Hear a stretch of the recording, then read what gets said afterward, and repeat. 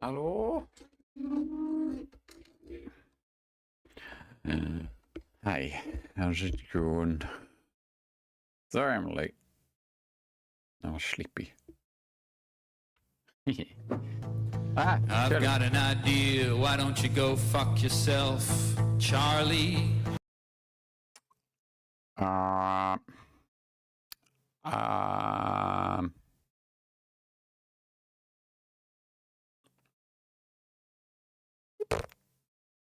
Repo.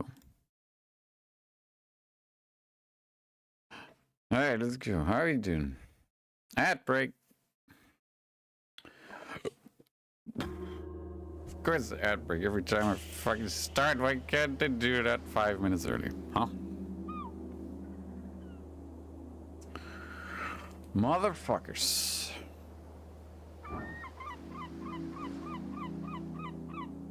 Seagull.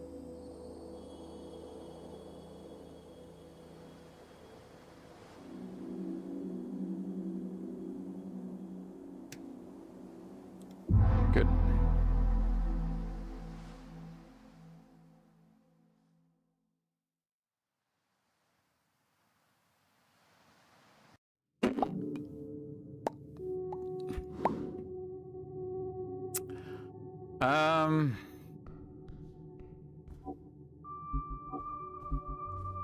We went down deeper underground last time.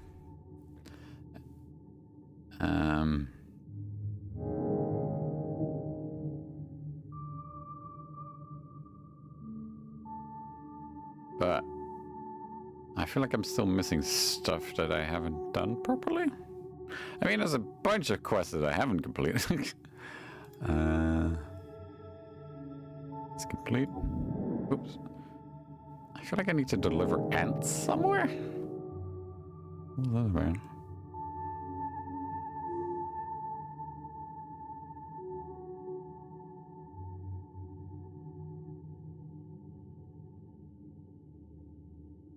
Encountered a corpse in the Lich House.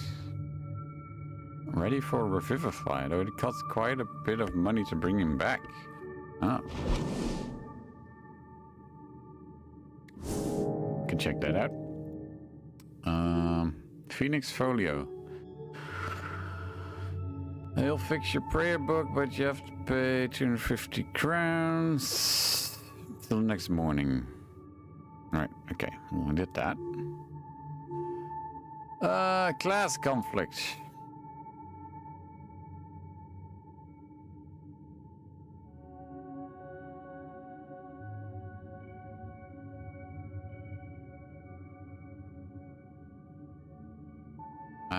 That's how many times I mentioned what class I am. Okay. Okay, we got that. We can do that. We can do that. This is ongoing. We need to solve a riddle with the Sphinx. What is this?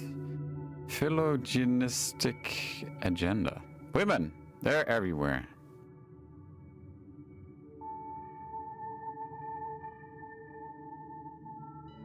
Ah, Moonguard, HWBT Gardener was charmed by a man in yellow. You must avenge your honor to prove your worth. Well, I punched him in the face, so that's good, right? I just couldn't find her. I thought she was here.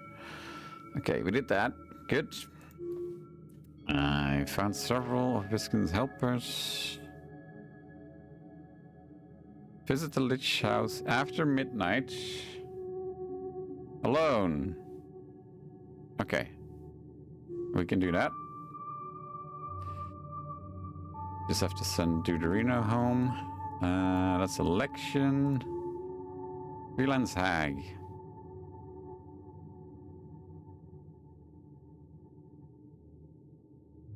Meeting with the hag. Locate her and find out what she knows. I don't know where this hag is. There's no information about that. Cool. Gate of Juror.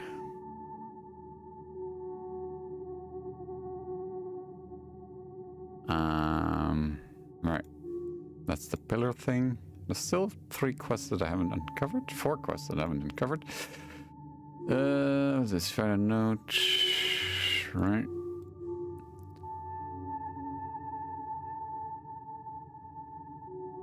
Oh yeah, that's the free strider stuff. Okay. Something with milk. Okay, nothing important. But I'm pretty sure I had ants in my pocket. Psychic ant, type of aberration creature that you really don't have the expertise to deal with. Psionics is a whole nother bag, but he's polite enough, so let's see if we can help the guy out.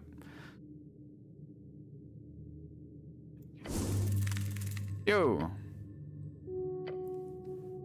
Need to head down to the Undercoast path, that's where you'll be able to drop me off.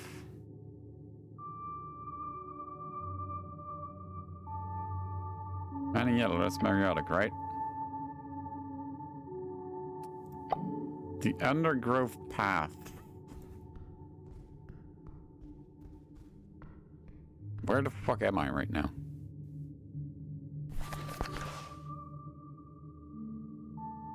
Undercoast path? Oh.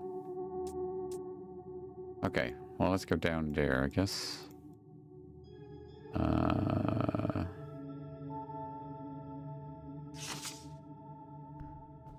Okay.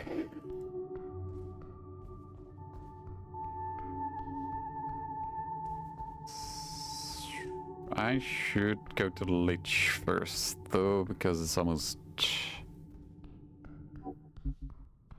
Oh wait, I can just teleport down now.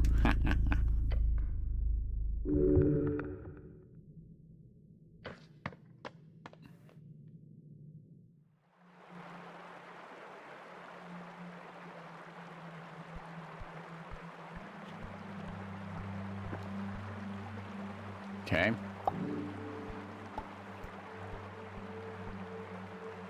Do I look at the ant now? You. This is it. You can drop me off. Right here. Okay. Drop off the ant. Thanks, buddy. Tiny ant jumps off your glove and starts sprinting off. Just like that, huh? And stops and turns around. You did well. Didn't expect much, to be honest. But I can feel the hive nearby. We're already stronger. You're home. Go. We are, yes. Image flashes through your skull. The sudden visuals burn in, leaving a mark. Here, it's underneath that thing you found me on. Just check under that crack. You'll get some goodies we hid before they drove us off. A crack in the statue, the exact place where you found this tiny creature. Okay. Huh? Hold on. Is this stuff you've stolen from us? I'm not sure this is yours to hand out, buddy. Relax, Gobo.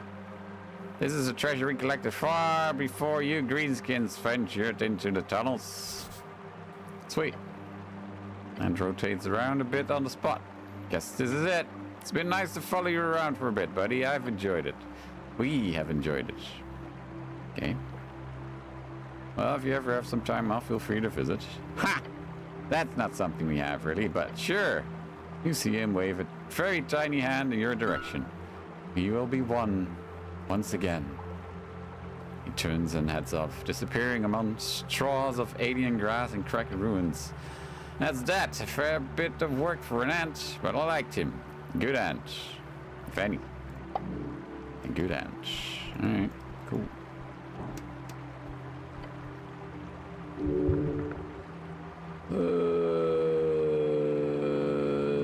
Tolstad. Does this cost time?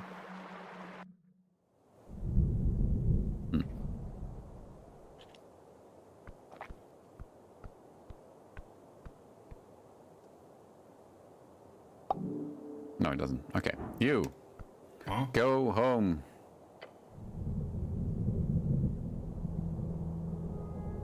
It's getting late. Let's split up for the night. I don't think so.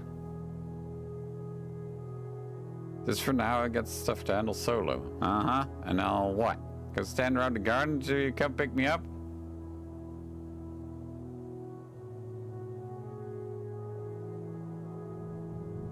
You don't have to. You can do whatever you want. Cleric, I've been assigned by Lady Sage Leaf herself to watch over these proceedings. The halfway tribe has a vested interest in keeping these streets safe. And she absolutely does not trust you to handle this yourself. But if you're insisting on it, I'll come pick you up later, okay? Fine. He stomps away. You now stand alone. All right, then. Okay. Let's go talk to the lich.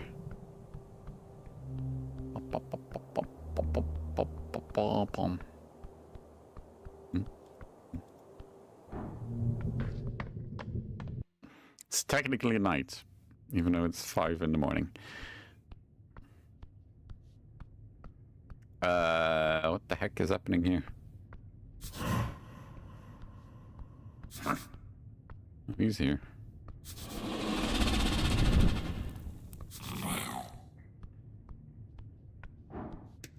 Okay. Good evening, clerk.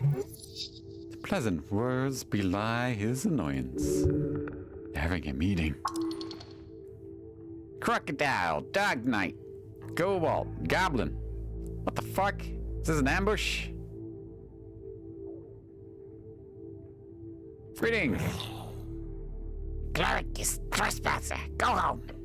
The kobold points his crossbow in your general direction. You stare at the kobold. Cleric! His words, they cause your legs to falter.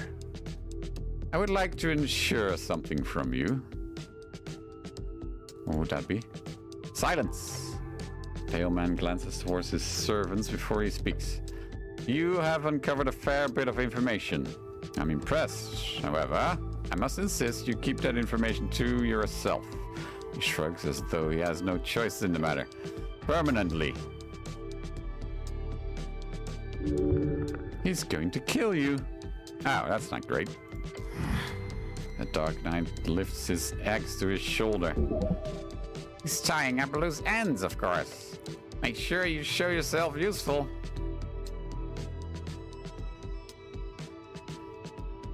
I'm here to learn, Viskin. I'm no threat. There's a bit of a security risk here, as I'm sure you can imagine. You hear a chuckle coming from the goblin hiding in the corner. Your handler follows you everywhere, cleric. Good thing he's not a night creature like yourself. Sure, we can work something out here. Greed is happy to see this. Cleric will struggle, yes. Cleric will not give up. White grin is etched into the beast's face. He inhales deeply. Do what master say, if not, cleric die. Do not move, soldier. That is an order. Yeah, don't listen to the old lie down and die order. You need to talk.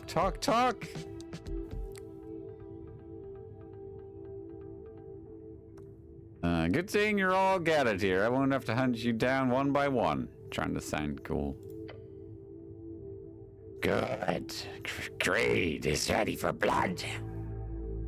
He laughs at you. Okay, no, I get it. You're funny.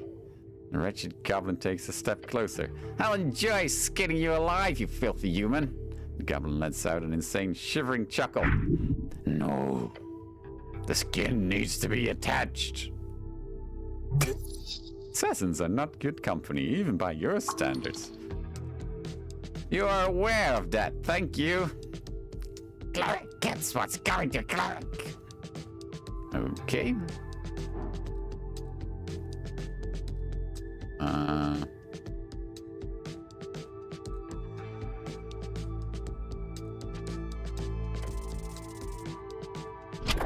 One short. Fuck. Okay, you've got 4 deranged killers and a lich. And none of them like you or respect you. That's bad. You need to somehow prove to them you're capable of keeping a secret, which you obviously cannot do. Can't do anything? There's no right thing to say. Instead, you have to do something awful. Here goes. Okay, roll 2.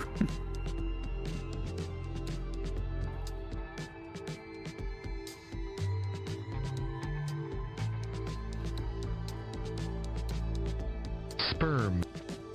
1. I wriggle. I'll swear an oath. I'll serve you. Good. Recite it, clearly. You can't fake it with this guy. You'll notice if you do. If you swear an oath there, you'll be branded for eternity. You cannot serve a lich. Get down on one knee. Swear, cleric, on your god. You remember the words well enough? Those words used for the divine bound to swear an oath on your god, like this. Horrendous. On the name of the last-born god. Earth be blessed, such a vainglorious phrase. Earth be blessed. I swear to uphold the truth, justice, and holy realm of this conquest. A lich's conquest, something to behold. Oh wait, that's not what I'm saying. For this horrid creature, your soul is rotting. I swear to uphold the truth, justice, and holy realm of his conquest. And serve your cause as a humble servant until my service is finished. Which would be forever, theoretically. No. And serve your cause as a humble servant until my service is finished. Pat you on the shoulder. There it is. Assurance. I will not require your service at this time. I will call upon you in the future if so needed. For now, continue with your quest. Lich smiles. You have violated everything you stand for. This is a dark day for everything good. Boring. Nice work, though. That was smooth. This method is not one you enjoy. Cleric speaks smoothly. Kraid is impressed, yet disappointed in the lack of a hunt. Soldier. He puts down his axe, which was dangerously close to the back of your neck. Cleric, go now. Do not bother in future. Stupid cleric. Yes, you may leave, cleric. He motions to the door with 2 fingers. Thank you for stopping by.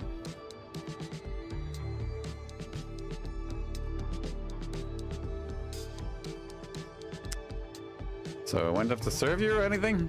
No, cleric, I do not wish your service beyond silence. You should be ashamed of yourself. That is all. You have my word. Okay, right. Okay, see you around. As you take a few stumbling steps away, all the helpers begin to leave as well. You need rest. Oh boy.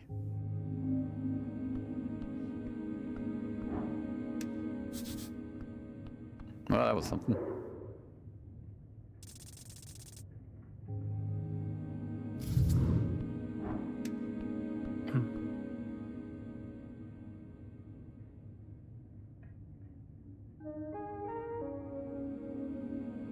Prior systems and some things.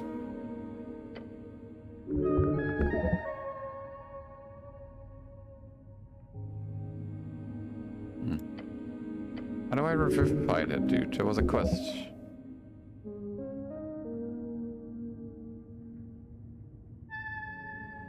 Wait, what did I do?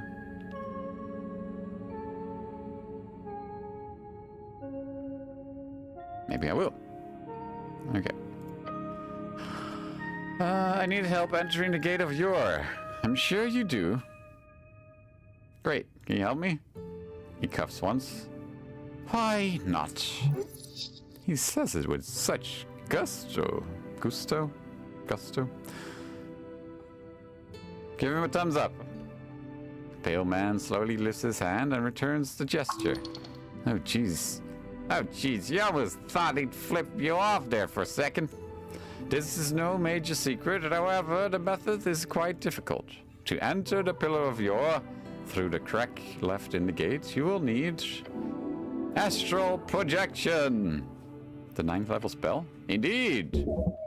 You would need a spell scroll. That is the only reasonable manner to solve this. Okay.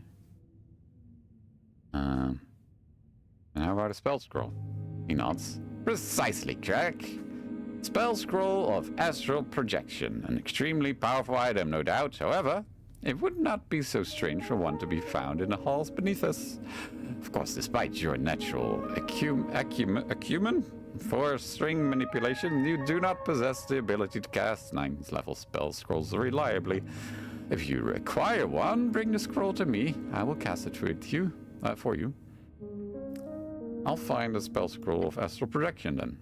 I'm afraid I cannot assist you in locating such an artifact. As such, I wish you good luck, cleric. Okay. Do you ever sleep? No? Huh, I see. I do not require bodily function as such. If you do not mind, I have documentation to handle. Diligent work of this guy, eh? This is exactly why the bone purge was a mistake. Undeathly existence. A curse of untold horrors. Okay, thank you, bye. Well, that was nothing.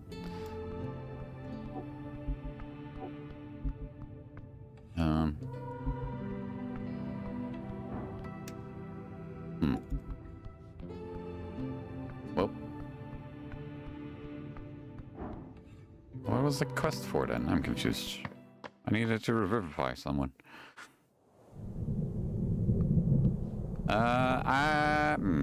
What do I need to do now? Sleep? Maybe.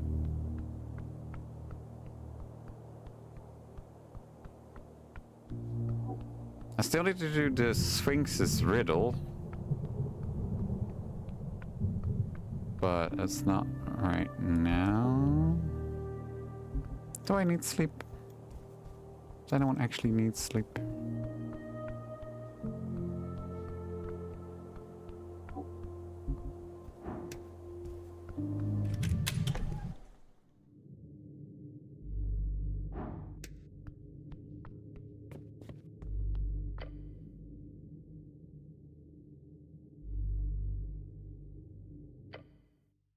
Wait, that's a really long time. No, wait, whatever. You fall into the softness of the bedroll in this tiny tower. You feel tired, the kind of tired sleep won't fix. And poor drummer, trying to ship himself off into the unknown. Hopefully he'll fare better in some far-off city. Good move sending him away. You really worked your ass off for the revolution, then you even managed to help out Vera against that ambassador. True free strider is what you are, working so hard for the revolution. You know well, a bright future awaits in this new Norvik. Finally, your star witness, Marietta Moonwatch, she told you about the sightings of this invisible smoking man. Hey, Cat, what's up? Someone who has managed to enter the Pillar of Jor. Hey, why are you yelling at me? Oh, Cat! Oh!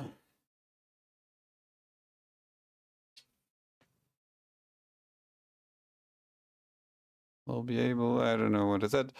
That is where you will find your answers.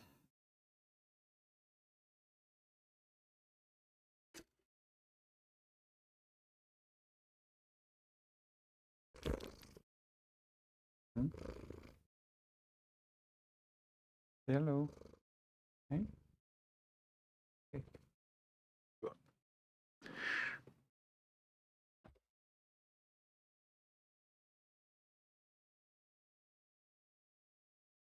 Okay.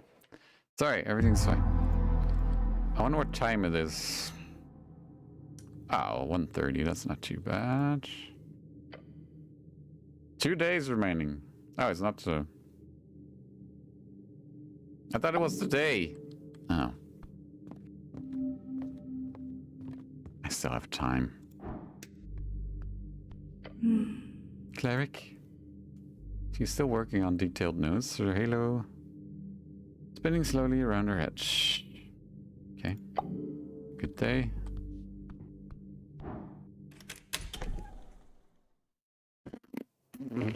What haven't I... Where haven't I been yet? Okay, let's talk to the Sphinx. Hey, there's an imp. Hey, this is a really big seagull. Hello, imp. Huh? Handsome. Ah, hello again, cleric. Can I help you? He's not exactly happy to speak with you, but he's happy to gain your favor. How does your city handle gender swapping? Oh, like mirror gender potions? There was a huge debate about that a couple of years ago. In fact, I mean, Part of it's just moral panic, but from the legal perspective, it's almost entirely just a question of polymorphic identity evasion. The illegal act of changing one's identity in order to circumvent governmental oversight, such as avoiding taxes, jail time, or other mandatory regulation. Basically, it's illegal to make yourself a new person if you're a citizen of most civilized coast cities. Okay. To avoid taxes. He laughs. That's one way to put it. Now, usually these days, it's not that big of an issue. Polymorph spells are expensive, as so are all the potion varieties. But then, in comes the potion of Mask Femme. Easy, quick to use, permanent. Still expensive, but a couple of months' rent expensive, not life fortune expensive. You wouldn't believe how many bad boys tried to escape jail time by sucking up their willies for a time. So, the city stepped in and had a whole debate over it, whole public outreach campaign and everything.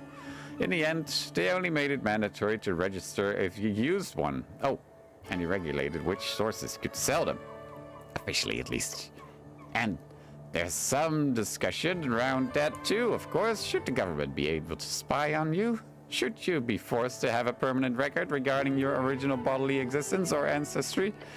Should a dwarf who really wanted to be a halfling for some reason be forced to have a mark on their official papers calling them a former dwarf until the end of their days? Or should we simply live and let live and allow people to shape whatever esoteric physical realities they want to exist in? Right.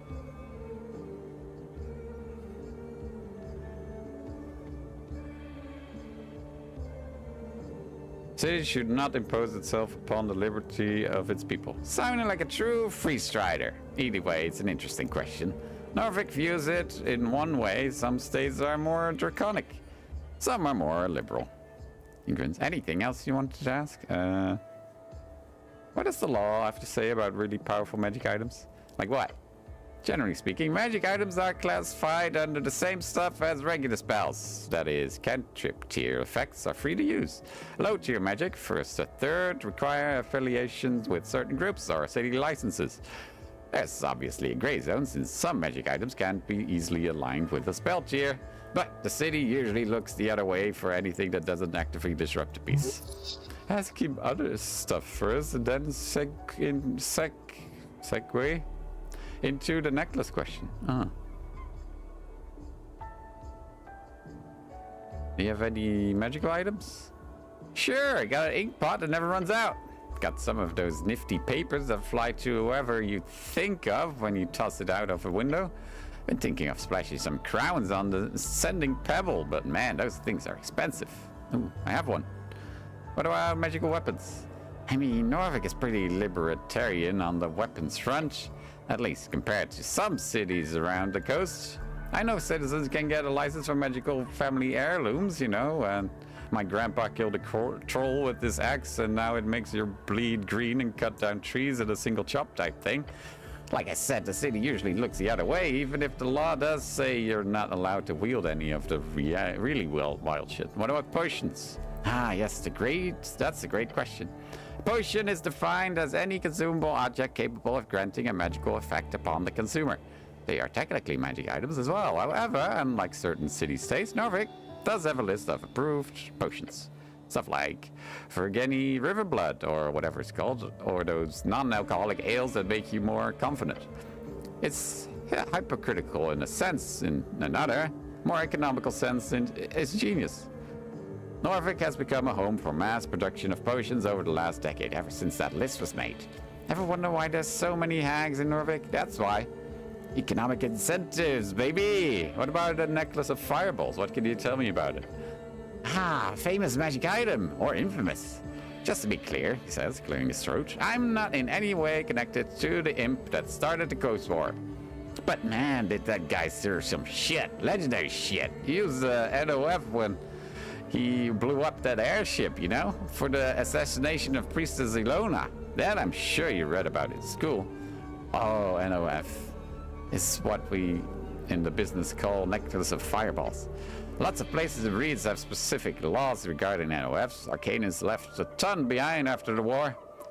Whenever a cache is uncovered, you inevitably get a bunch of NOFs circulating the coast. Okay.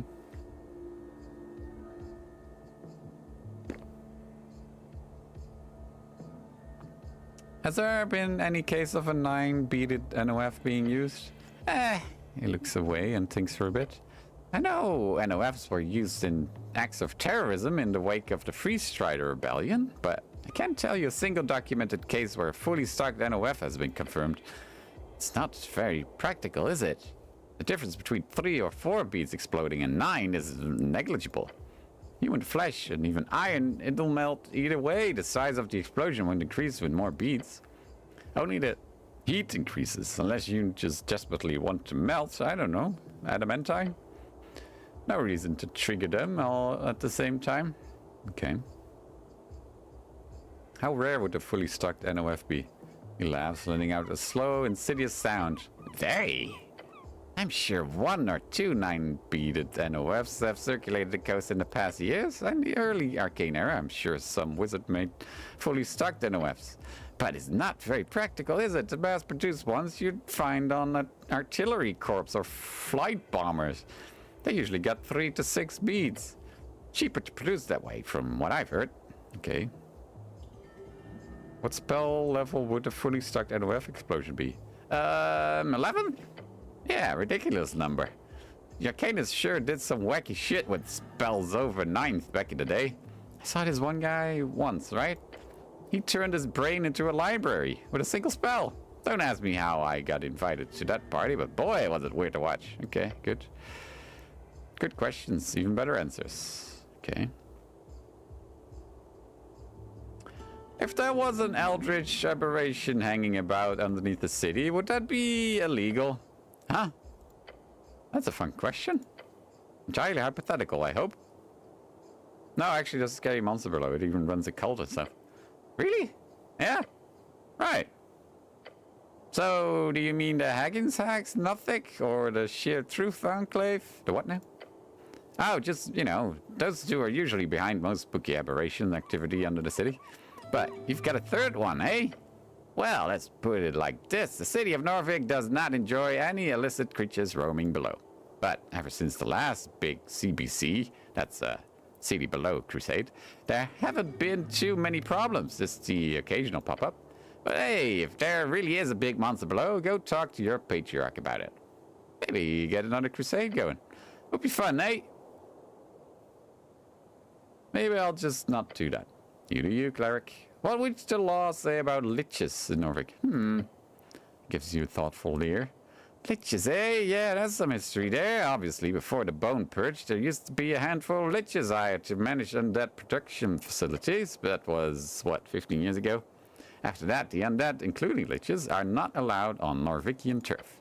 But just between you and me, there are still undead hanging around. Just me. He knows well of Viskin. The undead must be purged. Yeah, might be the case. Possibly. Okay. Well, neat, I guess. Let's go get Schnell. Fucking walk. Every fucking time. How do I down? Anything happening here?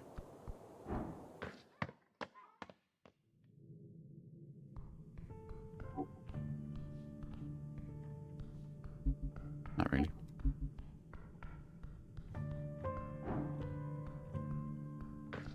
I still have multiple days. I thought today was the last day, so it was... oh well, my title's wrong. But maybe we'll get to the last day. You don't know.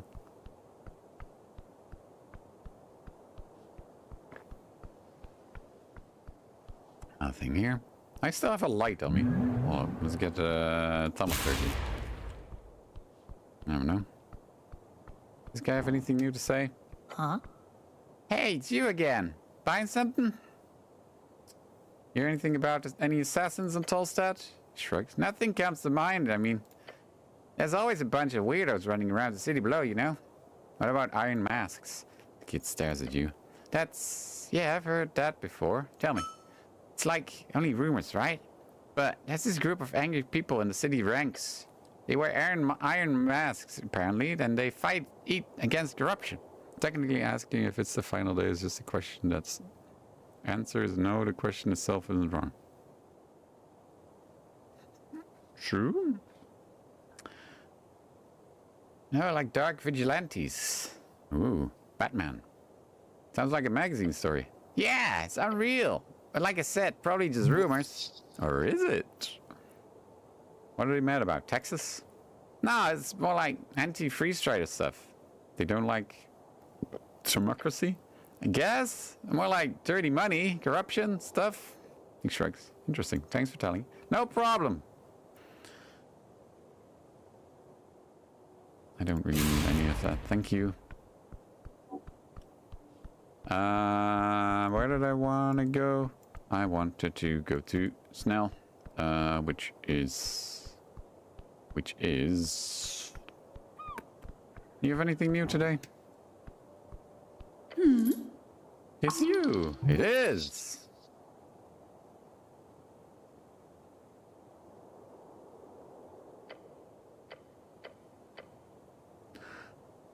Esoteric shards, incense, bone dust, dream patch, elven ointment.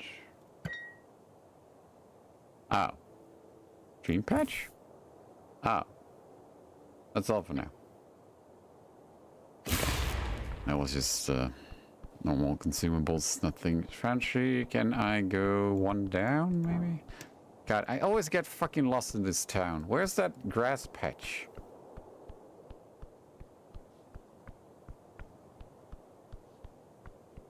Is it here? Ah. Hey, now he's here. What the heck?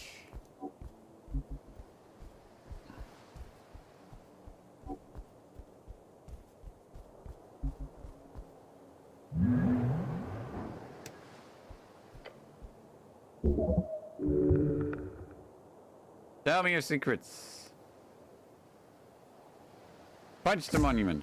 Your fist makes contact with the hard surface. A crack follows along with a shooting pain up your arm and spreading through your fingers.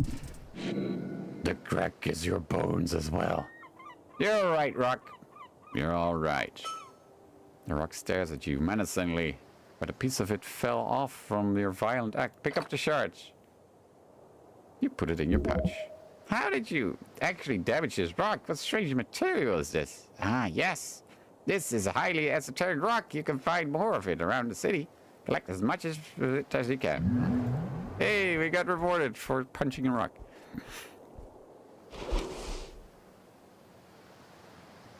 Let's eat an apple.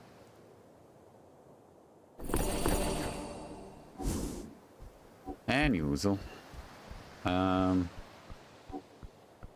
Lobster. Stop it. He looks like LeChuck. Wonder if that's on purpose. Are you the hag? No, you're not.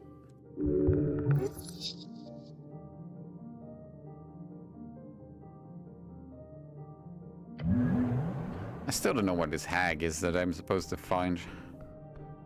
Oh well. Oh, there he is. Good afternoon, cleric. Goblin gives you a questioning look. You ready to head out? A bit later than I usually get started, but yeah, I'm ready. Sure, Ether is too, if we're headed down again. Okay. Do I have any news for you? Cleric! I'm here to report some things. You're never going to guess who Frank, son of Frank, turned out to be. She raises an eyebrow. Speak. He was Mariadoc Moonwatch. Snell shakes his head. Out of all people. Huh. What a bastard. To be a key witness and then just leave. Typical Silver Spoon free strider. Did he have anything good to say? Yeah, he saw a smoking invisible guy right after the explosion down in the crossing. He did? She claws at her throne. Then that's it. That's our suspect. He also said the smoking guy walked into the Pillar of Jor. He what? She groans. That damn free strider. He's probably high. High on his own damn fumes or something. My lady, it might be very, very true. I believe the culprit escaped through a crack in the gate. She squints and sits silent for a few seconds. Gate of Jor. This is an insane claim, cleric. She gives a hard stare at Snell. If this is true, then it must be investigated. Speak with Visken. if you have not, and be vigilant. This is highly esoterical. Good thing we got a cleric on our side. I'll look into it and bring justice to whoever is responsible. The lady takes a deep breath. I will think about this and good luck. Okay, that's all. Fine. Keep at it. Okay. Woo. Look at me completing things. Okay, which way? Oh, I need to check on the owl. Because he completed my book. This is not this way. That's that way. No reason to cast that spell. Why do I keep seeing chat move? Whatever. Everything's fine.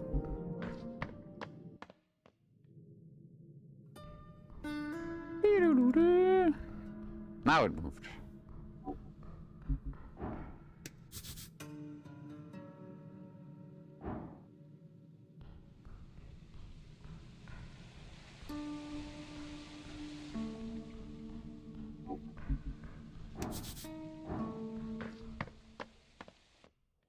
Okay, I'm not going crazy then.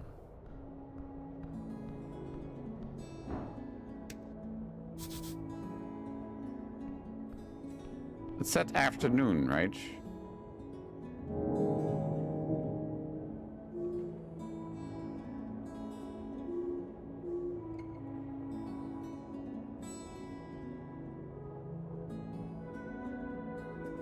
Alright, I completed something. Ready to read. The pale man is dead. I'm aware, yes. It is the Lich who drains the world. A perpetual spirit in flesh, suckling life from everything around. It is the ultimate selfish creature.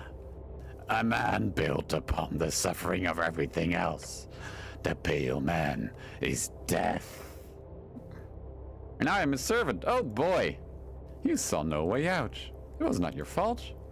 Now you are bound. It was a well-calculated move. Fiskin is no madman. He will not abuse his power over you. Clearly, it will be beneficial to you both. Then, when the time comes, you can strike free. Strike free, obviously. You are no slave to some lich. In time, you will grow to greater power than that pale man would ever dream of, through a path even greater than basic lichdom. Though, learning of Fiskin's secret will be a wonderful first step. Oh. You are on this path now, but no matter what you do, you must resist. Yes. Do not let the pale man hold you. Your stomach revolts against the thought. The lich will treat you like a vessel to be expanded. You will not go that route. Instead, you will be the one using it. Your body is but a vessel. What? A vessel of blood. A wonderful resource. I don't follow. You must use it, wield it. There is power in expanding such a resource, to drain it, like a lich, yet not, instead of draining it from others, like some filthy vampire. You suckle yourself. Right. Gain strength through blood magic, the good kind. Your stomach is rumbling about hemomancy? How intriguing. Usually wielded through others, there is a path to be found in sapping your own strength. What? No, do not do that. Silence. It is folly, though. You gain much more by simply utilizing another inspiration from the Pale Man, his lichdom itself. Oh no. Calm yourself. When the time comes, you will not give your glorious life up for such a tiny fraction of power. But until then, you can surely find shortcuts by taking inspiration in that undeathly state, reaching a state of almost lichdom. A state that is almost perfect. And how would that work exactly? Your body is a temple, and you are its masterful manipulator. The esoteric could surely be enough to sustain it to some degree. There is an unfeeling nature in that stasis, a numbness of belief and Folkarian spirit in all their shapes and sizes. Do not trust the Pale Man to be anything but a horrid lesson in despair. Instead, Embrace the faults in your mind, the quirks, the pain in existence. Do not strive to be numb and void. Strive to be wonderfully uneven in your life. Strive towards an esoteric neuroticism. That doesn't sound very perfect. It is not, but that is what makes it real. The ridges of a mountain, the beauty of scars, a symbol of time, a life lived and dreams pursued. How drab it would be if you were nothing but a pure soul. Think I've made a decision. Make it quick. You have work to do. Alright. Roll of 3. Blood magic, lichdom, or whatever the fuck this means.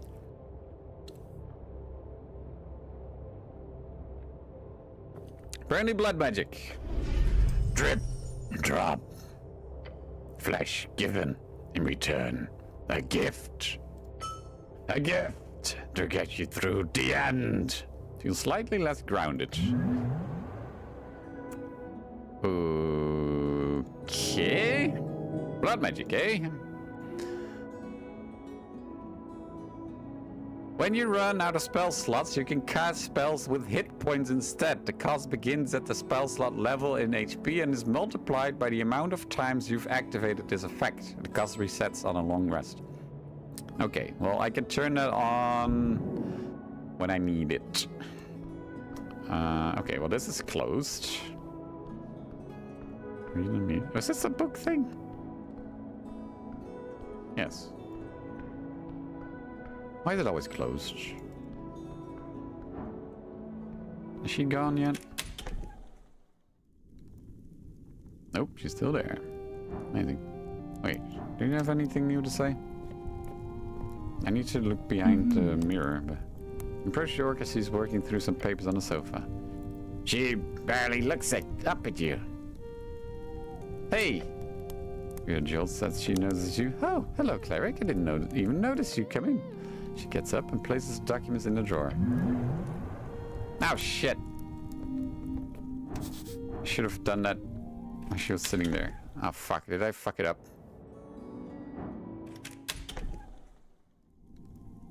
Okay. Approach the mirror, realizing that Vera is watching you quite closely. Taking a quick glance, you do see there's surely a hidden safe behind this mirror. Interesting. No, that doesn't work. Okay, never mind. Just stare and breathe heavily. I didn't even notice.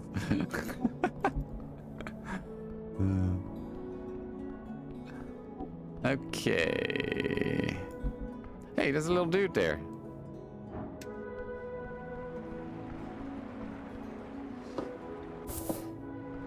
Neat.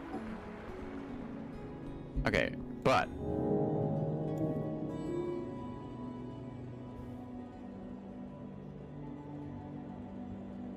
it says next afternoon.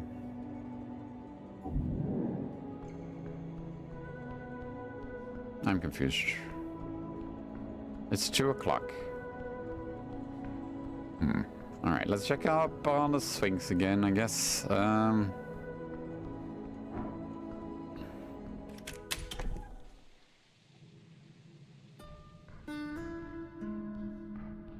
That's not the way.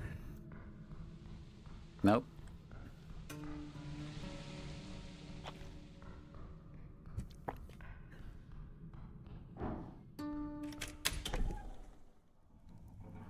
Ah, finally I can go here.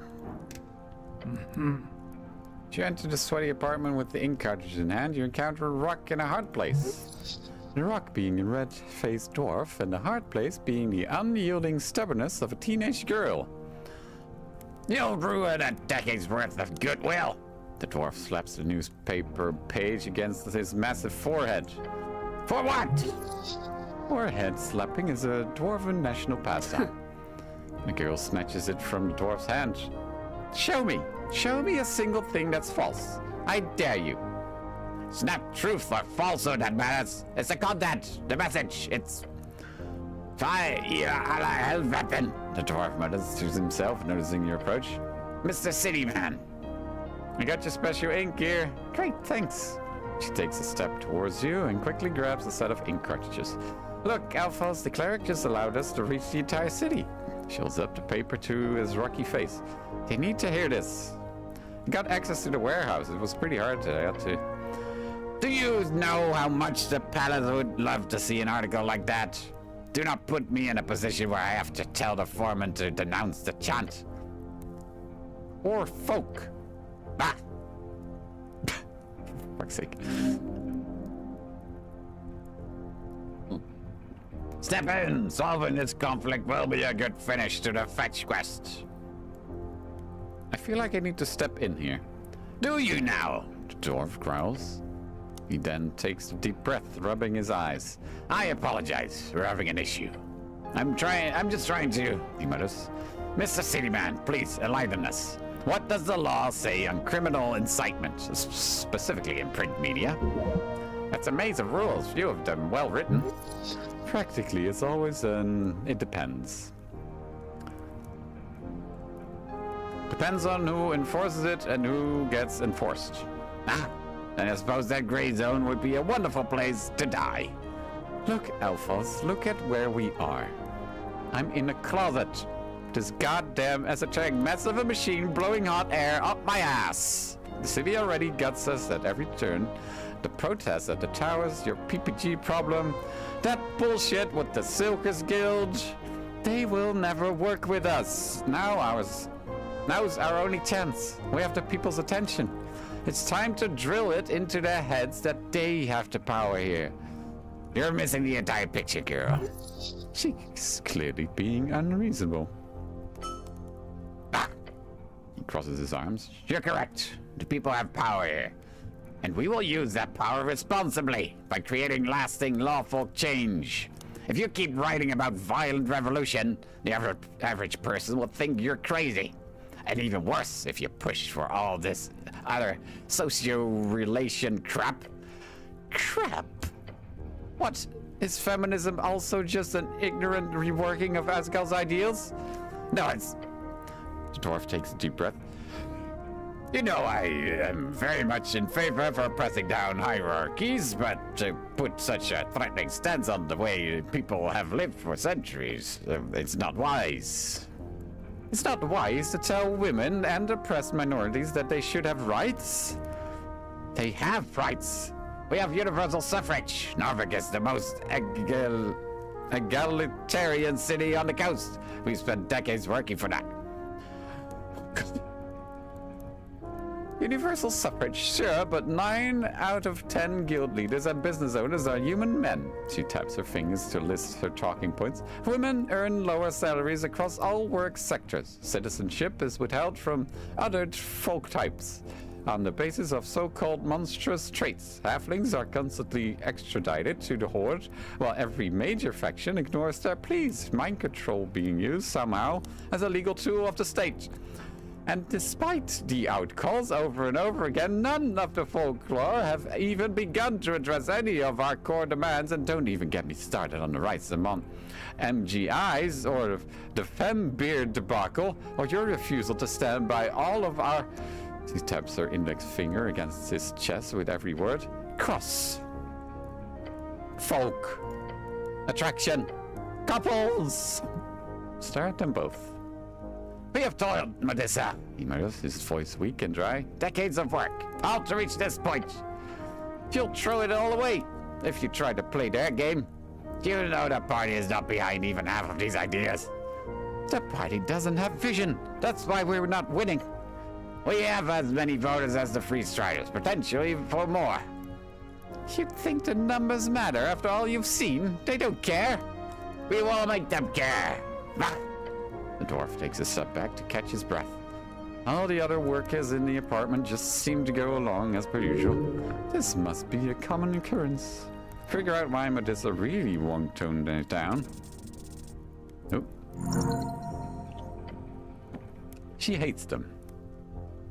She hates how she's being pushed down by them all her life. She hates how she hates how powerless she feels all the time, every day. Every time she walks down the street and someone looks at her funny. Every time someone asks when she's going to grow up and start a family instead of playing around in some Asgil's LARP outfit. You see it in her eyes. hate and anger. Anger from endless systematic injustice. What are you looking at? She says with a scoff. It's your choice.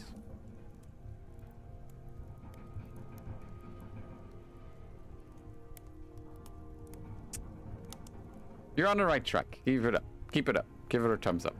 I know, but tell that to him. Alphonse crosses his arms, looking to you both with intense stubbornness in his eyes. Melissa grunts something to herself and adjusts her uniform. Yeah, but this is correct. You need to fight against oppression. Sorry, I have... Gasp. Blech. Okay, whatever. Alphonse has a more balanced view. Earthfolk will not follow some radical feminine hyper-egalitarian dream. It's just not feasible. Both of them are dumb. Just let them squabble. If you side with Alphonse, he obviously has more power here, so that could help you in the future. Alright, roll a 3.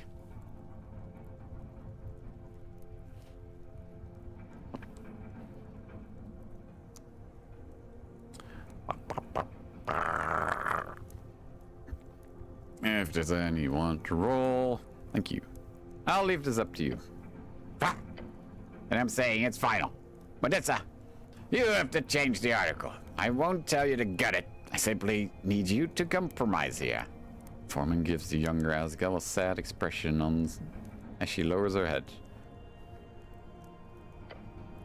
You know what? Fine. I'll change the damn article. Thank you, the dwarf says and closes his eyes. He looks extremely relieved. Good. I know this is painful, but it's simply reality, I swear. Garth Rubrin would be proud. Thank you, Medusa, he says and turns away from you. Where's Ban Emvers, the Seto Norvik, head of the great...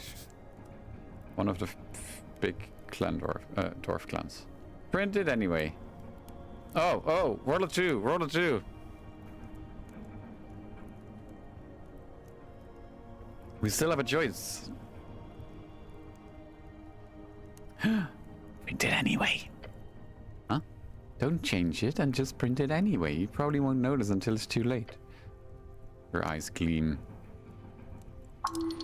With pure mischievous energy. Maybe I'll do that, Mr. Cleric, she whispers back. Maybe. Alphonse goes over to his comrades to begin the final process on the machine. She grunts out. You have the ink, right? Mr. Cleric, hand her the ink. She quickly looks it over with a stern face. Yellow? Really? I didn't have any black. Oh, shit. I'll mix it out with what we have. Should make it readable still. Even if it'll be hard to read and a bit too freeze-stridery for my taste, maybe they'll just think it's ironic. Then Medusa pours it into the machine. Thanks for this. We'll actually be able to reach the last portion of voters before the election now. She sighs. Sorry for the mess. I shouldn't apologize, really, but... Voice trails off as she stares at the components on the printer.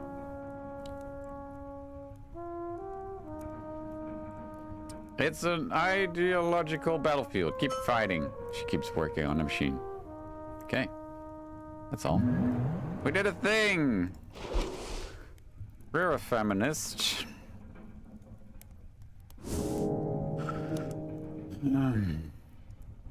Alright, another feat.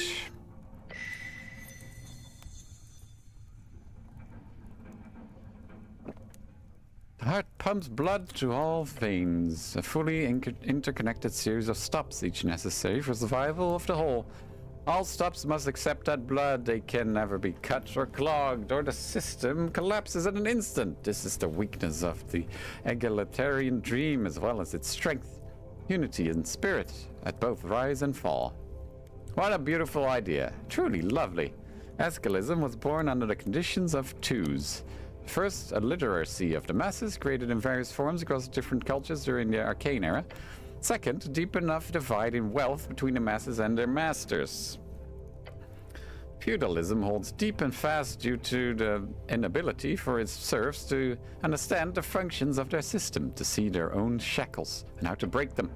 The more advanced governmental structures of both federated magedoms, parliamentary republics, and constitutional empires all grow partially due to their bourgeoisifying nature and modern city-state industrial developments.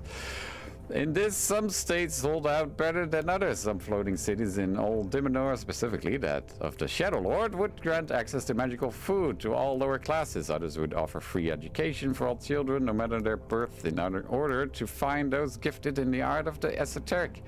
Actions like these, along with steadily rising quality of life, prolong the spread of working class resentment. However, Rickfall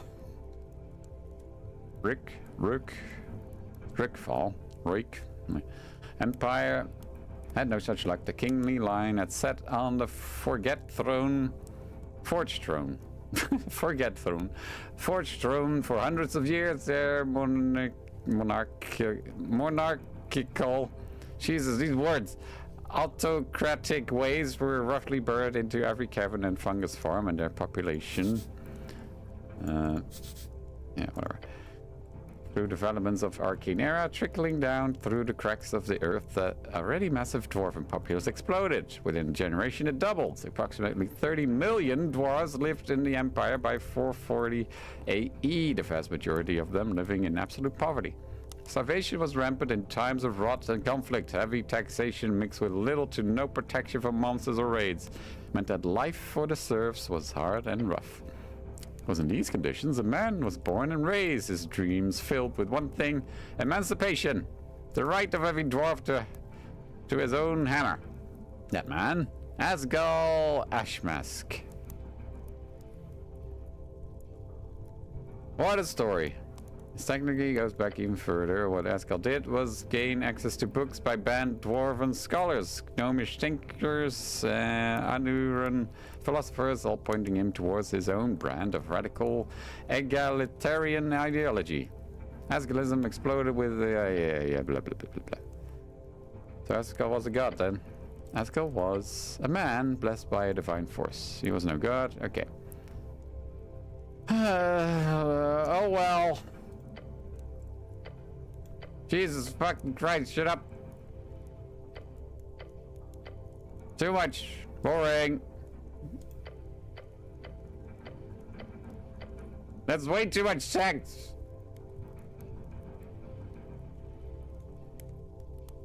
Okay, roll a 6. Fuck.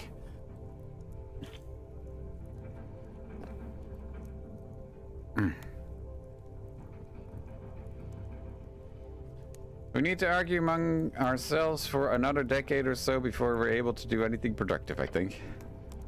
Think what you will, you say what you can, but the Asgalists have, at the very least, mastered the modern pathways of communication. The copper press, those mad Asgalists are utilizing it just as they should to influence the minds of the populace. During better times, Arcanists would do as such in more direct ways, of course, but the irony of that is lost upon these poor fools. If anything, you can learn something from watching their mass media propaganda in motion. Sharing of ideas is very different from mind control. You would think that, however, in statistical analysis, the difference is all the smaller than one would assume. Printing of ideas is the second step towards emancipation, the realization of a better world. They are enduring. Cast out from below, exiled from their homeland, spread across the land, above and beneath. Like agrarians, they seed the earth, growing a weed on a fertile wheat you do not know. That is the Asgalian endurance. A weed, surely, as such, the land requires a proper cleansing at some point. Not a weed, a fungus, feeding a family of 16 dwarflings all hungry from working the fields, and if they do not have enough to feed themselves, their neighbors will share what they have. That is the dream. Okay, roll a 3 again. Mass media propaganda, human dwarf unity, Asgalian endurance. Now you too will live on, standing the test of time, like an idea. Stop thinking about Asgalism for now. Oh god. For every 3 hours spent being exhausted, you lose 1 level of exhaustion. Okay. Well, neat, I guess. Should I steal this belt?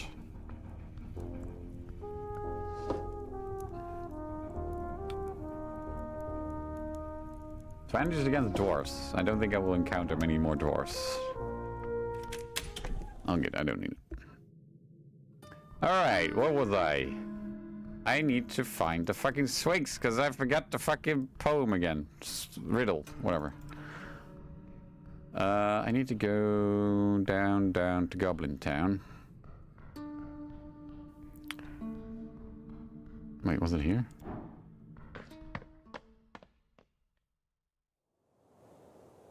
No. Maybe?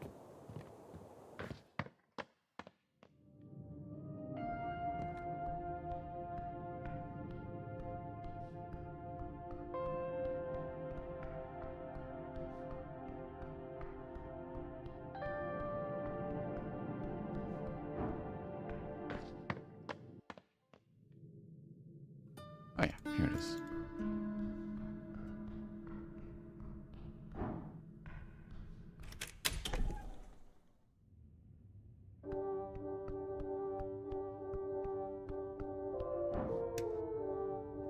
Engage. I need help entering the Pillar of Yore.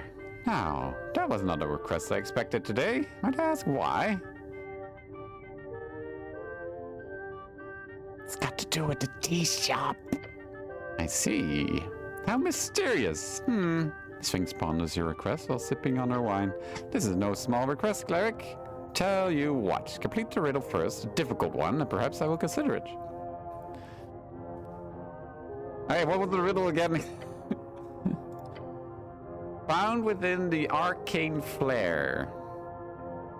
Maybe I should write this down. I'll take a screenshot. Twin tongues of flame that scorch the air.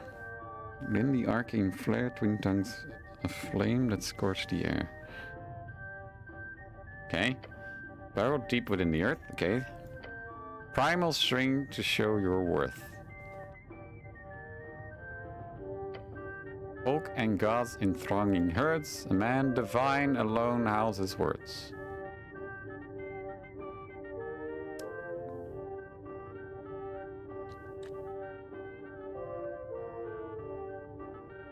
Just taking a screenshot because I keep forgetting. Paint. There we go. Found within the arcane flare. Twin tongues of flame that scorch the air. Somewhere deep down there's 2 flames.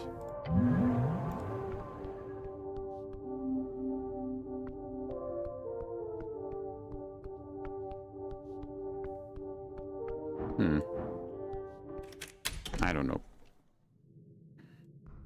Alright, let's see if the bugbear is back again. Nope. I'm stuck. Wait, where does this go?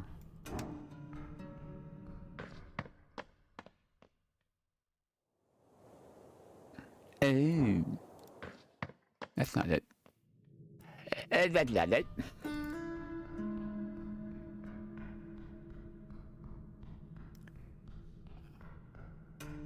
This.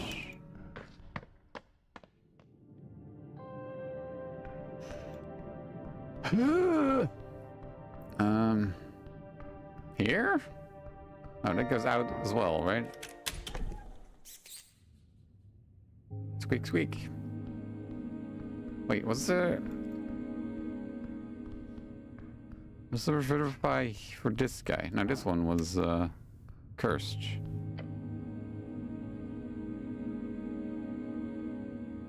What the hell kind of magic is cast on this thing?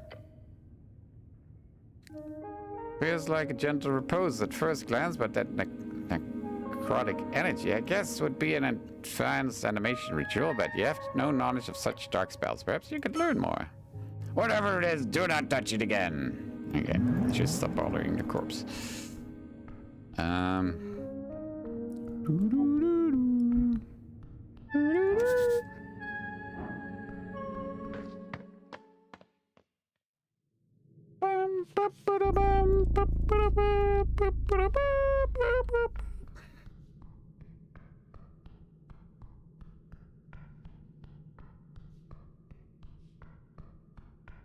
Deep down. Something, something. Bloody blah. Uh-huh. Okay, is the bugbear here?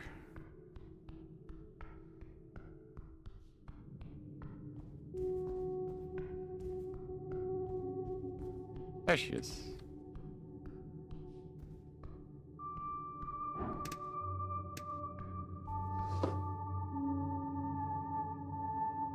Good apple. Oh, that's how you spawn apples, right? Yeah. I don't need that. You, mankind. Found the yellow man, the one who charmed you. You did? The bugbear lifts her chin and looks down on you. Is he in the city below still? No, I found him captured by a troll. Oh, that's good. He deserves pain. Well, speaking of which, I punched him in the face. You did? She clears her throat, but it sounds more like a surprised growl. You did? I did. I avenged your honor. This imposing fluffy monster looks you up and down with a smirk. I must have misjudged you, Ewan. Maybe you are a real man after all. Yes!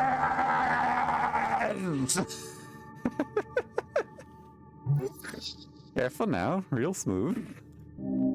Invite her to fight thugs in housing. That should work.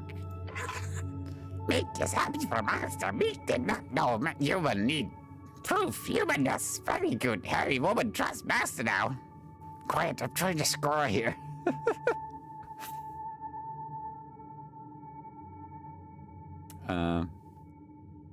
As a real man, perhaps you'd like to go on a date sometime then.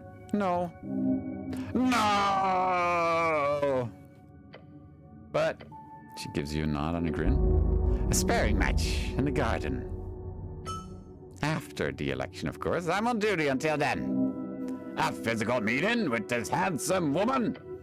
This is a massive win for you and your manhood. I'll take it. Good. We will set a timer later. Now, is there anything else you need? I defeated a troll. A troll? The hairy woman gives you a wicked smile. I'd say you were lying, but I don't think you're up for that. This will surely help. He did actually kill a troll, technically speaking. It was just... Silence. She interrupts him. She nods in your direction. Well done, human. I find your skills highly arousing. Oh. What? Thank you. I made them myself? What? Stay quiet and just smirk like a madman within your helm. The bugbear scuffs and clenches her morning star. Now, what else do you with to speak of? What? Now, what else do you with to speak of? I will not indulge your ego any more than this, I assure you. Oh, man. Yep, halfway there, boy. Glory be, as glory found. The greatest man will not be bound to foreign lands and foreign shores. The loving heart will open doors. This is a shame. This is all such a shame. Hey, we got a date. Huzzah!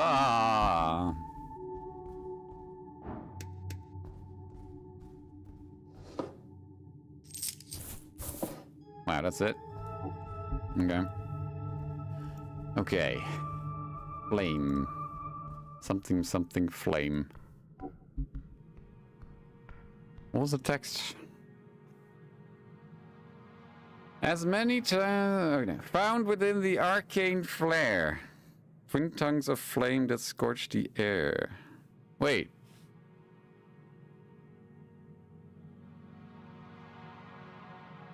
Falcon gods in thronging herds. Man divine alone howls his words. Arcane flare? There was this pocket dimension thing, right? It's not an arcane flare, is it?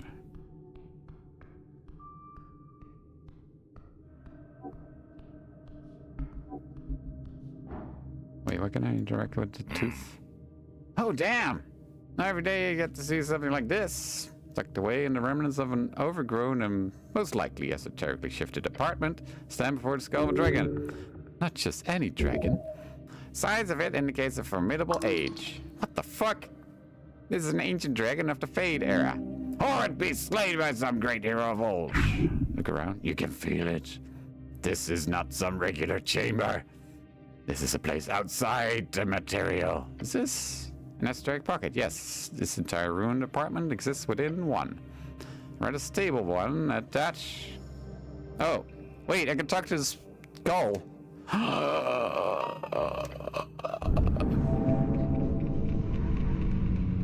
Anymare. Lean in and whisper to the skull. Anymare. A deep rumble all throughout the walls of the apartment. Whoa! I bet the old man felt that. I'm having a chat with our friend here. Great, very useful, he yells while attempting to keep his footing. A wind courses through the chamber, through every orifice of the dragon skull, and through you. Then it stops. He's ready.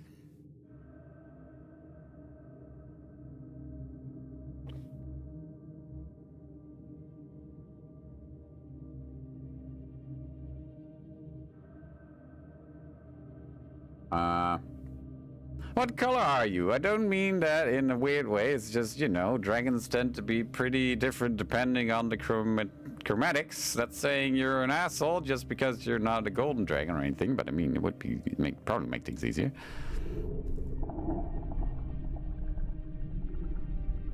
Not a rumble. Ego sum terror oras vasto sum primogentus genitus. The voice causes you to recoil violently. 4 more questions.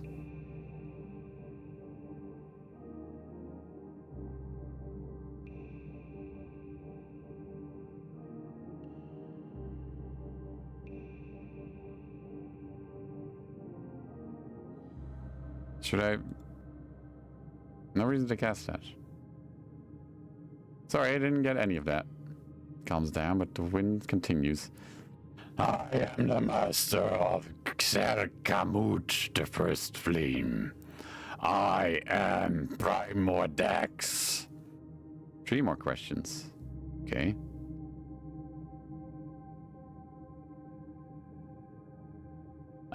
Where's your father's horde? My wrath knows no bounds, it continues, ignoring your question. Betrayed by flesh and stone, we could not foresee the cursed nature of this city. Its haunted spirit, a relic of yore, it trapped me here. Oh, Father, near great worm of ash and snow, how is I was to rise from your shadow? What strings were mended to seal this faith? What terror faltered in my absence? How I was to take the throne, how I was to lay siege to all bands. Frustrated. 2 more questions. Fucking hell. Where's Etsu's horde? Again, everything in your pocket shakes. Had it not been for this pocket of foul magic, the remnants of yore did it all. A hole in time and space, my eyes forced to watch for centuries as millennia pass. 1 moment inside equal 10 outside. That is the nature of this pocket. You see now, this pocket that engulfs this apartment, these bones, and whatever tunnels through these walls, is a time pocket. 1 second inside equals 10 outside. Oh. Oh. The goblin has figured it out as well. Oh shit, is that bad? It's fine, Snell, we've only been here a few minutes. Yeah, but let's not stay. Ask your last question. The skull is quiet. One more question. Tell me, dragon, where's the horde of Esuth? Why upon this scorched earth would I ever tell you such a thing, tiny human? When we brought the wealth into this center of the world, Solium Ignis, to build the greatest empire of any world, beyond and within, there was nothing stopping us from preparing the perfect horde for my father, the perfect throne for his domain of fire. It is the greatest treasure ever accumulated. Oh, gods! But you will never find it, for it was swallowed, it was buried, it was locked. The skull shatters, the apartment shakes as the remains of Primordex let out a maddening laughter. As the sound fades, so does the mimicry of life. Oh boy. I mean, look, we're not looking for any dragon treasure, we've got stuff to do, but I'll admit, that's not quite juicy.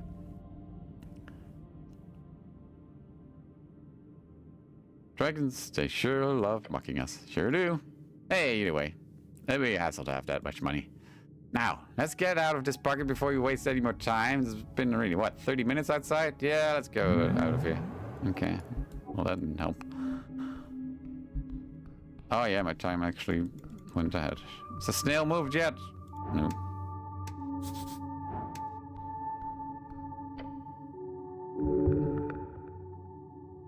Good luck, snail. Wait. I can speak with animals. The deep clicking emanates from the hail snail as the spell's esoteric tingle fades. The clicking that slowly transforms into sentence. Little guy, you are friend? I'm not your friend, buddy. Yes, I am a friend. Friend. Snail's muttering echoes through the cavern. I am Rekim, Lord Rekim Namu. You stand before the solemn soul.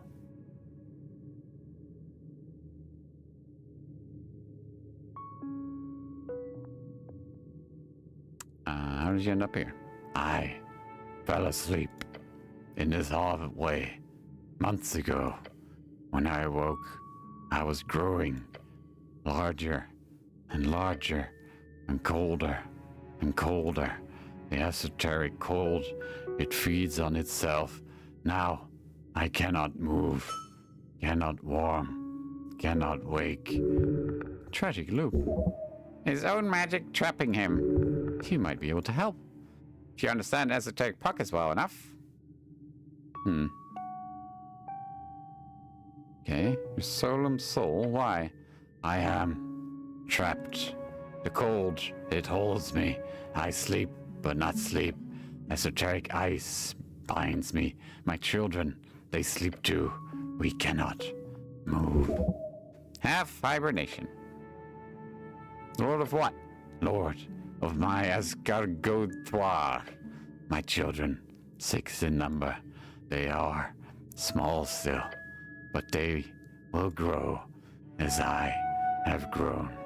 What are you voting in the election? Election? What is election? It's when people choose their leaders. Choose? We do not choose. The strong, they lead. The old, they guide. This is the way. But if I must vote, I vote for whoever helps snails. We are forgotten. Always forgotten. Do you know anything that could help me when it comes to the mystery of the tea shop that blew up? Tea shop? I do not know this. I know only cold and sleep and the slow turning. That's all I wanted to ask. Could that break the esoteric effect causing the snail's hibernation? You have a feeling you could. Help him! Hey, there we go. Focus on the esoteric strings, the ley lines connecting the snail to the pocket dimension. There, you see it. You press against the barrier. The pocket shudders, then shatters. Esoteric ice begins to melt. Slowly, very slowly. But it's working. Yeah, that's something. Yeah, I broke the esoteric effect. Oh, so that means it'll move away from the passage? Yeah. Right. That makes Lady Sage 3 very happy, he groans. He would have preferred for the snail to remain, but he will not complain about it beyond these guttural noises. Step back. The snail lets out a blubbering, clicking noise. Other sounds echo from deeper in the hallway. His family is awakening. All together now. You should return later, after a rest. They will be done by then. Yay, we did a thing! Huzzah!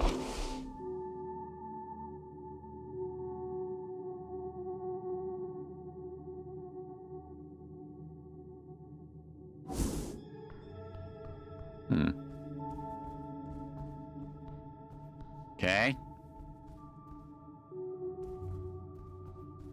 Still need to find...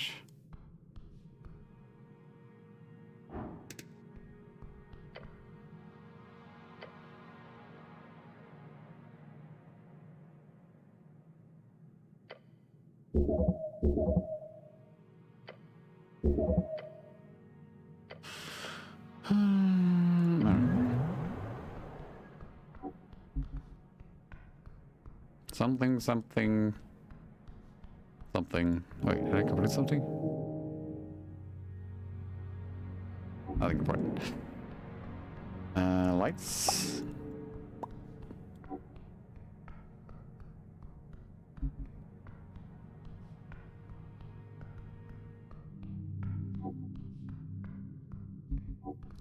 Could lift that? Sorry, what?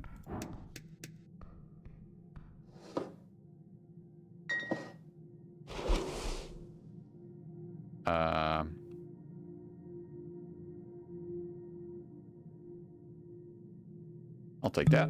Thank you.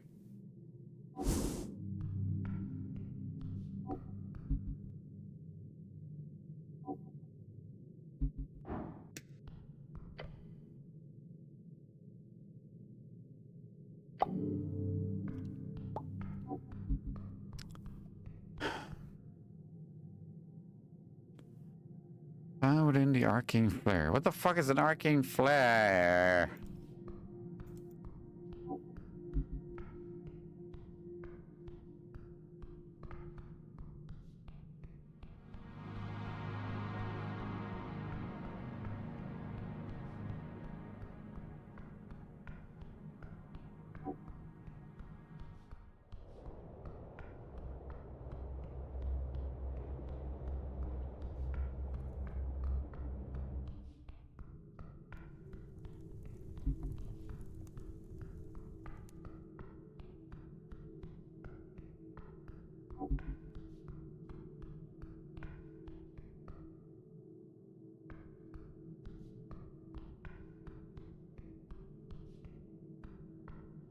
Any other secrets?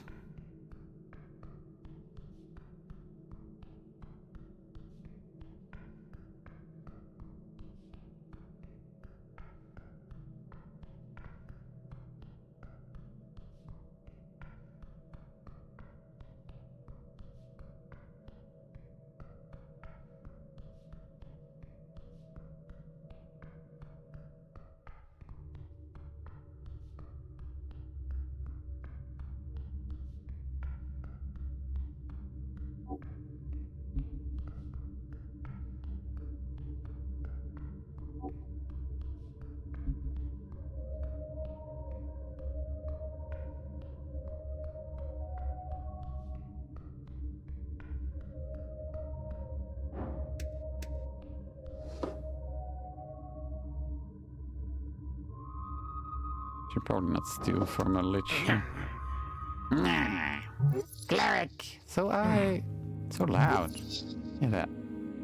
Could you help me enter the Pillar of Jor? Nah. Interplanar travel is overrated. Go ask Viskin. That bastard keeps poking out Jor's relics. He's into that shit. Okay, bye. Not very useful skull. Nah.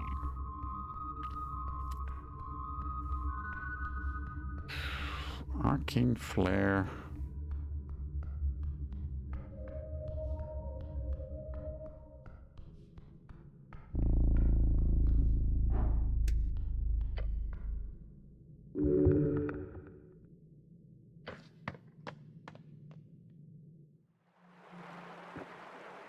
Somewhere deep underground. Hey, he's gone.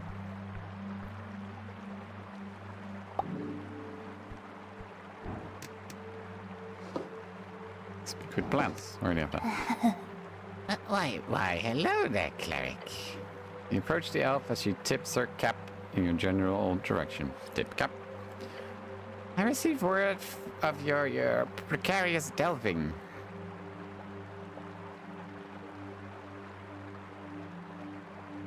Hello again, elf. You watch your face contort into the too wide, slightly unnerving smile. He's happy to see you. The roots whisper of the man in iron, how he broke the winter's plague to dreaded Gorgalash. Of course, most of this was spread by Cocoloro Moroso after you saved him from that esoteric freeze. The mushroom man's name quite literally rolls off her tongue. Highly impressive use of the fungal's primitive pronunciation.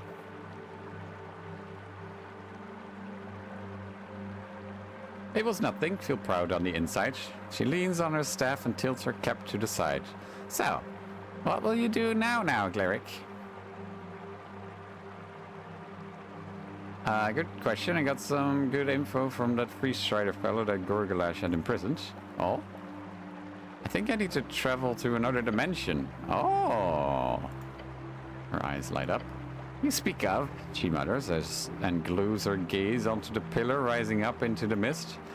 I know of primal spirits who journey through gates, even those thought long ago closed, shut, locked. You know how to travel to the other side? No, that is not something for the likes of my powers. Opethatiyani, my teacher, Hierophant of Opidana. She's one of the few creatures upon the other coast who knows the secrets of the leftover gates. But that pillar is no such nook, nor is it forgotten. It is simply very, very shut. Okay. There are other gates then? So many! But they will not help you. If you are looking for something inside there, Elf murmurs, I only know two who may help you, two whose influence I've heard whispers of. Kapeya mais pimeaisa tornisan sitten tu hatfuatinen sfikski. Ah. Kapeya? Yes, Fiskin. I do not hold contempt for him, despite his nature. Varjo Mili can be found in Everstasis in many forms, left as tutors, guardians, or watchers by the elves of the stars. Fiskin is similar, it seems, for you now. He holds much knowledge about the pillar in particular. If you dare, you should speak with him. Sphinxky? Yes, yes. Ulzis, the Sphinx of the titular drug Sphinx. I am not a usual customer, however, if you have not gained her ire yet, then she could be one to help you inside the pillar, potentially. Okay, is there anyone else? Yes. Her smile fades into a frown as she looks through the mist to the west. Since you've survived a trip into the room of pipes, I'm assuming you've already met the Master of Whispers, the one who hears the pipes. Ever glad? She nods a cap. I do not recommend it. Beyond the powers of Sphinxky and Viskin and deal with the aberration would surely allow you to enter the pillar. But the price would be steep. Steep price, master. Be careful. Yes, listen to your aberration, friend. It would know well. I'll consider it. Do that on your own peril. The smile returns. You'll make a good choice, I believe. And I wish you luck on your esoteric journey. The elf understands the seriousness of your quest. She supports you. This might be one of the few truly good elves around. What's up with the little pinecone guys? Those are men in Canaan. Kainan. What the humans call Vatar. Primal spirits. They live here everywhere. I think they specifically wanted to come out to greet you after ridding the area of that foul winter's plague. She smells. They are happy. The primal magic proved useful. Good. I'm still surprised by your affinity for the primal cleric. You could make a good druid if you stripped a bit. Nude? Yes. Even the... Points at your head. Yes, cleric. I do not know of any druid of any circle who carry man-made iron upon their flesh. Not today. Not since the Great Split some 200 years ago. I think I'll keep my armor, thank you very much. You do you, cleric. More genuine one this time. Not so lecherous anymore. I say we need all kinds of people to keep balance, including you, no matter what you wear or what your title is. The elf leans in, grabbing your shoulder for a moment. The spirits are watching you, Regan. Along the strings wisps little ignorant flames, some of them primal, some not. She turns to look out into the mists. They root for you. For Snell, too. And for her, Mrs. Celestial. Thanks. He's standing very far away, isn't he? Wait, where is he? Your angel companion simply nods her head. I got that stuff from Lord Pooh. Ah! Rakas Pooney, how lovely. I hope you got along.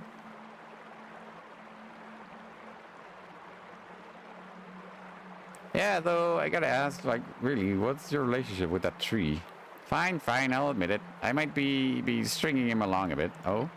Yes, nothing I'm too proud of. But some trees of the more virile variety tend to enjoy attention. Not the debauchery kind, mind you, the kind of attention given by the heart. But if a 10-minute conversation a month gives an old tree that is jitters, then who am I to deny him? That's cute, I think. Something like that, perhaps, yes? She gives you a wide grin. Learn the dark secret about Nassan and her tree. She's dating a tree. Gesture towards Snell. You're still... Yes, cleric? You hear the sneer in his words, despite him standing a bit far away. The elf chuckles. Cute. Have you met Edir? No, but I have heard of her. The mushroom lady lifts her cap slightly as to get a better view of the floating celestial. Golden veteran, serving human interests. You must have quite a story. She replies with a telepathic message. An elf serving goblin interests. She lets out a hearty but still sort of creepy laugh. Yes, my situation is a story as well, isn't it? I won't pry, that's not my intention, but I wish you luck, my angel friend. She lowers her cap and looks back at you. You're collecting quite a little warband, aren't you? It's called a party of adventurers. Sounds fun. Well, I should be going. Same here, cleric. I have to stop on by our friend Coco Loro no Momo Rosso. Her lips move so fast, it looks like she's having a seizure. You could probably match that speed, though. Say hi to Coco no Rosso for me. Snell turns to you with his wide eyes and gives you a little golf clap. Golf, a popular Vorgenian sport you've never played. I will, cleric, I promise. Watch her waddle off in a very unique walking style. Traps might be my least favorite thing about this gig. All the mushrooms, that's probably second in line. Time to go. He's actually standing there. Cute. So... Wait, is this... An apple. I'll take that.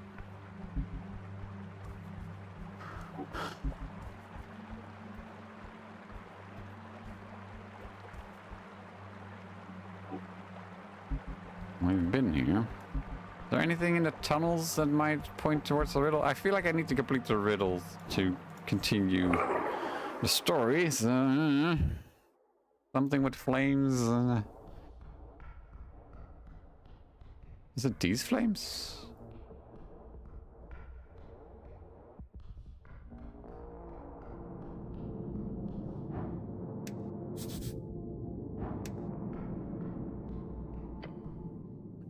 Approach the magic circle. Each of the 4 stones around it are glowing.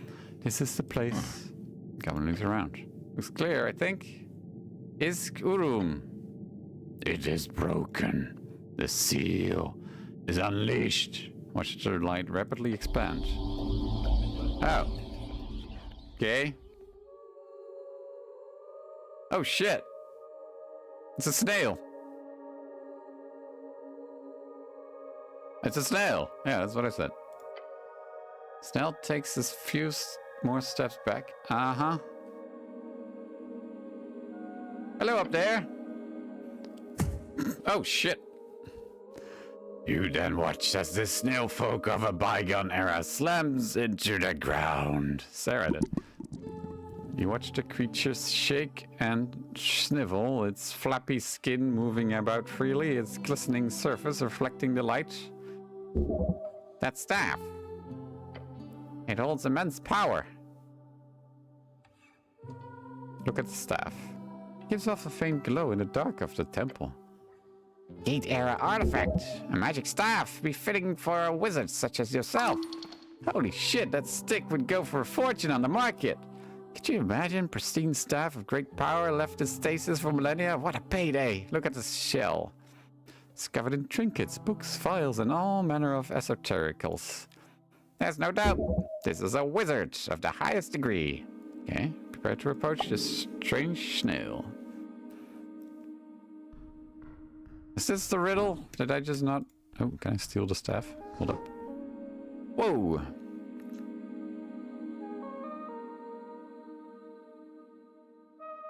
Let's talk to it first. The snail lifts his head. Flop! Excuse me?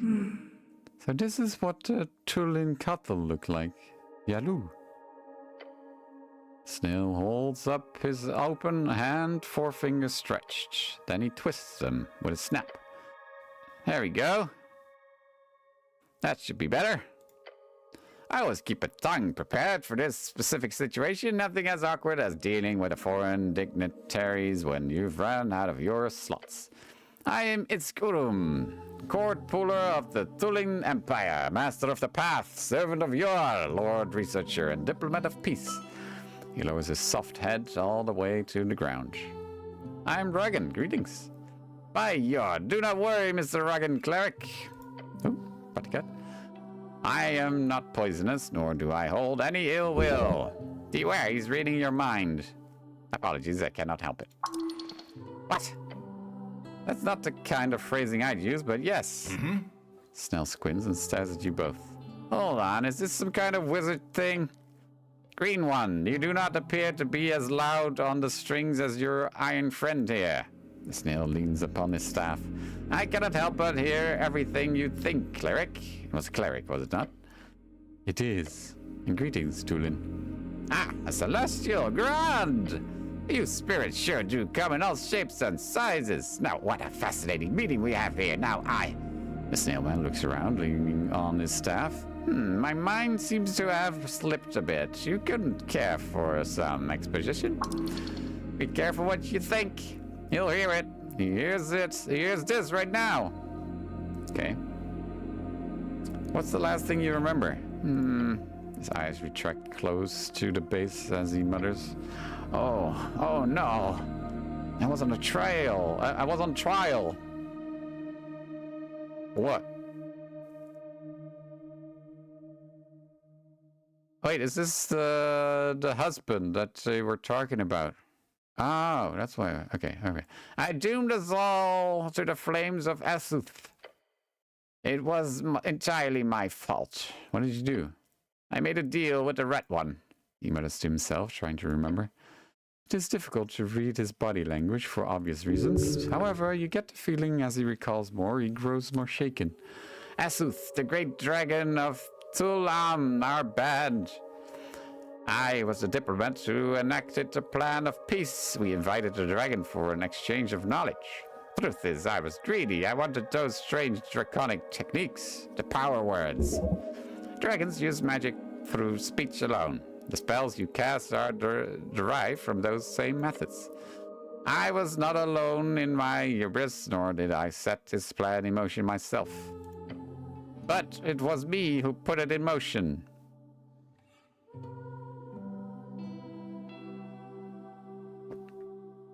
Since this snail reads my mind, why do I even bother making a choice of what to say? He's listening to this right now, isn't he?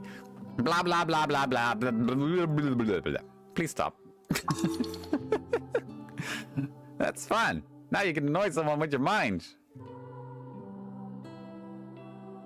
Sorry, go on. Snailman looks pointedly around the room.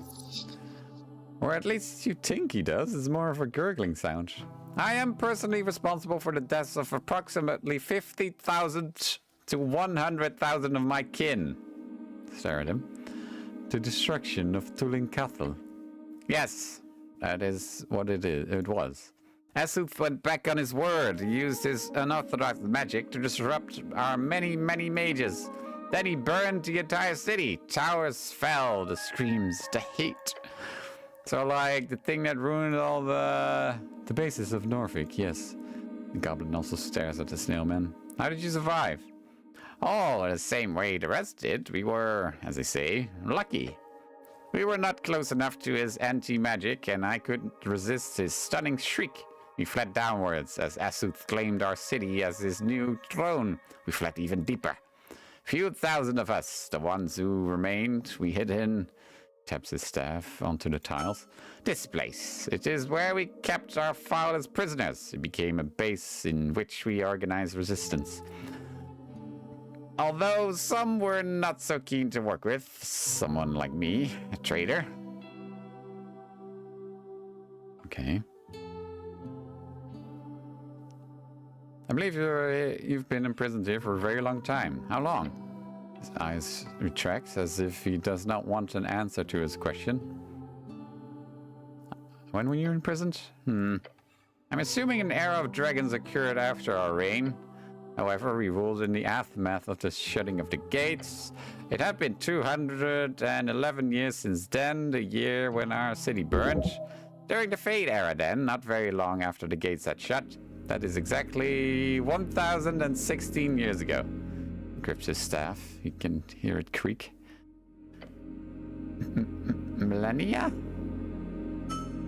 I was in stasis for millennia? Yes. Yes. Yes, it is. Good gods. His eyes shoot out, aiming around the room. He's alone. His entire folk type has been wiped from the map before humans even held their own kingdoms. I am alone? There's no one, is there? He shakes his staff, and his stark eyes wiggle around the air. A faint glow appears as he mutters a few words to himself. I see snails, yes, but scrying. We have a ton of snails in Norfolk, but only hail snails. No. No. Is this what you made of yourselves? He stops casting the spell, his head falling towards the ground. Gurema, you fool! You let them into this primal state. Degenerative, frozen, monstrous beasts. Hail snails. Yeah, we've got those all over us, Gani. Lets out a mad laugh. They wanted to use the primal cold to break the dragon's fire. That bastard, he let them into pure de-evolution. It's a nightmare. Oh, by George, Grace, tell me, how did you break the stasis I was in? Your angel companion steps in. Her last thought was of you, Iskurum. I think it, you cleric. Imagine it in your head now, please. Think about your talk at the Iron Door. Thut Elma? She wasn't an Iron Door? They threw her in an Iron Door for millennia? His eyes droop down towards the ground. I cannot believe it. My actions caused... I ruined my people. I brought flames. I divided them. Yet, in the end, I did not even pay for my crimes of my life. Instead, I pay by standing here alone among the ashes. Hey, Ascani. And Tooth, she endured the most torturous existence known to her sentience. Her soul slowly withering inside of that hellish prison. Yet, after all that, in the end, she... Like Ether said, her last thoughts were only of you. Lets out a grunt and a painful howl. Then he roars, a deep, bubbling scream, causing his glistening flesh to vibrate. Stare at the snail. When he stops, he takes his staff and slams it into the ground. I reject this string. Jor's words do not speak of a humble nature. He broke off this world to make his own path. I will do exactly the same. The snail's going mad. Fair, really? I like what you're saying, snail. Let's out a gust of wind. I can fix this. What? Yeah, what? Fix what? My dear Tut was destroyed by an iron prison. That leaves her soul in pieces. Not quite dead, not quite in existence. But I am court puller Iskurum. I wield strings like Yor himself. From this day on, I no longer seek power nor achieve greatness, nor will I build empires.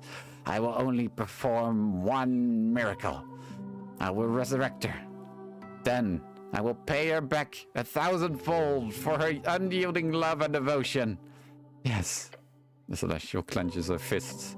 Pay your debt, Tulin, to her. With everything I have. Okay, sounds like a plan. True resurrection. Not easy, especially when the strings are this weak. An ebb, surely. What? Can you tell me more about? Yes, anything you need. I'm in your debt as well, of course. He mutters to himself and leans on his staff. I now have a time limit, cleric. In 200 years, the fragments of my wife's soul will leave this plane forever. Thus, I can no longer resurrect her. And it will take time, but it can be done. Anything can be done. He's coping, but not in a terribly destructive way. Fuck yeah! You need anything, just let me know. Thank you, my green friend. That is very romantic, Iskuru. I wish you luck on your venture. Thank you, Celestial. It's funny, last time I saw one of your kind, it was on the battlefield. I preferred this. As do I. Okay.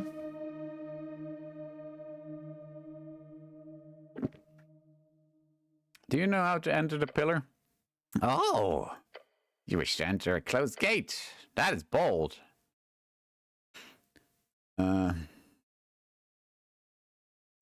I probably should not mention the rogue spellcaster, right? Wait, damn it. He's hearing this right now, isn't he? Shit. The snail stares at you.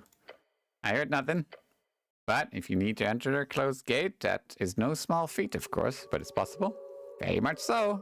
What lies beyond is not so much a mystery as it is a question of shape, tunnels, paths, cracks, and a veil around Yor's realm. To enter is as simple as either having a key, a blessed passing, or forcing your way with a powerful spell. Gate, astral projection, wish. They can all break through, of course. With the current state of things here in your time, it is clear all such messes would be difficult. Very difficult. You require assistance from creatures who have studied or understand its current shape. If any mind? That was his head.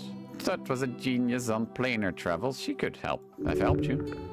You made him sad again. Oh, fuck. Just stare at him. He glares at you with one eye as the other one falls upon his staff. You have made a great friend to me, cleric. That will be rewarded. Hey, I got the staff. The staff? You hold it out, feeling the power surge through the rough wood. I call it Maravish, Staff of Strings. You may call it Staff of Tudlin-Catful, as remembrance of my fallen people. It will be returned to me once you are finished with all of this. The crystal at the top lights up as he speaks. It is now attuned to you. If you wield it while dealing with this gate, I will grant you assistance, information, attunement, so on. My dear wife's research can be found within its core. It will help you, I'm sure. Thank you. And touch. As for you, as for who you should speak with, I have no idea. But unless you want to write a contract with some powerful devil or serve a fair realm monster, you might not have too many good options. The only creature I knew beyond my people who understood the mechanics of the gate was the gate guardian herself, but she was ancient by the time I reached adulthood, so I would not count on her being around still. Gate guardian, are you talking about the Sphinx? Excuse me? Ulysses, the Sphinx. She's still around? Yeah. Do you know her? Neil leans back, still reeling over this information. You keep shocking the poor man.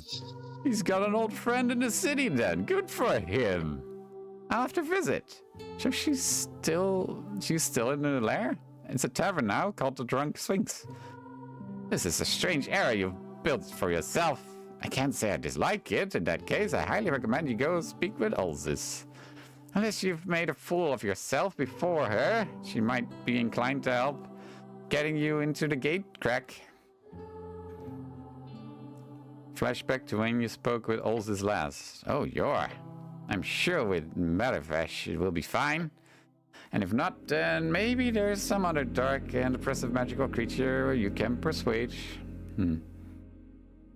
Like that aberration called Everglad that lives in the tunnels, I assume? Huh? I should probably leave here soon if things like that have taken hold. Do you have any questions, about all the stuff you've missed? Couple of thousand of them, yes. I will also, of course, dive into whatever libraries you have available for information soon enough. You do still have libraries, I hope.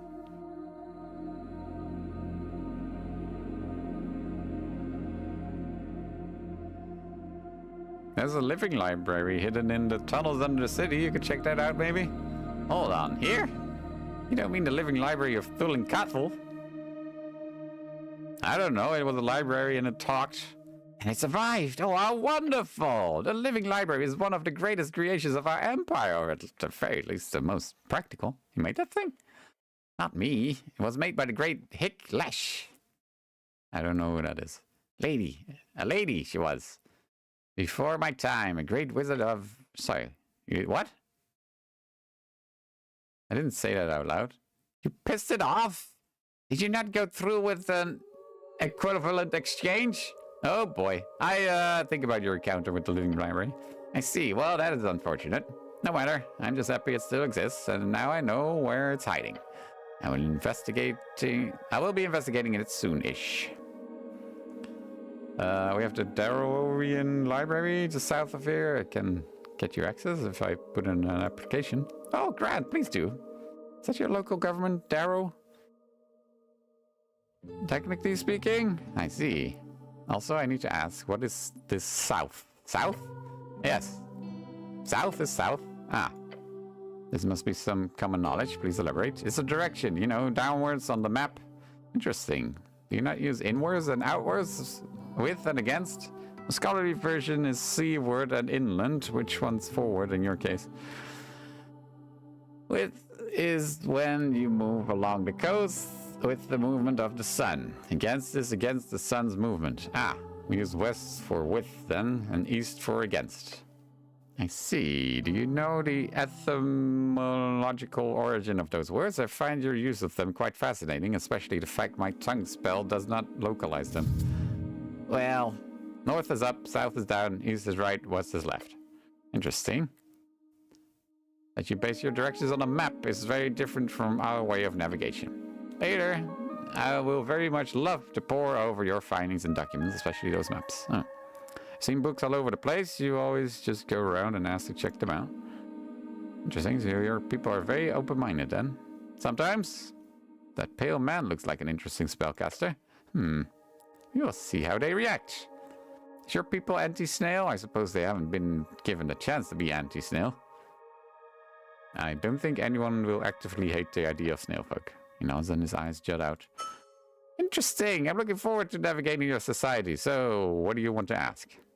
That's out a bubbling noise. Timeline. I can see images of your current world in your mind, your city called Norvik. You live upon the ruins of my people's creations. Very interesting. But I'm interested in how you got there. You appear to be human? Yes? I remember the dragons of the east bringing your people to the coast as servants, slaves rather. When did you break your chains? It was during the Fade era. Humans broke free alongside many others as the big ones fell. Dulin Dim led the charge against the dragons. It was... I see. I'm both relieved and extremely happy to hear of their demise. You're welcome. But I must ask, whatever happened to Esuth? His downfall must have been at the hands of some great warrior. Oh, I know that one. It's a children's story. Oh? The little one and the large. Think about the tale. A gnome befriended the mist titan of Ascani, and together they defeated the great red dragon, Abacus the half-wit, and Ka Yimor, the greatest of friends. You're kidding. But that is very good. Very, very good. An ironic end for such a horrid beast. Defeated by friendship. He lets out a bubbling laugh. May his bones be cursed forever.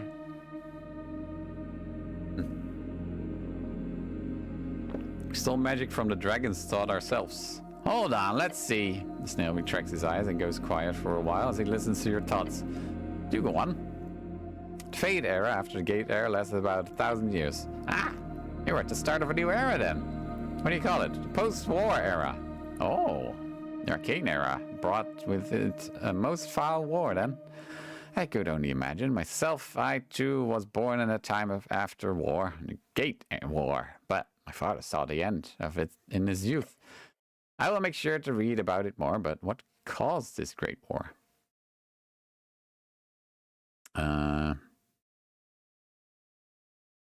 It's complicated.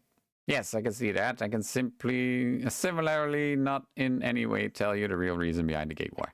But since it's closer in the timeline, if I may ask, how did your Coast War end?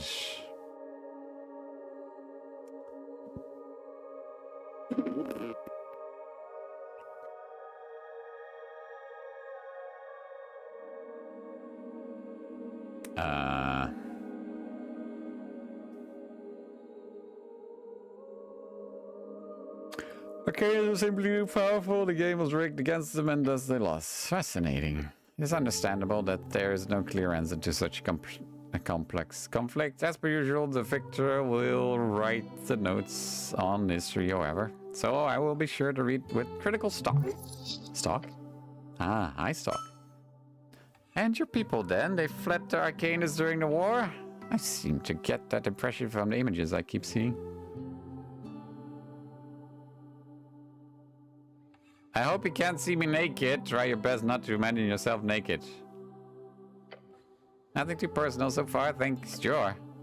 Some esoterically attuned people cannot help themselves. It's honestly quite dangerous at times. My old rival used to run into my laboratory and think very loud and grimy things in the most heinous scenarios you could imagine. That's hilarious.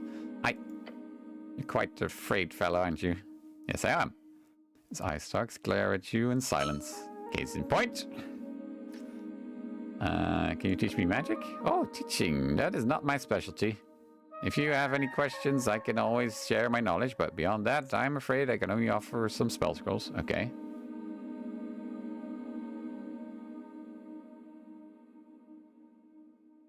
What do you know about your strings?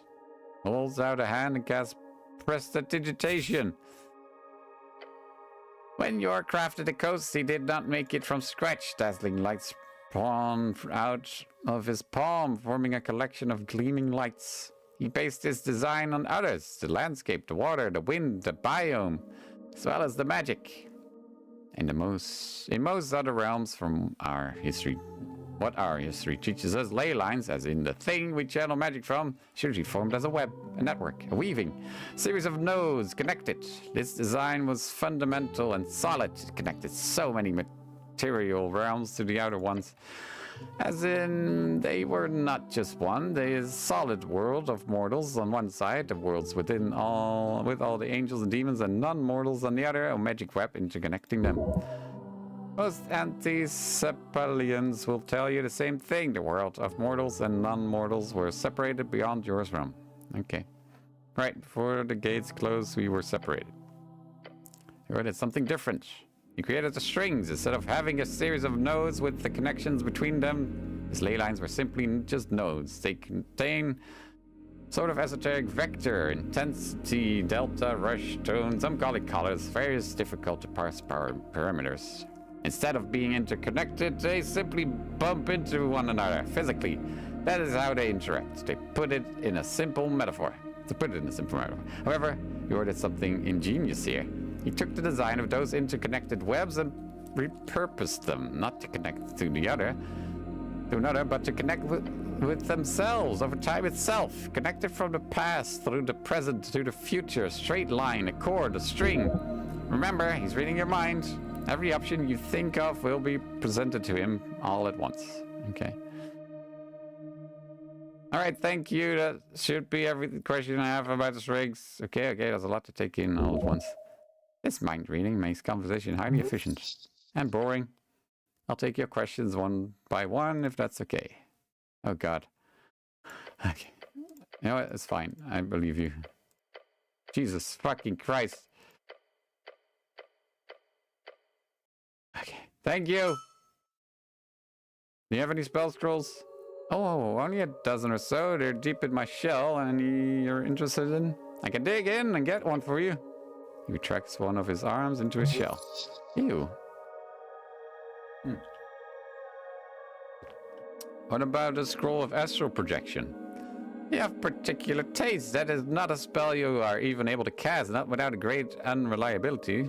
So that's a no? Of course not. Enjoy! Hey, I got it! Oh shit, that was easy. Hands you the tingling paper with a casual nod and the intense power rushing through your arm as you grab it. It will tear a hole into you. Grasp it with your life. Considering the state of the world, it would not have the intended effect even if you did know how to cast it. So, it's useless to me anyway. But I suggest studying it. What about protection from good and evil and good? That's a classic. It is indeed. Sadly, I do not have many divine spell scrolls, so that's a no. How about Aura of Vitality? You just have that one written down. That's an oldie. I never was too good at it myself, but it saved my life a number of times. Anything else? The old man stares at you for a few seconds. No. You seem to have thought of all I am able to hand you, except what? It shrugs while slowly retracting his entire head. Slowly. Just watch. Soon the snail is no more and you are standing in front of a shell. That's convenient. Then, as slowly as he retracted, he begins to leave the shell. I went over the esoteric attunements from your mind, cleric. It appears the only spell scroll you do not actively think about here, that you also do not already have memorized, would be this. Oh, he hands you a spell scroll. Wish, by Jor. And his disciples, what are you holding in your hands? Wish! I'm sorry, what? Iskurum. That is a very dangerous item. That's not like the wish, is it? That is wish. However, you cannot memorize it at your current level of attunement. Attempting to cast it directly would also take, even at your level of talent, weeks, maybe months.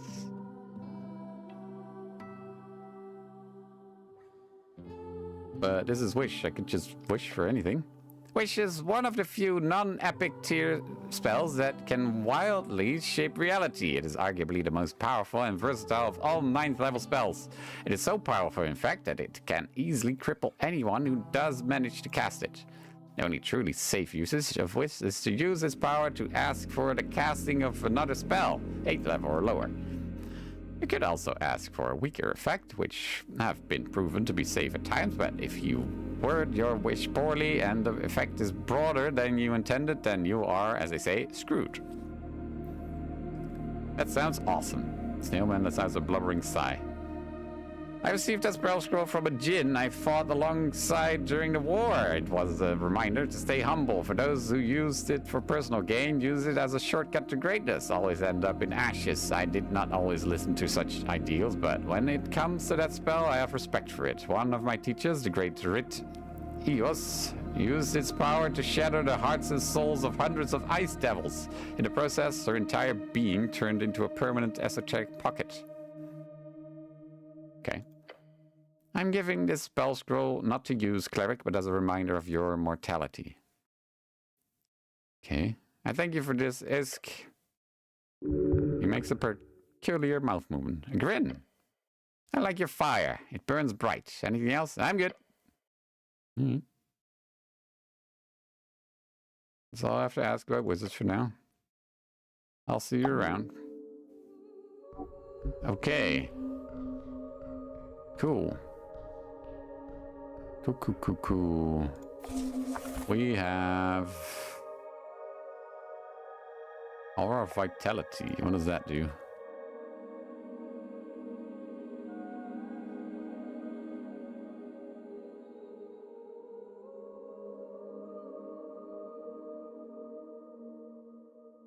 You heal each round.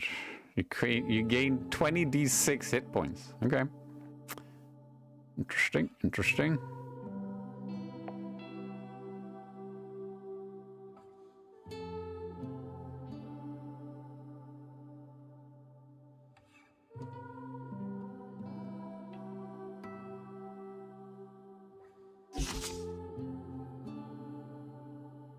Why am I in the wall? Was this part of the... Okay, got a cool new weapon though.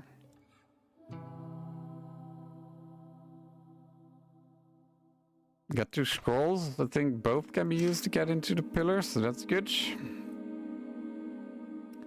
Where's the staff? Here. +3 intelligence, +3 constitution. Okay.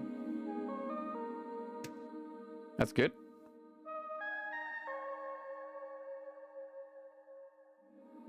Good. I need 1 more intelligence. Alright, whatever. Cool. Cool. That was not part of the Sphinx thing?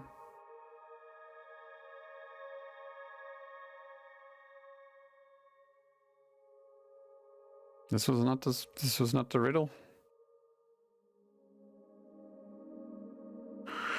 Arcane flare, twin tongues of flame, buried deep in the earth, a primal string to show your worth.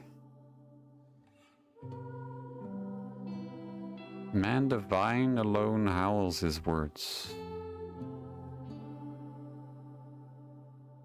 Man divine alone howls his words. Is that duck, maybe?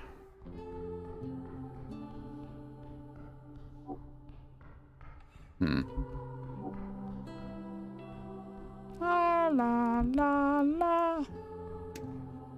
Tech secrets.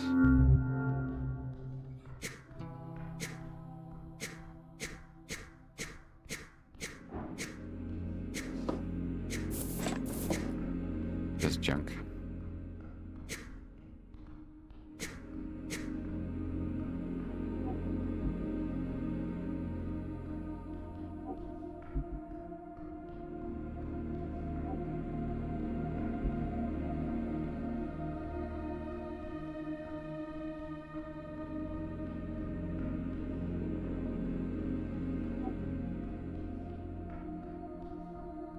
I should talk to Duck about the riddle.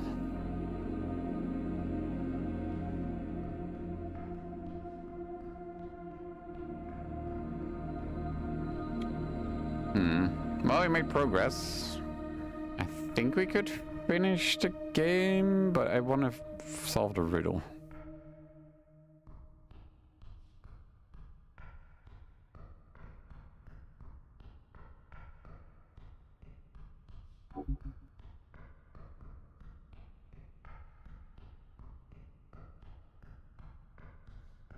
Yeah, I thought twin flames had to do with this, because there's 2 flames, but apparently it doesn't do anything, so I don't know.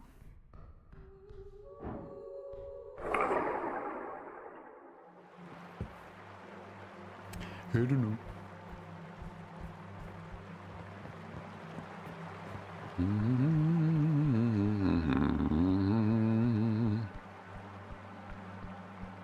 Oh, what's this? Lobster. Crab. Thing.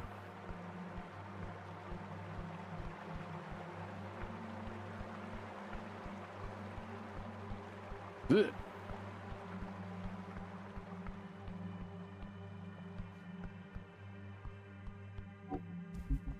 I should turn on Druidcraft here, actually.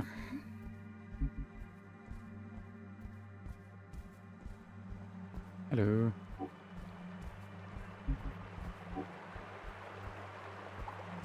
There's a lot of crabs here.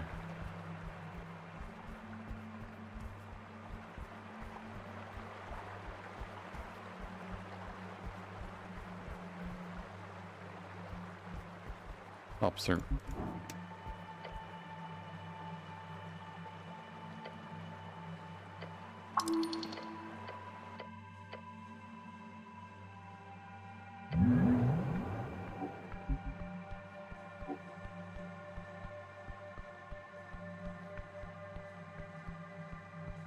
Is there anything I can do here?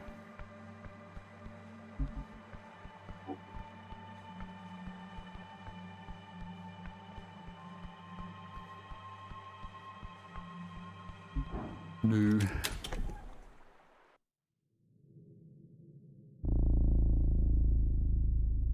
Hello?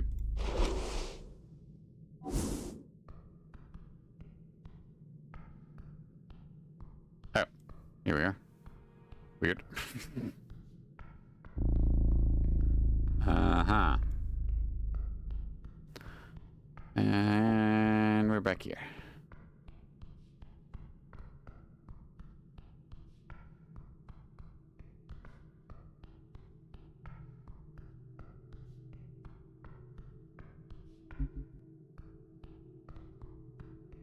Oops.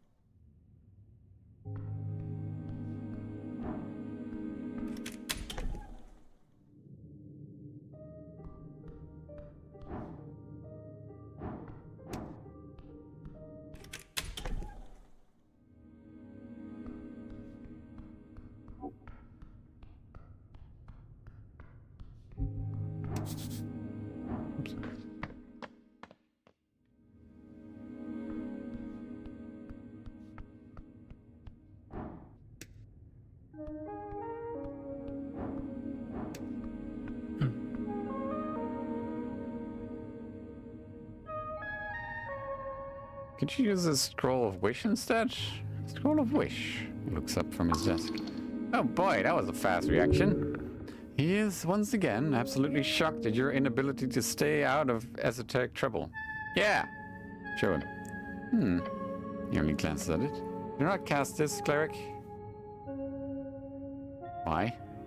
Wish is a spell designed to cause irreparable damage. It tears through the material, ripping it at best into nothing. I will not cast it for you. You cannot cast it for yourself. I'm assuming you found it below. Yeah, I got it from a snail man. Nice guy. Understandable. His expressionless face slowly turns away from you. I will encounter this snail soon, but no, your scroll cannot be used to enter the pillar. It would only send you further beyond. Even the replication of a lesser spell, a resurrection perhaps, could cause untold horrors. So, even if you do figure out how to use it, do not. Keep it close, however. One day it will surely be a handy tool for destruction, if the odds outweigh the endless potential suffering. It says nothing more on the subject. Okay. I need help entering the gate of your... Have you acquired a spell scroll of astral projection? Yes, here you go.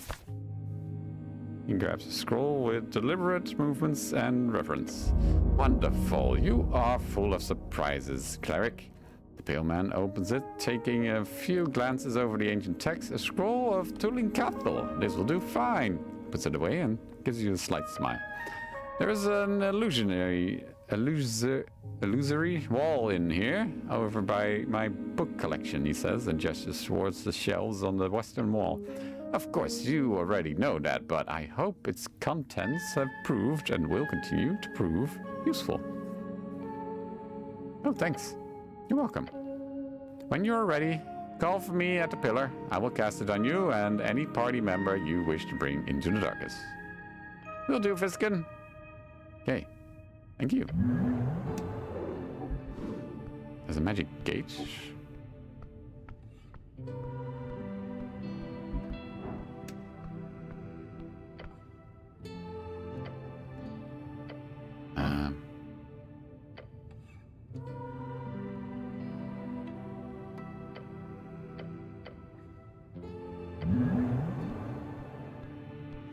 What do you mean?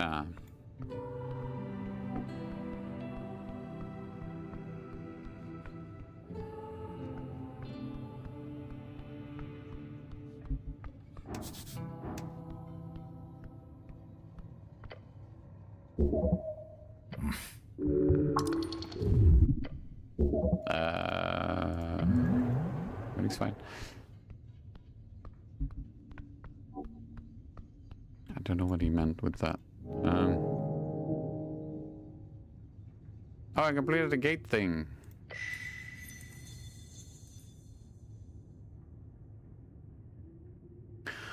Who would have imagined such a thing? The beatings of life upon the shores, each wave another painful twinge.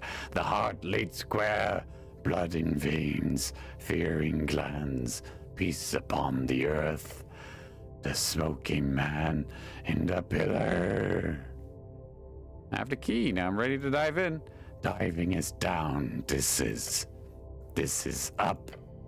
Secret laid bare soon-ish. Which method? I'll use Fisk and Spell, of course.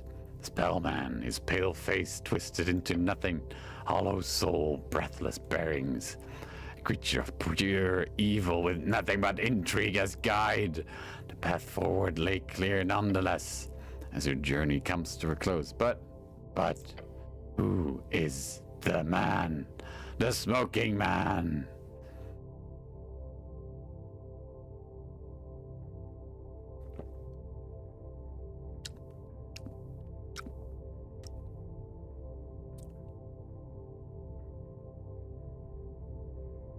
Roll a 39.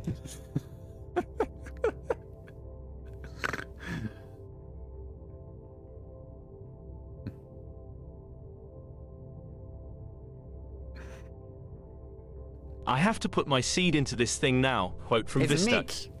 Obviously. Your gut is telling you, no.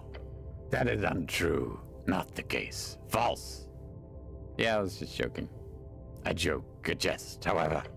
In that, you shall find the dark belly of the soul, that which hides within and spews without. As will you, the heart and beating thing which dreams of a world without strife. One of love and community, one of friends. One friend, dear, oh dear. Hadjat mit. It is very close now. It almost makes you think of what you will find in a different light, a question of broader implications. In effect, why did this happen?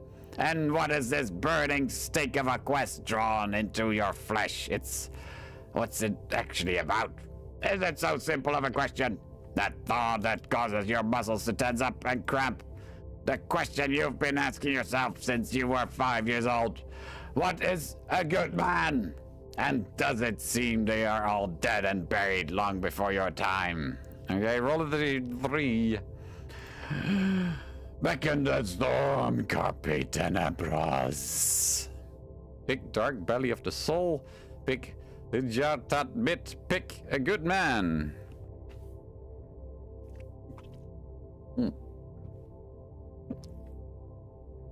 A good man. The question still lingers. But with this, you know, one step has been taken. A step in a very much right direction. Feel the end is near. Ooh. I still want to solve the riddle, though. What does this mean? Whenever you survive a death saving throw, you get back up. Okay, well, that's not going to help me because I have the thing where I don't die instead, but die the next time, so I don't have death saving throws. Shit, it's 6. Wait. That's fine.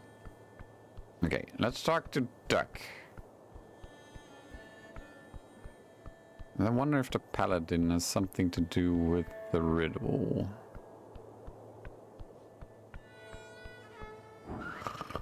Oh, yeah. Oh, sorry.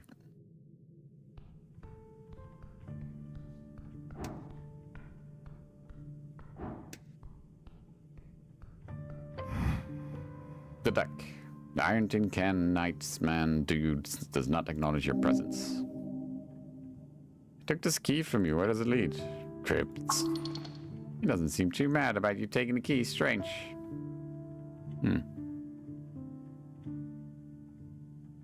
Are you Lord Gorm? No. Have you seen him? No. Whom do you serve? I serve. For a second, you can swear a spark appearing within the armor. Radiant, yes. Once again, he turns to look at you, the darkness within his helmet seeming to reach out towards you. As if grabbing hold to the very air, you feel everything growing cold. His dark soul is reaching out. This creature before you is neither human nor alive. I serve nothing. Okay, well, that doesn't help me. What is this riddle?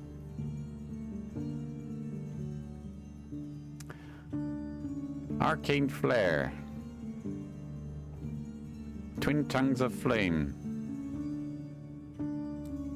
Deep within the earth, the primal string to show your worth.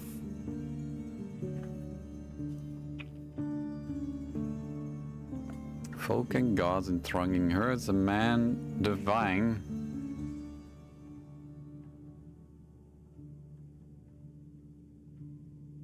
Arcane primal divine is bolded. Man divine alone houses words.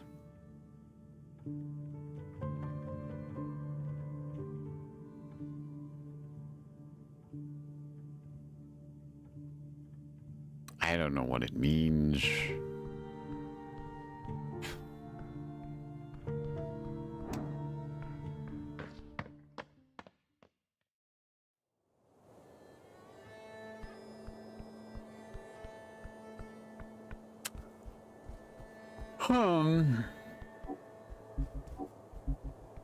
Alright, let's see if my journal's done.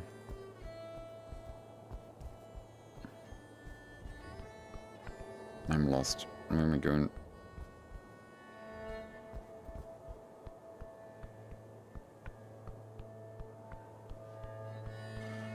I wonder if going down into the crypt is quicker.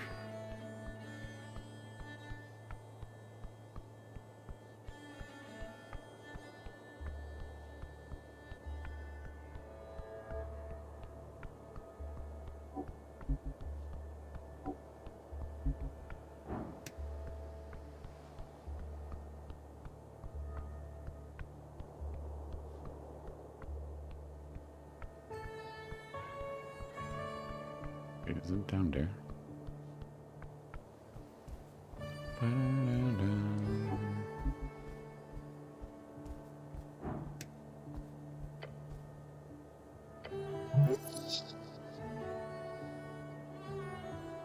Place your hand upon the wall. Constitution, tell me your secrets. Oof. And since a crack in the wall, it wasn't there before. You hear the voice, a faint voice, a hoarse voice. Secrets and unspoken. Did the goddamn wall just talk? The goblin says and laughs. Esoteric bullshit really does follow you around, doesn't it? Oh, good. You're not crazy. Talking to walls now? Awesome. Meek not like this. Meek think master on bath. Don't be rude. It said Meek. Don't be rude to the wall. How old are you? 15 time Alines. How many years is that? 2000. Gate era. Could have been built by one of Jorah's beasts. Okay. Don't be rude to the wall. Not wall. Meek think wall is bottle. Inside bottle, many fire. That doesn't make any sense, Meek. Meek sorry. Meek just have feeling is all. What's it like being a wall? Nothing. Nothing good or nothing bad? Nothing in isolation. What do you know about Norvik? Nothing. Do you know what Norvik is? No. Makes sense, at least if the wall is older than the Reconquest. Who built you, wall? A god. Which god? Io Mestra. Haven't heard of that one. Never heard of that god. Sounds like a weak god to have been forgotten like that. What's your name? Chancy. Okay. Oh, really? That's a pretty name. Okay. What's your political affiliation? Fear. Perfect response. Are you sure you understand the question? Yes. All right then. Those are all the questions I have. Well, Okay.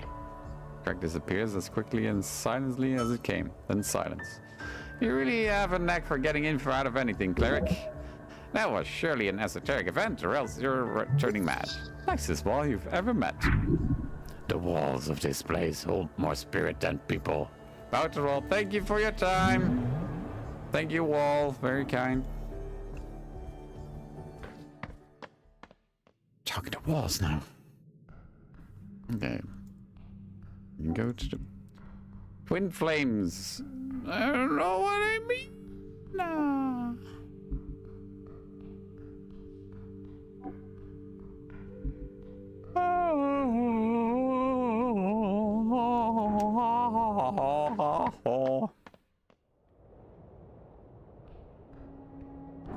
Oh, I can engage, finally. Hey-oh! Pair of yellow piercing eyes gaze at you. Oh, I'm here to pick up my book. Yes, yes, it is done now. Now you pay. Nice. Right, money, I have that. The process was quite complicated, but I have handled it like a pro I am.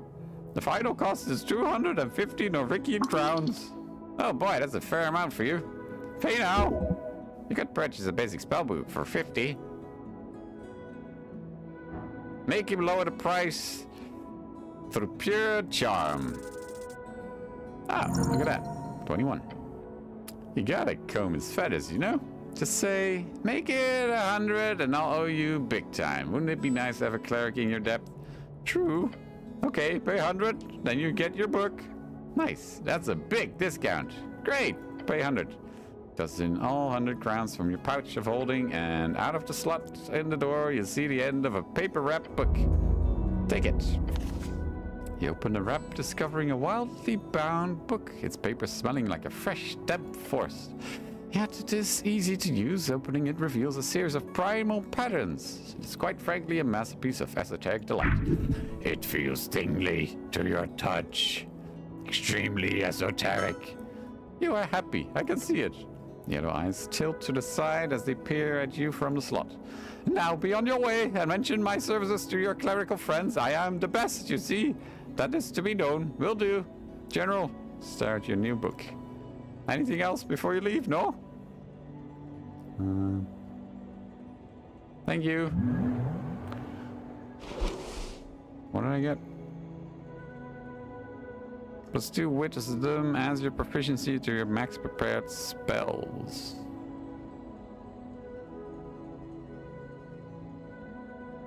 I put it here? Huh.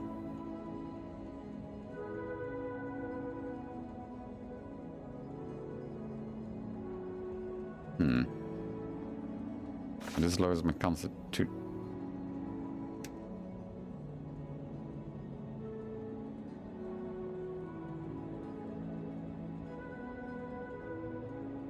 Fine. What now?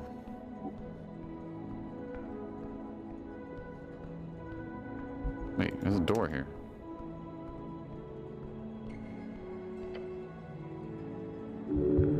Wood is dark, swollen with the perpetual moist of water lane. A layer of river mud and algae. There's someone here? No? Yes? Knock on the door. You rub your knuckles against the wood. Solid rhythmic knock. Hello? Moment passes. Then the sound of heavy latch sliding. The door creaks open. A pair of bulbous eyes stare up at you. It is an Anuran, dressed in a tiny velvet smoking jacket. Quite distinguished despite the lack of pants. Quiesces? I don't know French. He blinks slowly. A translucent membrane flicks across his eyes. I'm busy. Très occupé. Okay. I have some questions. Oh, wait. He squints at your uniform. Are you, how do you say, le clerc?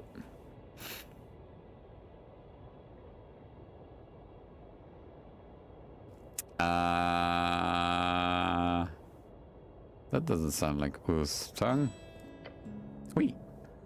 Oh, roll a 5.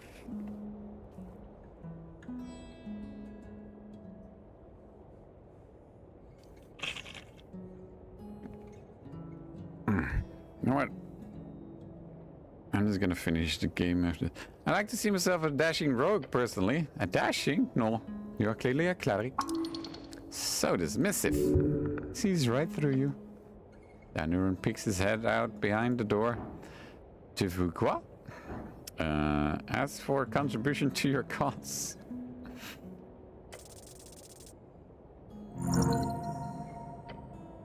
Just smile. The kind of smile that opens wallets. Oh, and kisses his ass hard. My good sir, surely a gentleman of your stature supports the arts or the holy cause. Ah, flattery.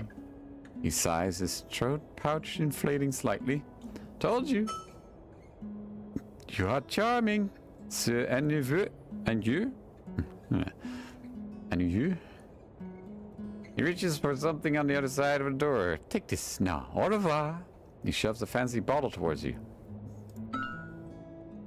Ooh, pinkish liquids. This is no small potion. The neuron must be well connected. Concentrated, potent. Lovely. This will make things much smoother. So you really just went and knocked on some stranger's door? Look, I'm not gonna knock on your methods too much, but if you keep this up, we'll be done by 6 months after the election. And you didn't even ask about the tea shop, not once. Had a feeling this door was important, was all. The goblin closes his eyes in a short, silent contemplation. Then he says, maybe stick to, le point d'interest, okay? That's funny, I like that. Hey, I gained this fucking skill point, bitch. Charisma! He doesn't help, but it's fine. Okay, you know what? I'm just gonna go to a pillar, and we're gonna enter it, and end the game. Because I don't know what to do with drill. And I'm not gonna Google it. So, there. Oh wait, I should probably do it,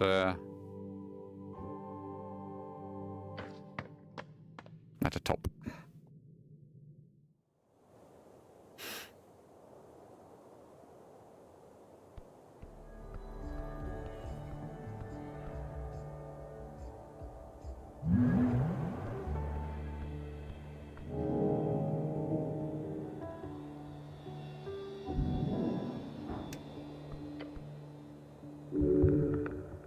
Begin the process of entering the pillar. Standing here at the pillar, you feel the world upon your shoulders. If you do this, there's no going back. The gate might never allow you to return. Make sure you have finished all your other quests. But don't worry too much about loose ends unless you're gonna act all quest obsessed. Check up on your consumables and so on. Don't want to run out in the beyond. Are you ready? Your soul is ready. This is the point of no return. You will be given a free long rest once you choose a method of entering the pillar. You will need it for the journey to come. With those thoughts out of the way, how exactly do you wish to enter the pillar? If you call on Viskin, he won't cast a spell right away. You will need time to prepare. As you deliberate over your situation, Ether descends from above. She's ready to go with you. Okay. It is time then. You sound more and more like him. Time for you to call on the wizard. Hope he doesn't ask for a return favor. He most likely will. Okay. It is time then. Fiskin. Ether. Fiskin. Snell. Fiskin. Cleric. Fiskin. Fiskin stares at the moss sprouting from your scalp. Mimic. Snell. No, I just focus. Boring. Ether. Yes, cleric, I am here. She believes you are worried. You are worried. Pale Man takes out the spell scroll. Give me a moment. It will take time for me to initiate the casting. Magic such as this will need to be handled carefully, especially in these times. Alright, good luck. Thank you, I will need it. Strings are weak, cleric too weak for such a spell normally, but I shall make it work. Give me some time. You have time. Complete your free long rest. Move on.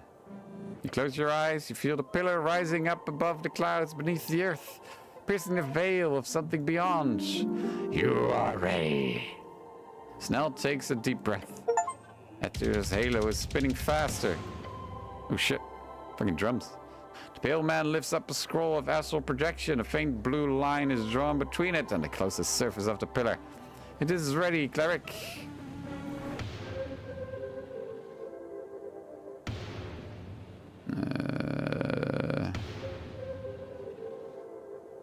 Let's go. Let us. He begins to mumble the words. In lucem vitea profer ita nostrum ad ilture riora et fasta. Bring into the light of life our path to the beyond and wide. Fiskin closes the scroll. Good luck. Touch the pillar. Touch the pillar.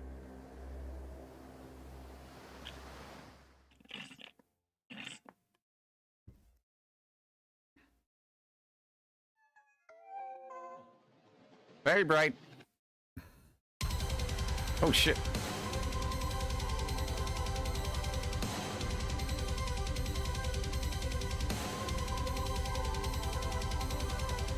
You soar, the air careening, deafening and silent, profound and debauch.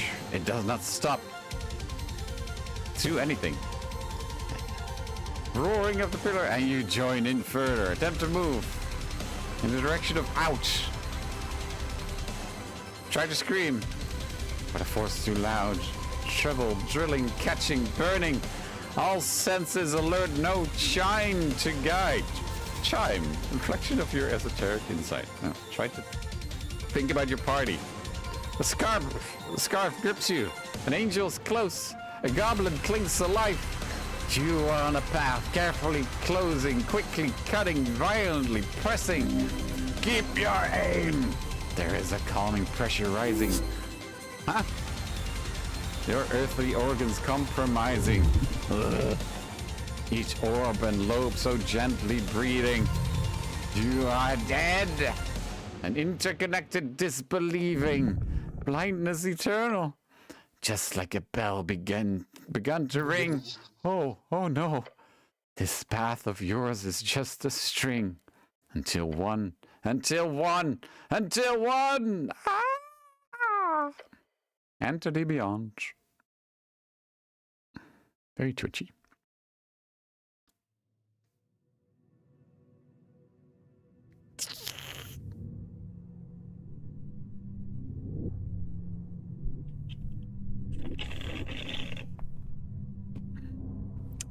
I don't know what I'm looking at right now.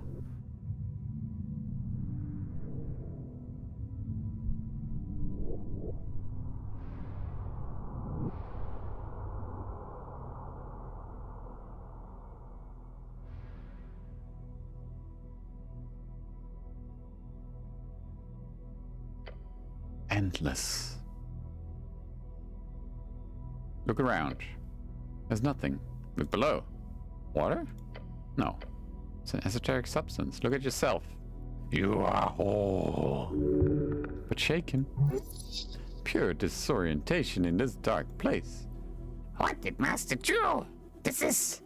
Your scarf crawls back into itself and does not say more. You must begin. Seek what you are meant to find. Where am I? Oh boy. Well, we're going this way, I guess. Snell!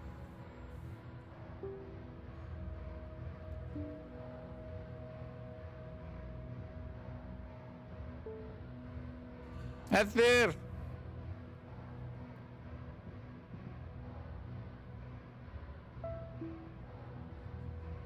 Well, at least we have Mick. Shit. Shit. That was a terrible idea.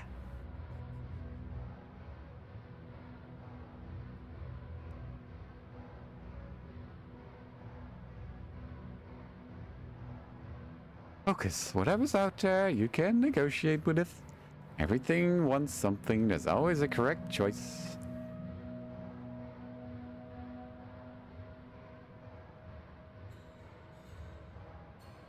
Fear, deep, unnerving. Your stomach churns with primal dread.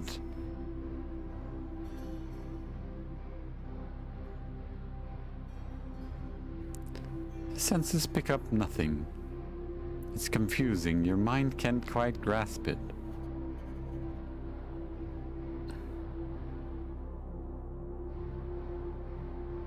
Calculate, process, find the pattern. You know the beyond defies all logic. It is purest esotericus. You alone can conquer it. This is not a moment to contemplate. This is when you act. Oh. Hey! Oh. No. Not again. Failure. Oh, that's not good. You're truly lost.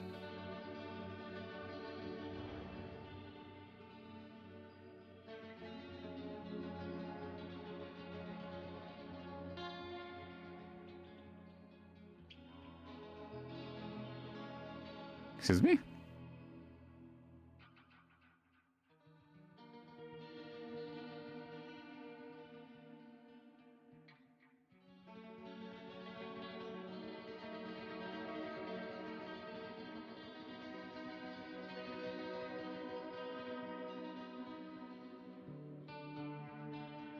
Blinded by the strange lights above, your eyes adjust. You peer onwards. In the darkness, you see a pillar of light. Something beckons you forth.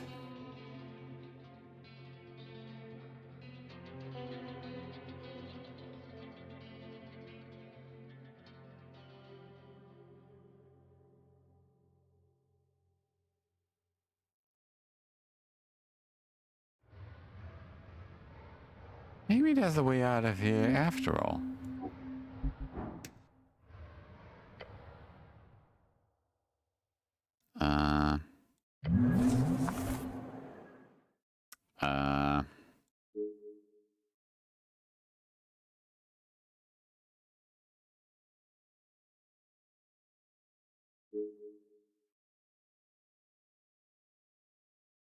I don't know if I need any of these.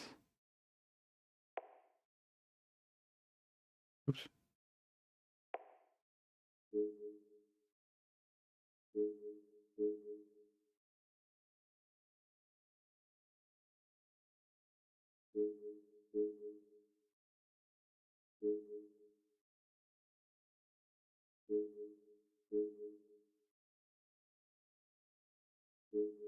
Whatever.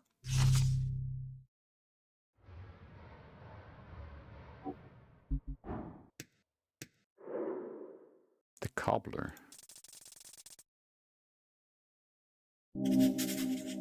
Earthfolk. Level 20 cleric. Cobbler. There's a sadness in his voice, a type born from years of watching your children go astray. You do not believe what he is showing you, yet you do not wish to even entertain the thought of dismissing the image of his kind smile. Wait, why do I have time all of a sudden?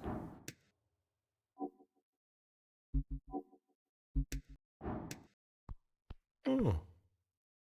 Hello. The old man works at the counter, tiny hammer in one hand, boot in the other. Hello. He gives you a glance and a polite nod. Then he keeps working, still focused on settling a strap from the boot. Who are you? Nut, son of Toke. That's my name. A good name. He keeps working on the boot. It is time to inquire. Why are you in the beyond, Nut? Oh, I died. I've been here for years. Okay.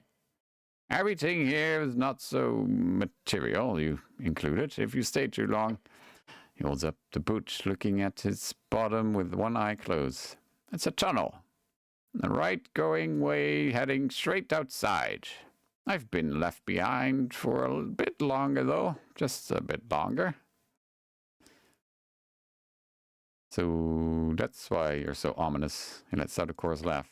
You have a way with words. The old man places down his boot and hammer, gently as if placing his own child upon the bench. Regan, cleric. He is not evil, nor are his hands clean. I cannot speak with him myself, sadly, so I ask of you, please, please, handle it with heart and grace. He is here, the one you are looking for. Rumbling terror beyond. He's here? By the stairs, yes. Go to him, before it's too late. The old man points to his left. His furrowed brow speaks of decades of heavy, heavy responsibility. You have 1,000 questions for this shade of a man. But your mind, it just won't allow you, which is very ominous. You know you cannot ask this man more, for he cannot tell you. Go, Go and face the one you have been searching for all this time. Ignore this ghost. You've got work to do. Thank you. Uh-huh.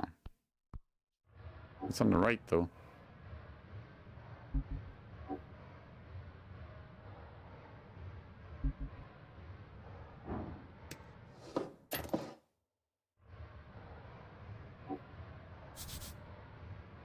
You see him in the dark. The last sun. Oh. Wait, didn't he say left?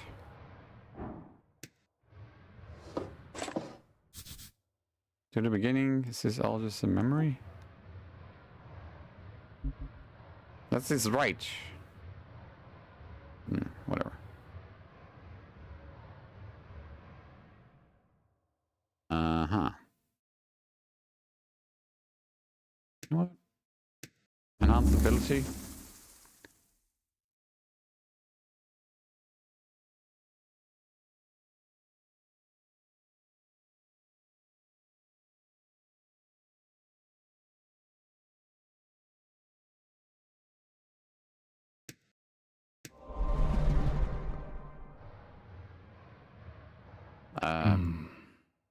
Lord Gorm, hero of Norvik.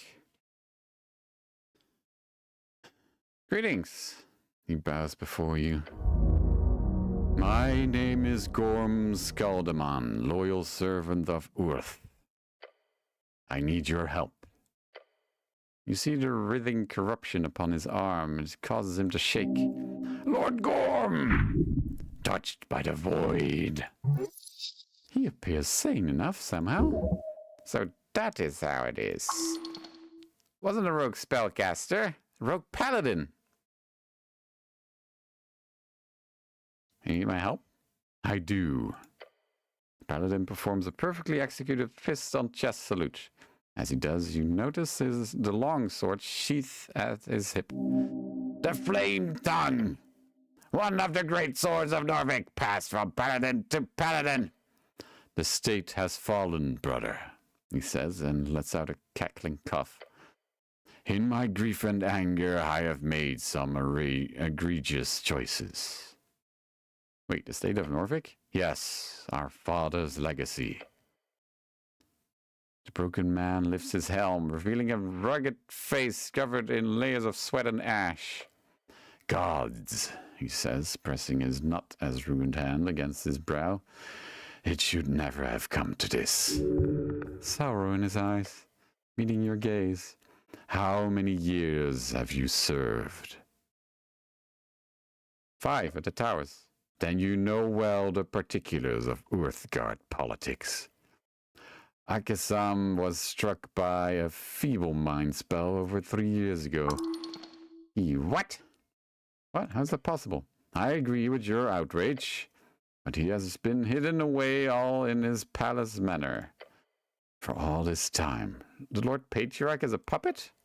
Yes, the city is now a headless chicken run by our cabal of magistrates.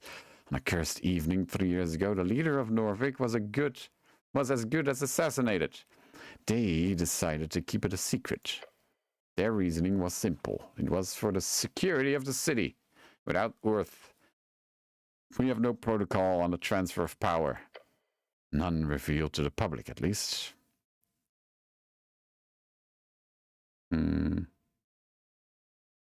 Okay. Why are you telling me this? Why are you here, brother? I believe those two questions have the same answer. Okay. What do you mean about the transfer of power not being revealed? It was kept hidden. He left a will. Of course. He left a will. He left a will. Yes, he did. Ur's legacy, his instructions. The magistrates and the Lord Patriarch were provided with guidelines for the eventual death of Akasam. Tell me now. He grabs his corrupted arm to stop the twitching. Then he speaks in a regal tone. Upon the death or at the behest of his lordship Akasam, a provisional government will be declared. He closes his eyes, reciting the words as if they were scratched on the back of his eyelids. This government shall have 2 years to oversee an electoral process, at the end of which a permanent government chosen by the people shall be enacted. This provisional government shall be headed by 2 individuals with shared power and responsibility to provide full suffrage to all citizens of Norvik. The first individuals shall be elected by all active clerical patriarchs within 7 days. The second individuals shall be elected by all active guild union leaders within 7 days. He opens his eyes. 1 cleric, 1 Aeschylus. Aeschylus and a cleric? Who has legacy? If either of the provisional electoral processes fail, the individual will be chosen via random lottery at the end of those 7 days. He coughs. The instructions included more details, of course, but this is what Urth wanted from us, brother. This is what Akasam wanted. He was going to step down, retire to enact his final will of our glorious God. So that is why they feeble-minded him. They could not let Urth's will pass. They could not let go of power. Okay. That doesn't make any sense. There's an election going on right now. Yes, that is very true. Notice, I read Urth's legacy, his last will, over a year ago. Akasam was targeted 3 years ago, right as the election began taking shape. Think about it. If a cleric and an Aeschylus were to put in charge of the entire electoral process, who would lose? Who would possibly want to avoid such a scenario? The Free Striders? The Free Striders. And the power behind their Rizian coffers. He gives you a very tired look. I have worked tirelessly to find the truth in this. I use my privileged access to archives, party meetings, documents spanning all districts, the ability to investigate all magistrates without alerting anyone to my intent. Turns out the answer was not so hidden. What did you find?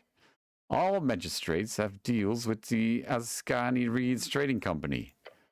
In total, approximately 85.5 million crowns in the form of public work investments, guild expansions, targeted terrorist consultancy fees, the illegal sales of Norvikian property, exclusive land licensing bids, key positions within the district bureaucracies, and sometimes even just gifts. The butchering of our beloved city! This is horrifying. The magistrates are smarter than you thought. Okay.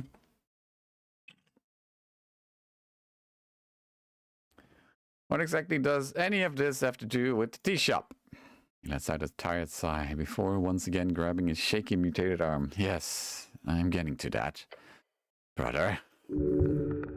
Eyes flick to his arm, his face contorting into a painful wince. I know well why you are here. I'm responsible for the explosion. He admits it. There you go. The elf, Gorm lifts his head. Stern, truthful. Regret. He places his hand upon the pommel of his sword. You killed her. Arguably, yes. Don't try to talk around it. He just looks at you for a moment. The party of Norvik has been entirely corrupted by crowns and foreign interests, he scoffs to himself. Our city sliced up, auctioned off. So what, you turned to dark magic? I did. Cowardly perhaps, but, brother, my oath is not one to be broken. I swore my life to the party. I see. If I spoke to the press, if I spread rumors, if I so much as mentioned their foul play to a beggar on the side of the road, nearly tears in his eyes, my body would reject the words as my soul would reject its vessel, my life forfeit to the whims of this fallen city. His head falls, his shoulders heavy. The burden, the weight of his curse, no matter what, a real man would have. Nevertheless, a real man would have been able to break it. Lifting his head, his jaw clenched, one hand gripped over the other. I should have been able to. The fact he is telling you this tells you his soul is already lost to this dominion, to the beyond. But here you are, free to speak. Yes. The oath is not broken. I can still feel it, but here, Earth does not watch me. Here, he does not see what a monster I've become. I wish he never does. What did you do? He lifts his mutated arm, the flayed skin pulsating around vein-like tendrils. I sought out the aberration. Oh. We all knew he was there. Everglad was never considered a threat down in his flooded temple, nor were his warlocks. I did not imagine he would so easily give me everything I needed. Terrible, terrible power. He clenches his mutated fist. God never dies, brother. They simply fade from our world. That much was clear. When I've watched him go, that means, with enough power, with the correct esoteric ritual, I can return him to the material reality. He takes a decisive step forward. I can bring back our God. A divine resurrection! A divine resurrection! The nature and rules of walking gods are not strictly defined in any academic circles. Be wary of anything this corrupted paladin tells you. You want to resurrect Earth? His face grows dark. I can bring him back. You can smell the hubris. There's nothing but pain in that statement. Whether he speaks truth or no, it does not matter anymore. He's on this path till the end. 1,400 pounds of silver, branches from 5 trees grown on the soil of his birth, diamonds carrying a worth of 100,000 crowns, as per last material break. And the paladin bites down on his words. It's all ready. I have it all. An overwhelming value even for a high-tier resurrection. For a god, this could very well be a reasonable material cost. What was the 4th thing? What level is this spell? I do not know. 10th? 11th? Return of a divine spark? Yes, that should certainly be a 9th. However, the fact he does not know such a basic component tells you everything. Okay, what makes you certain it would even work? A vision, brother.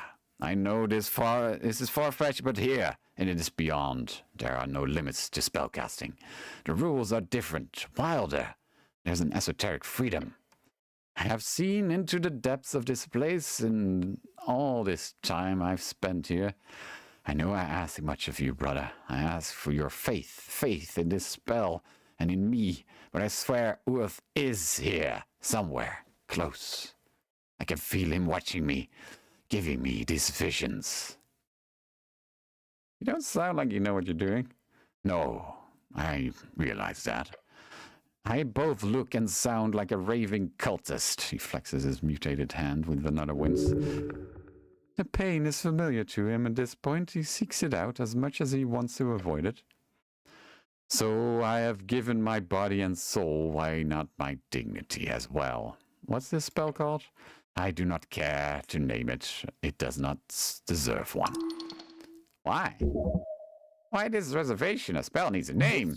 But this is what he wants. Why not revel in it? Something's off. What is he not telling you? When are you casting it?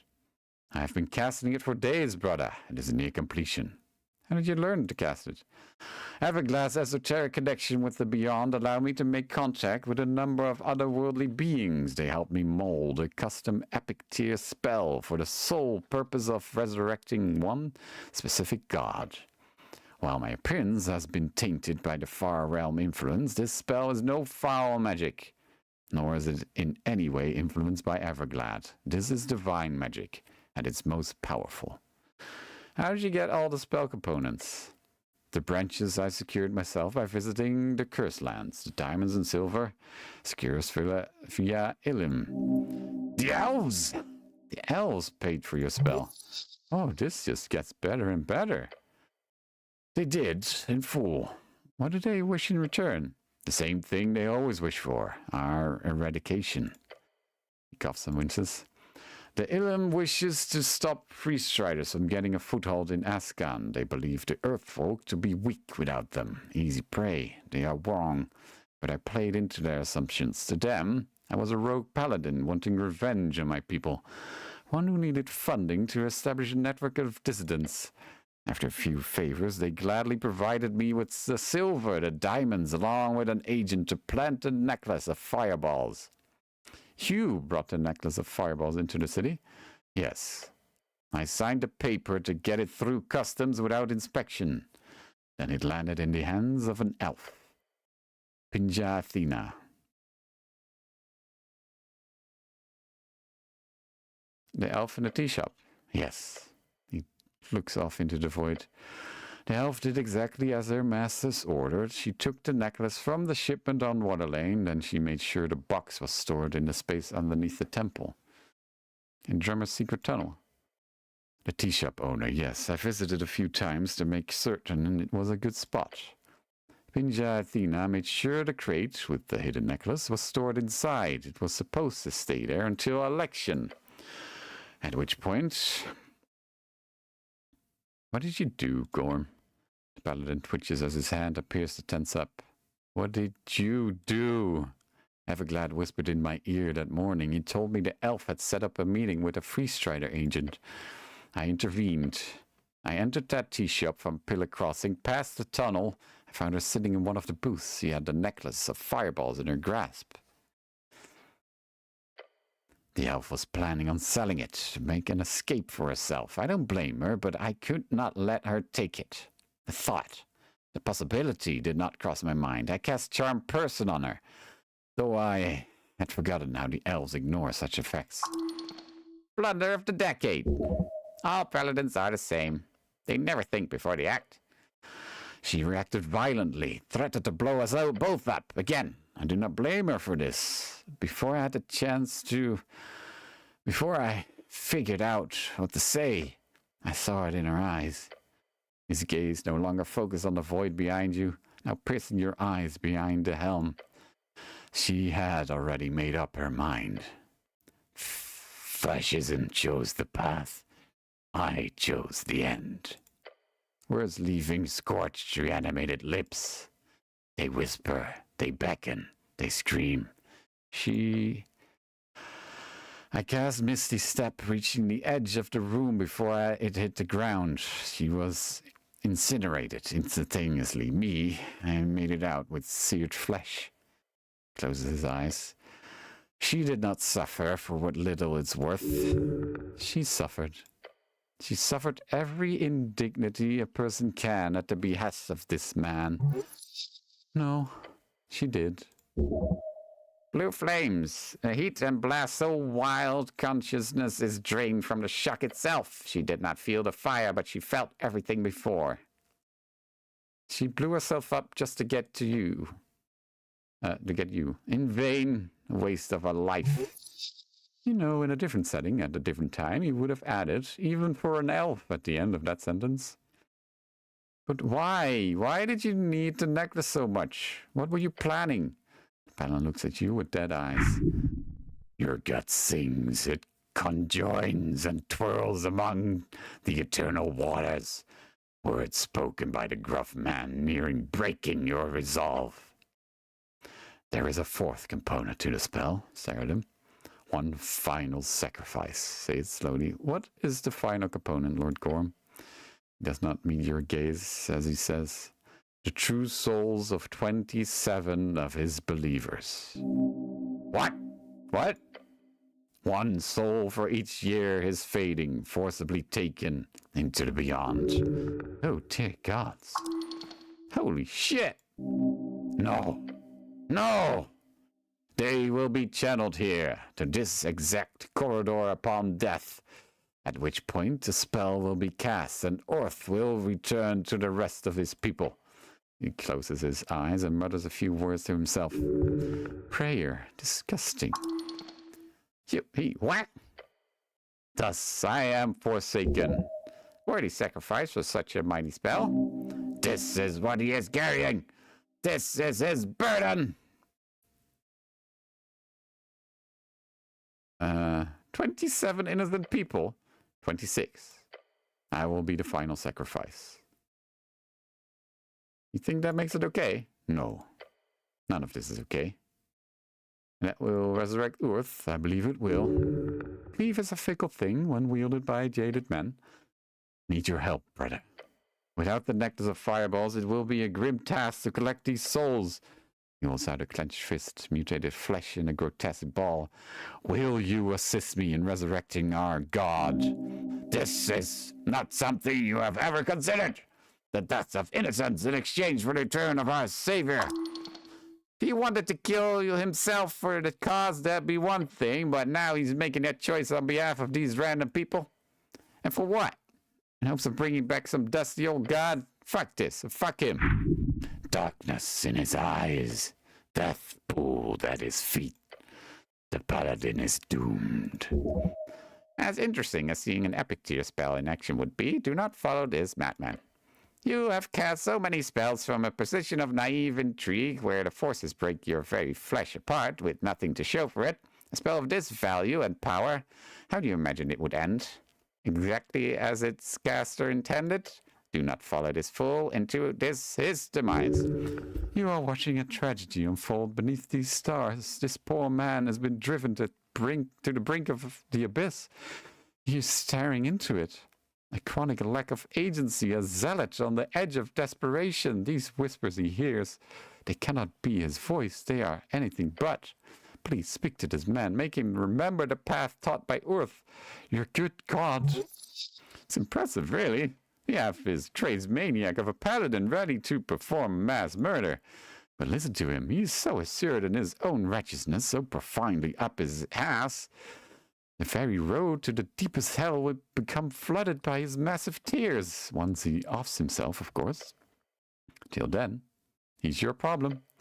Choose your next words carefully. There's no one here to save you, and if you make a shitty choice, you have to live with the consequences for the rest of your life. No pressure. Take a deep breath. A deep one. Take your time. You have prayed to Earth all your life. Your esoteric might, the one thing in life you've ever been good at, is all to his channel power. When you feel that might, when Earth speaks to you through this magic, what does he say? Sacrifice. He asks you to sacrifice everything, to give, until you have nothing left to give, until your bones hit the pavement, until you have given everything to safeguard every person in your city, no matter their innocence or sin, to protect your people from those who wish to harm them. Who do you feel is in need of protection here?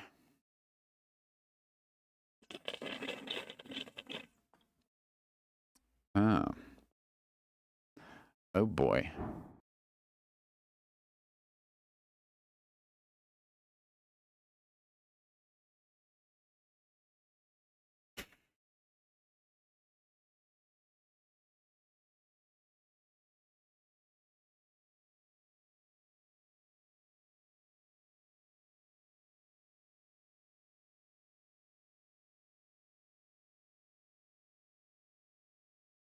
Huh.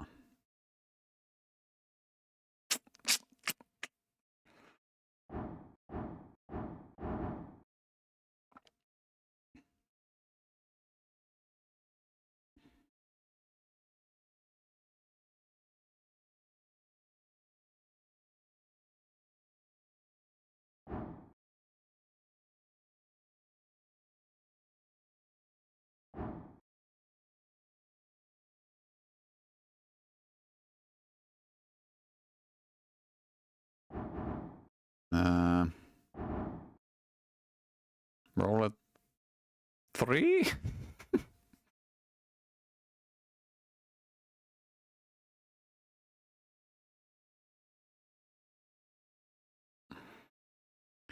I was rolling between these are just Lord Gorm, as a paladin of Earth, your vows include a sworn oath to never hurt our people. You have broken that promise. Lord Gorm looks at you, examining you, mere seconds turning into what feels like excruciating hours. Empty gaze. Complete silence, broken by his next words. Do you know what happens when a god dies, brother? I was with him when he faded, just an old man, wrecked with flashes of memory and fear. Yet, in that last fleeting moment, his mind was clear. He spoke to me. Or spoke to me before his body began to turn itself into a searing hole. His head lives in memory, a flashing golden hue spreading across his bedchamber, collapsing into itself, leaving behind a faint layer of dust upon the sheath. Do you know what he told me? As he speaks, the paladin smiles. What did he say? He wipes a tear from his eyes. I see stars. He told me, I see stars. Look up at the gleaming sky. Is it a vision? Is that what all gods experience at the end? Being eaten by your divinity? Lord Gorm sees this as providence. He is potentially not wrong. Yes, I know it for all my doubts. This I know. My God let me hear, brother. There is pain in his voice. Lord Gorm puts on his helm. Uh-oh.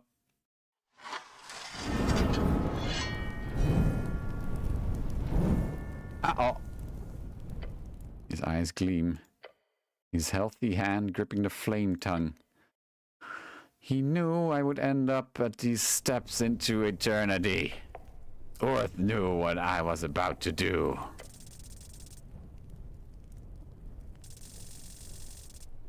Ooh, we rolled worse. Okay. You will be the first of 27.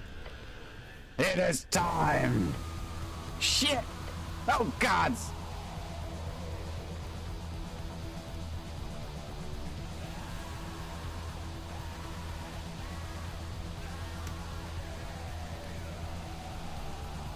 Oh,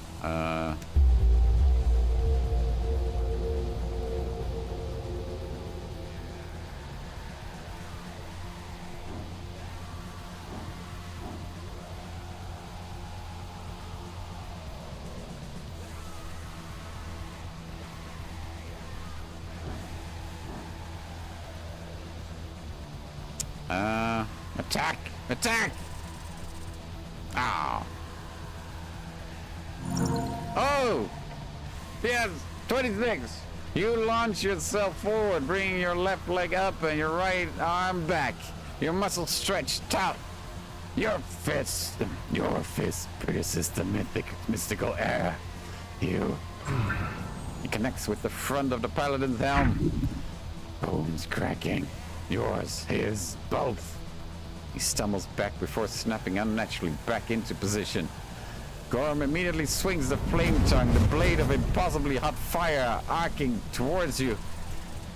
The blade strikes your mail while searing the rest of you. This ends now. Stand tall. You'll make it. This is not working. Damage intense. Your mind falters. Shit. You can fight like this. If literally any of your weapons were useful. You must disarm Gorm. This is the only way. Difficult move, but it is true. He will die if he retains his flame tongue. Okay.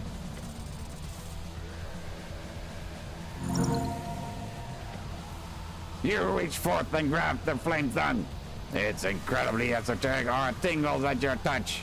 Yet, you get a grip instantly. Hold up, let me pass that. Just another legendary magic item. Rip it from his grip.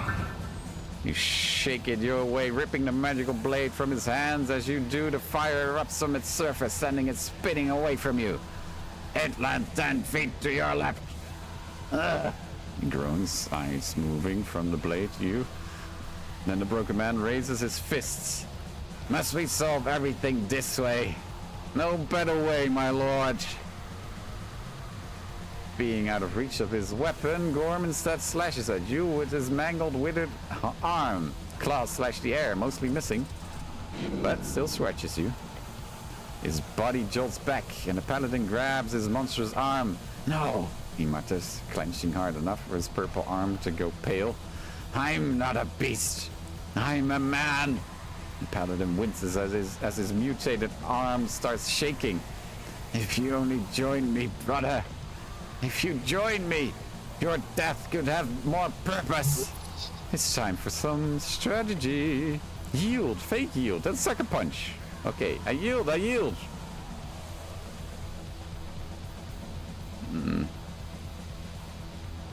No, that's not honorable. Okay, fine. Raise your hands and surrender. The paladin relaxes his stance. Good. Thank the gods, we do not have to do this the ugly way. Please. Down. I will decapitate you forthwith. Get ready to sucker punch him! Yes! Get ready!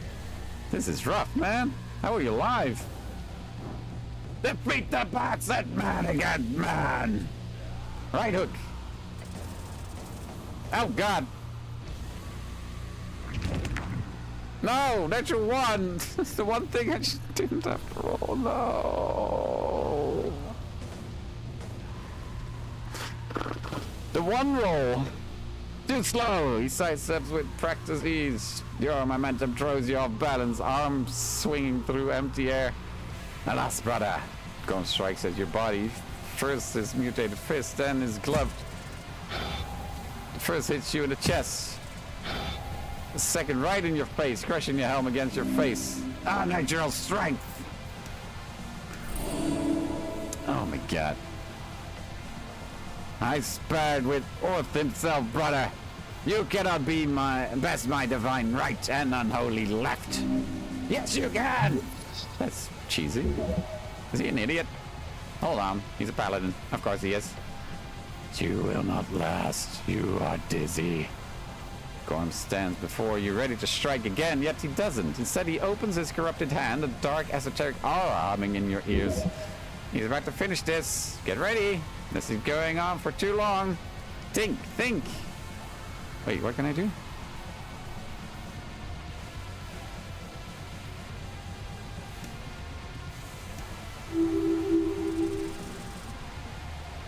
He rolled a natural one. No. Immediately he slaps the spell out of your hand with a swipe of his corrupted hand. It fizzles. The bastard casts counterspell. Do not resist. He grabs your helm tight, now lifting you into the air. Oh no, that's not good. Ow! Pressure! Your skull is buckling. With his gloved hand, the paladin forms a mark in the air with 3 fingers. An arcane hex seal. Esoteric bullshit incoming! Spectrum Dolores. Can I not cast? Okay. He says the words in a whisper. It hits you like the skip of a heartbeat. No! It's... What? You sit in the great halls of the palace. Your stomach churning. Every ounce of pride beaming through your confident smile. A leader. Someone anyone would have to love. A wave of folk bow down before you. Oh no. Oh, no, no, no. I am... Yes, all of it. Walking guard. Yet the people, the faces... When they turn to face you, there's scorn, frown, hate. What? On the hills of Verdun, there are fires rising. The walls of Norvik fall. Slaughter. Tell me, what's happening? They look to you to save them. Why aren't you enough? You never really did try, did you? Never well enough. Oh. No, this isn't real. Yes. You're still alive. That's proof enough. Natural fucking 20.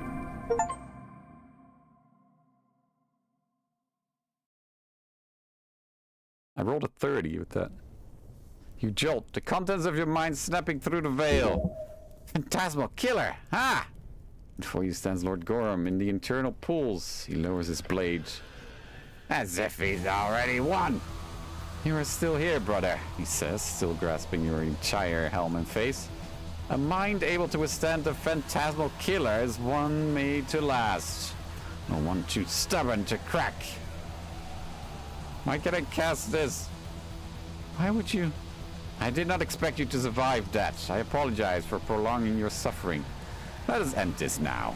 The paladin lets go of your head, his corrupted hand leaving a sizzling mark upon the surface of the metal. You fall down. Your legs cannot hold you anymore. The paladin wheezes and coughs. He holds up his flaming blade towards your throat. I am truly sorry for not finishing you quicker. You put up a good fight, brother. This is the end. Step by frantic step he approaches, feet splashing in the eternal pools, the water almost reaching up to his hips. Beric! Stopping maybe 10 feet away, sling out, his eyes focused. Not too bad. Timing. Your savior. The absolute guy. He could have arrived earlier, but fine enough. Now this fight can actually be won. You must win.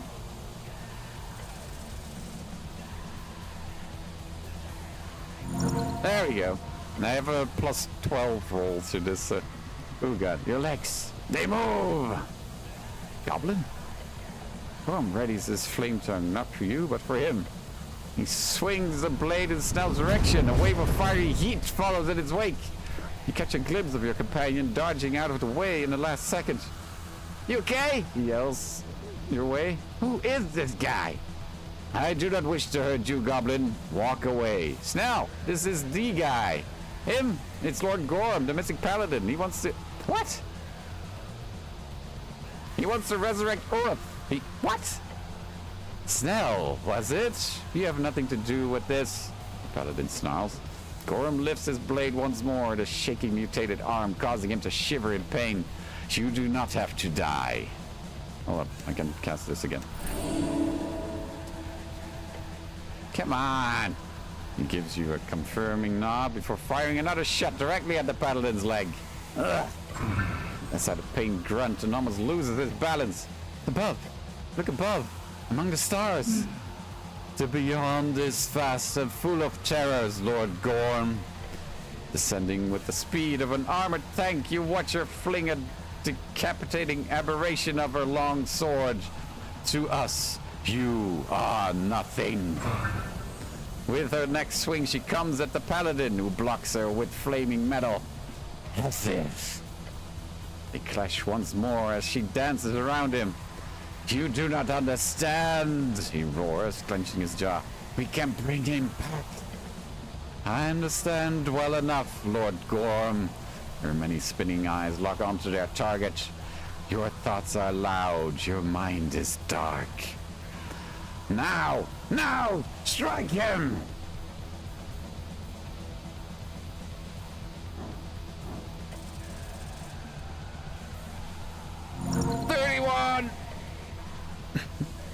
You aim your fist through. Your muscles aching as you do. The pain quickly lost when you feel your fist hit the hard metal Norvig-made plate helmet of this Urthgard outfit. Something cracks. It's not you. You stand tall and watch as the paladin stumbles back. He flails, his cursed hand clawing at the air. I will not fail. His body will not give up. Hold up, let me roll this again. Instinct. He's done. Show's over. Gorm returns Ether's attack with an esoteric push, his mutated arm twisting and tearing under its own strength. And he trusts. A whirl of fire drafted along his movement. Oh no. She blocks it, her blade used as a precise shield. I never understood you, Angel. Dark storm brews within the fire. Have you not interfered enough? You watch as necrotic power pulsates from his corrupted palm into the blade, to then smite your angel companion. She tries to move, but the magic is already on her. She lets out a piercing shriek, radiant fire bursting out from the darkness. Holy fucking shit! This is out of your pay grade! Light and darkness. Paladin is still standing somehow. Snell stands next to you. He then realizes the paladin's dying. Oh, good job. Ether spreads her wings and burns off the last of the necrotic aura with their fire. Gorm. Her voice carries no pity nor anger. He flails again. Snell stands back, sending off concerned looks. Ether appears to have recovered, resigned to watch the paladin fall. Oh! We did it!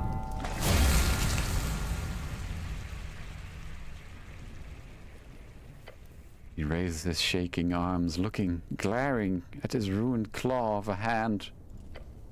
Then he lowers his head, the flesh underneath his armor turning into fine dust. What do you think my chances were? The paladin mutters, a whisper in the bright powder. Do you believe the spell would have worked? No. Then you made the right choice. With that, Lord Gorm is no more. As he speaks those final words, his body turns into a bright powder. You watch as that dust is drawn towards the stairs, disappearing into nothing. A grim sight to behold. He could have had a different ending. He had made better choices himself. Lord Gorm, huh? That'll be interesting to explain to old lady. There's a man on the steps. I knew it was Orth. Who's the old guy? The angel's halo stops spinning. Cleric? This man. Breathe. It is finished.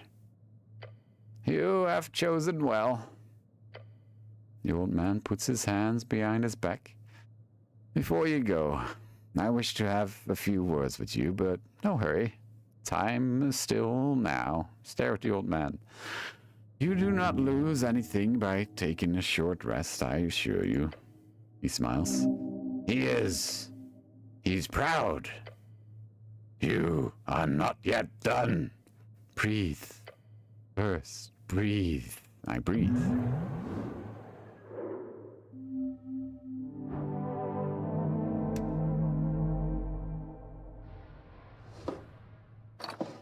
Flame tongue. +4 strength.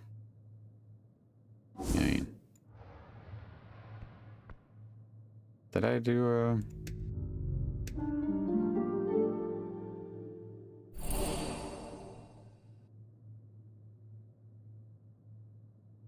looking over memory spells?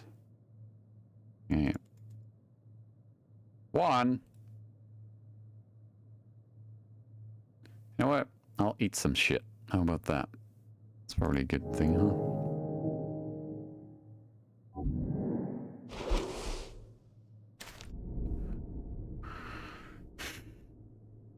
Last apple. Mushroom, man. No, there we go. Second. Third. First. There we go. Ready as always. Don't know what this is gonna be, but here we are. Thaumaturgy.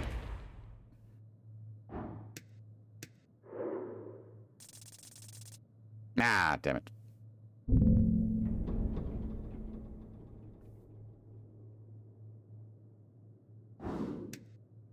Oh. Timid man greets you with a lowered head. Hello. Hey. You meet your gaze. This road has been terrible. I'll do my negligence. Eyes filled with regret and confidence both. It is not his fault. He did his best. Huh? Why is he talking like he's the one who are you really not? You know this guy? He wipes some dust off his apron. I ran into him before. He's a cobbler. Right. A cobbler. I'm sure there's lots of shoe emergencies out here. Shakes his head. I'm afraid there's no good way to put this, but I shall make it clear for you. I swear on it. Well, you better explain it quickly. Not sure any of us should stay in this spooky hellscape any longer than we have to. You are very correct, now, he says with a smile. This place is bad for a man. Brings him to face both his heart and even fouler things. Then he looks over at Ethir. You seem to handle it just as well as expected. She looks at him in silence. The goblin looks back and forth between them both. Okay, I'm getting freaked out now. Is this? It can't be. By the gods and all that is holy. my lord? I am Nut, son of Tok. That is all I am here now. I was born in Dejvik, amidst the early days of the First Coast War. Its chaos brought death upon my kinsman. First, due to faith or some other cause, I was granted audience with a higher power. An audience which left me with a channel of strings. All I knew at the time was the inescapable risk of staying in those lands, pushed to action by my brother Tol. Together we rallied as many longships as we could. Tol, Ur's brother and mythical explorer of Ascan, founded several towns along River Toranow, and famously never returned from his expedition to the Infinite Wastes. Our savior! We saved 50,404 people, approximately a quarter of the villages. As we left in search of new land, those people began to look to me and my newfound divine strength for more than guidance. They gave me a name from the old world sagas, once steeped in bygone mythology. My lord, look upon your god. They called me Urth. Hammer of Faith. Meal. It can't be, the goblin mutters. How? Would like to ask, why are you here? He lowers his head once more. My existence is fleeting, stuck between material and beyond. The old man's weary expression tells you, rise. I am not one to bow for. Are you truly him? Yes. You see, I died like any old man should, just a few decades later than usual. But here I linger on, guarding this gate. For whom? For what purpose? Who knows? The old man laughs. It's a bit silly, really. Tol would have loved to see it. This is insane. I don't disagree. That was my initial reaction to the first few years of this place. I assure you, I, too, have many questions. You catch a glimpse of Snell, then opening his mouth again to speak, only to shut it. Your goblin companion clearly wants to ask something as well. He's waiting his turn. Ask what you wish. I know you have questions. This man has not spoken with another for a very long time. He'll be glad to talk. Say what you wish. This is your one chance, one opportunity to ask his legendary figure anything you want. Make use of it. You have everything to ask, and nothing. Nothing at all. Well, since there's no rush.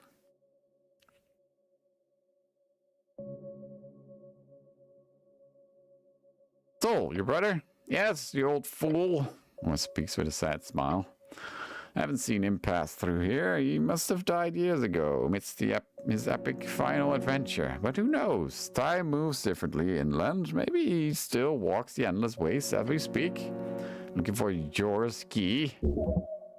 That is not a term you're familiar with. Make him elaborate. Jor's what? Tol, right? Like Tolstad? Tol Square? I heard he was a real adventurer. He was, Snell. He was. Your god looks out into the void. Tol always wanted to travel to understand Jor, to sail and wander. He received his circumnavigation blessing not long after we founded Norvik. Yet he could never reach Jor's point. After a lifetime of adventure, he still wanted to know. That is why he set off. Tol's leaving the national holiday. My brother figured the secret to Jor would be unlocked in the wastes. Once he crossed really cold valley, which I later renamed Tol's Pass, my sending stopped reaching him. The last thing he told me in that final message was, "Fear not, brother, I always find my way home." Thus, I hold out hope. Can you see Norvik from here? Somewhat, yes. I have the ability to cast minor magic here, including a soft scrying.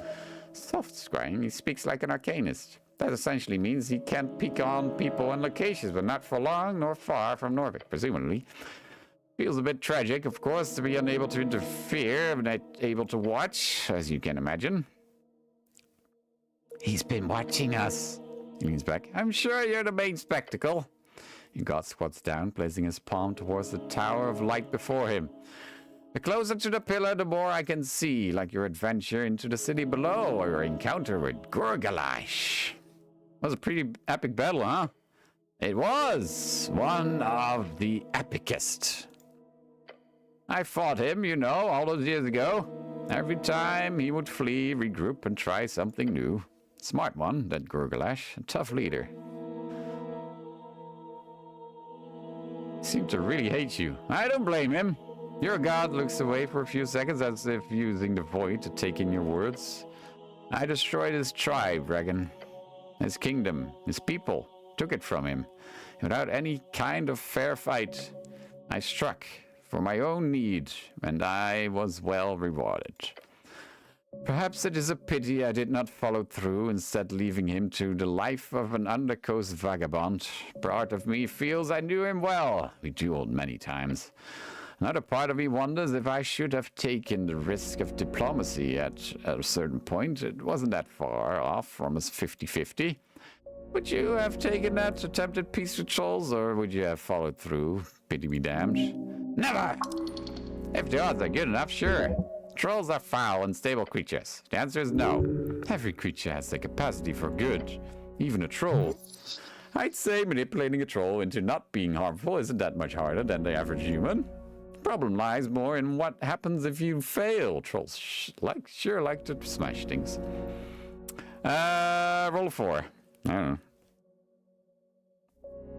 One's done.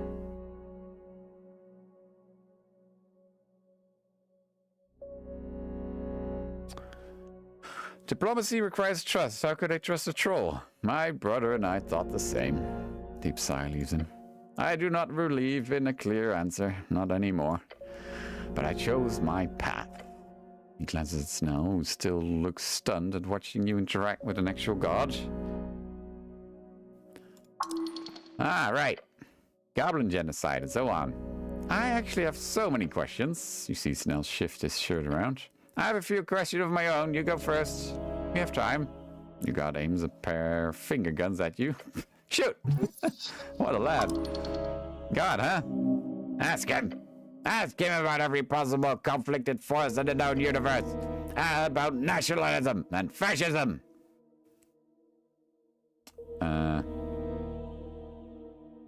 Are you really a god? He shrugs. Jeez, what a response.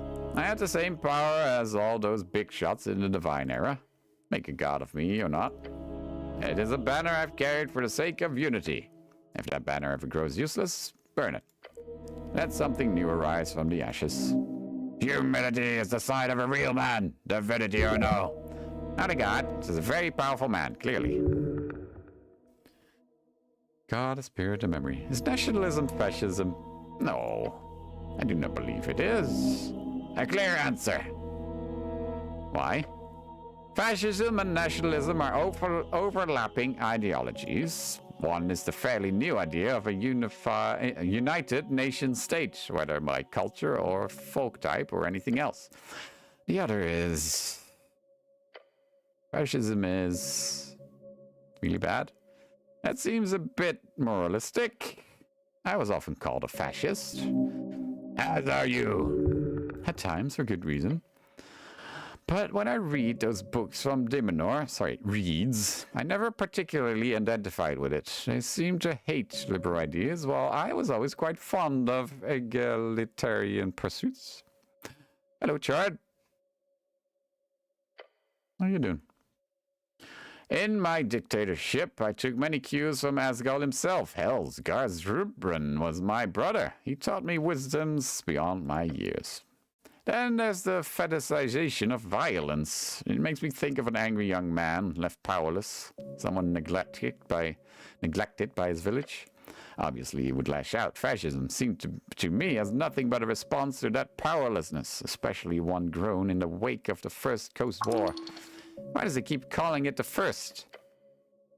If anything, it taught me not to take it lightly, to make sure each new generation of men in Norvik were given exactly what they needed. Discipline, challenge, and a god who does not conflate strength with violence. Truth. A real role model. Was I given that? His face contorts. Like you just stuffed a knife in his back. Damn. Pure pain. No, Ragan. You were not. Wait, what did he not give me?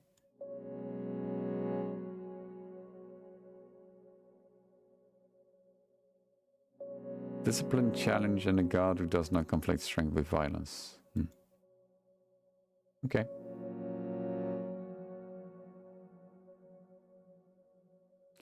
Think I need to ask something even more important. Yes? You want to ask something, Ethir? No, but I have something to say. I understand. She grips the pommel of her sword. Speak your mind firstly, I will bide my time, as I have for many years. Oh boy, tension. She's angry. You have something to ask? Of course. It's a god. But there's no rush. You should ask about Gorm first, and I'm thinking of how to formulate this question I've got. Take your time. Okay. I need to ask you about Lord Gorm. Takes a few steps forward. An imposing figure. Orth. He's just an old man. But despite that, you see, he's also strong as else. Gorm. His eyes focus on the ground where he stood. A man of principle, of bright mind and whole heart. I loved him like a son. His face contorts into a deep frown. It broke my heart when I saw him descend in such a way. You can stop him? Sadly, I could not reach out into the material in any way. Not to him, not to you. I cannot say where his mind was, but I know his heart was placed exactly where I had taught him. Selflessly. He would give himself to any cause.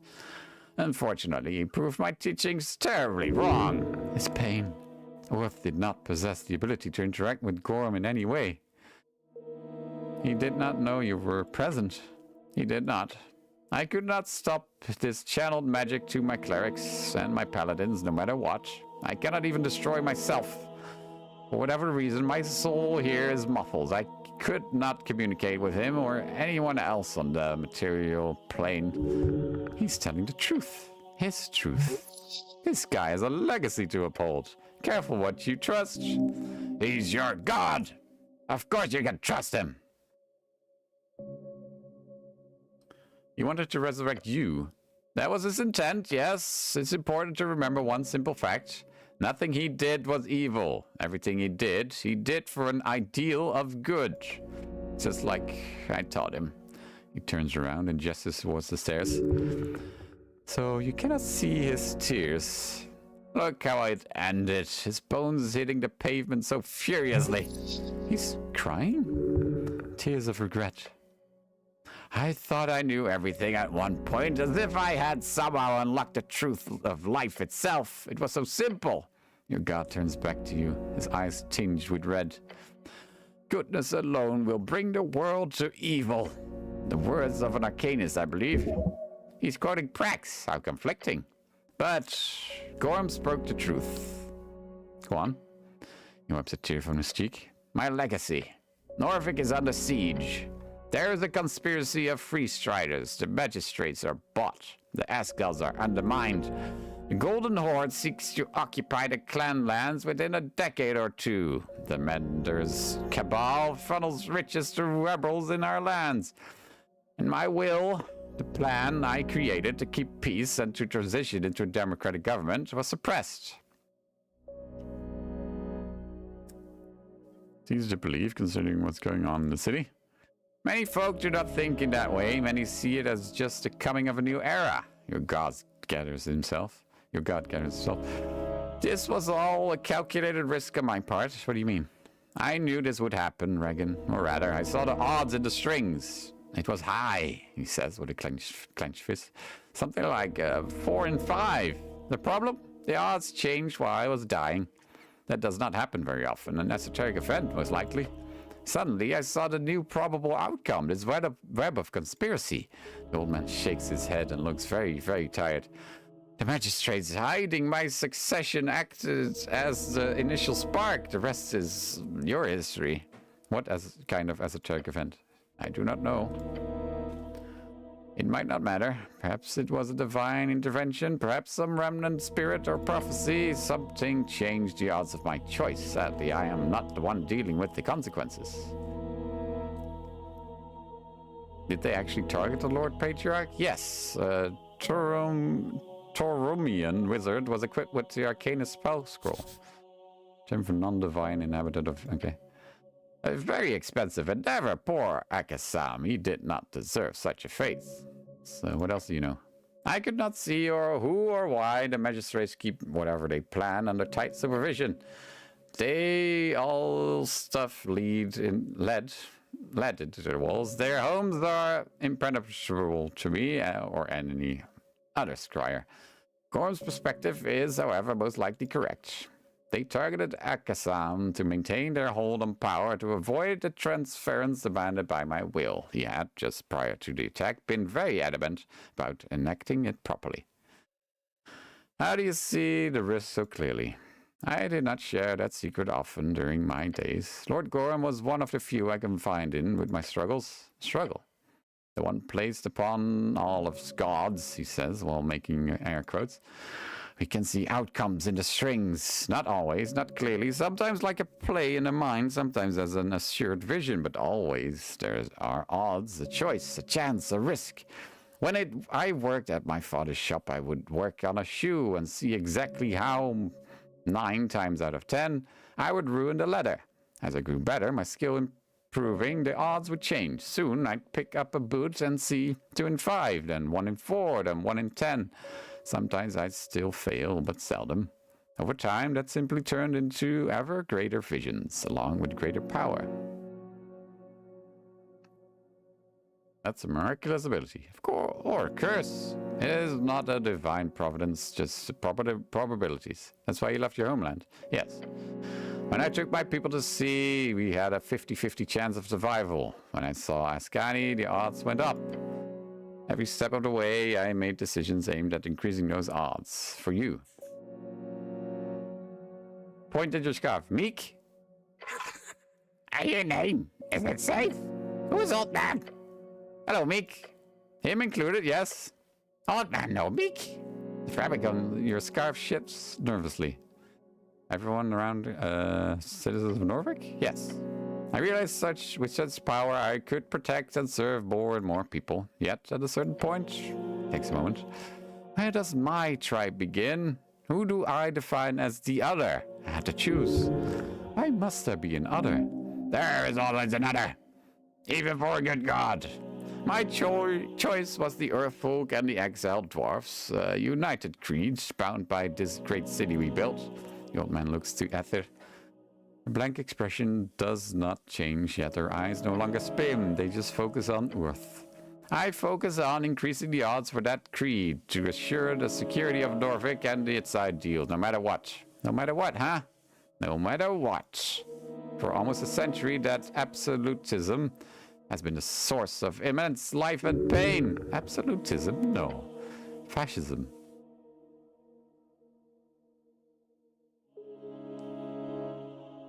Fascism, you mean? Maybe. Says exactly. Maybe.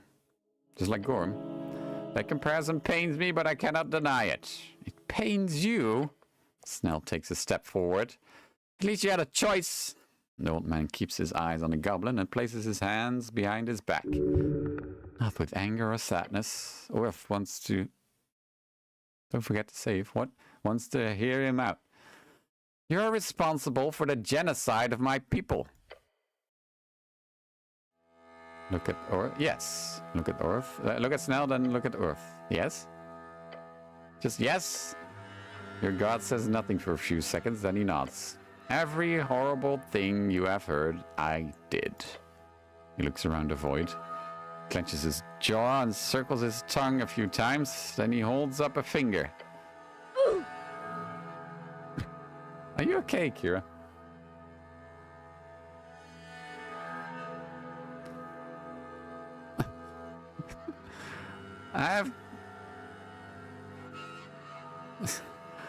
I have one question. I've thought about it for a while now, my whole life, really. I need to ask it.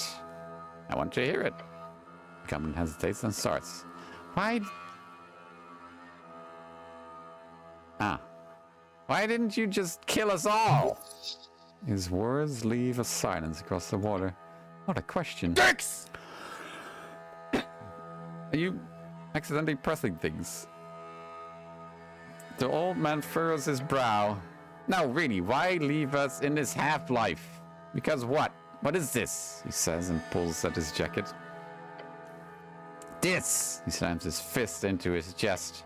We're not human. We're not dwarves. We're not goblins. Take away our language, traditions, our stories. You put us into these holes, expecting us to form something into something suitable. But what is that? What do you want?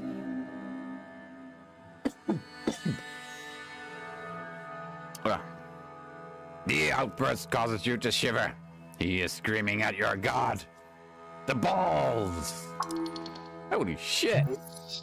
To stand before Urth and yell like that. You really like this guy.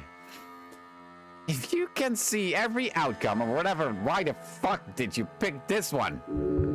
His words dripping in sarcasm and rage. Wait for Urth's reply. Urth allows the goblin to end his speech, listening to his panting echo across the eternal waters. Then, without lowering his head or averting his gaze, he says, I was going to. I told myself every goblin on those red hills needed to die for the safety of man. That folkmord was necessary. That without clearing these lands entirely of these hostile natives, there would be nothing but a micro-expressive impression, grief. He bites down on the words. Nothing but perpetual war. After establishing Norvik, when the trolls were scattered and the coast was ours, if I had left your people alone, I saw a guaranteed future filled with inevitable clashes between goblins and humans. Those clashes would lead to more animosity, more hatred, generation after generation seeking blood vengeance against an entire people. It was one of my clearest visions. Radical fanaticism, goblin armies funded by hordes of elven treasure, years of warfare in Verdun, trenches for miles, trenches.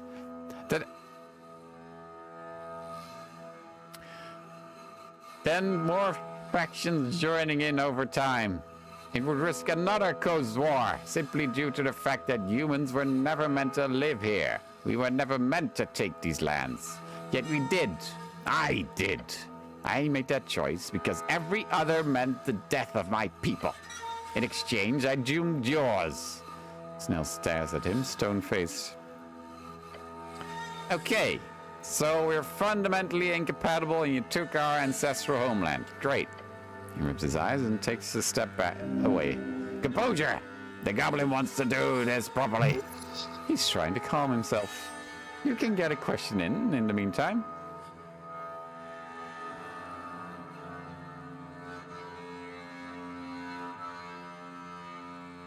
I think it's proven that we are perfectly capable of living and working together. Yes, and I did see that potential. For one, goblins had a similar warrior culture to us Vikings. They had a collective mindset, not too unlike the dwarves, a clan structure similar to halflings. Vikings, the folk of old Dimenor who lived scattered among the west coast. Those few who survived the creation of the cursed lands followed Earth to form. Yeah, right. But the path of unity was not in any way realistic, neither was meeting in the middle. At least, in my vision, were to be believed.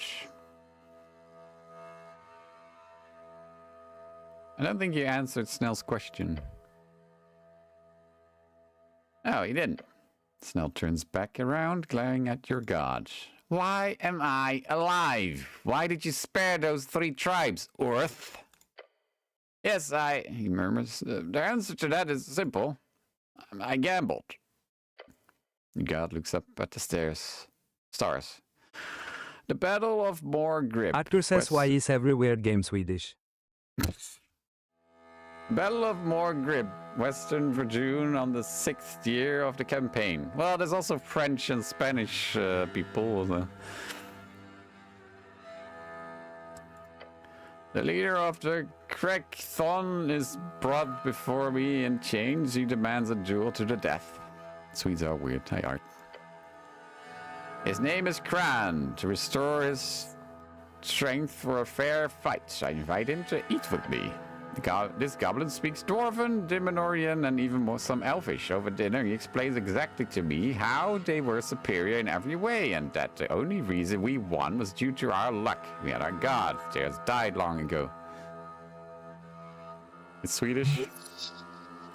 Tokik, the gambler. Would have been fun to see these two clash. I agreed with him. Then we discussed my options.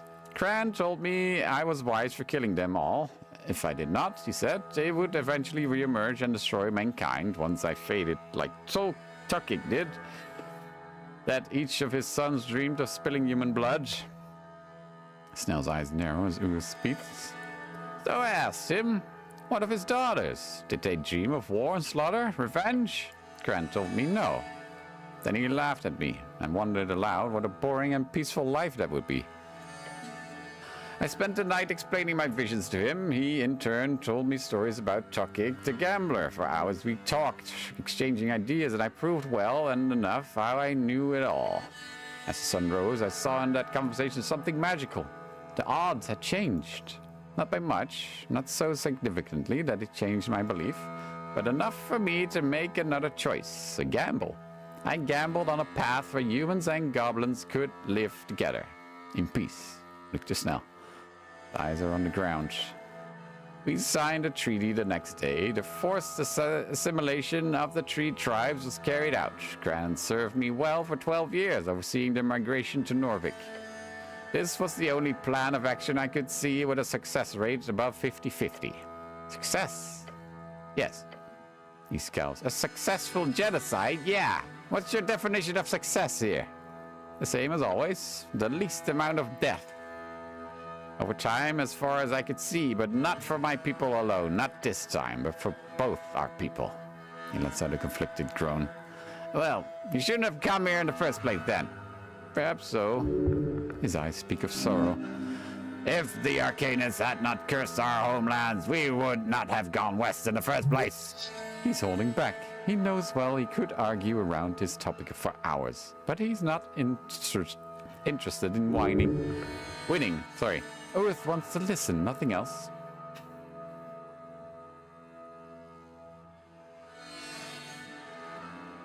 I blame the Arcanists. The god nods in agreement. I would have preferred to stay home to not have half my people destroyed by a curse. Alas, you ask me what you are, Snell, let me tell you. He walks forward towards your goblin companion. You are something entirely new. The goblin's expression goes from angry to despondent as he stares at the dead god's approach. You can never be goblin. You can never be human. You're in this mess because of me and my evil actions. The old man throws up his hands into the air, reaching for the stars. So hate me. Curse me. Then go be a leader for your people. He lowers his arms and gives him a determined frown. They need you, Snell. For the new era and beyond, this is the end. Make something that hasn't been before, something new, something better. Apprehensive and confused, the goblin turns away.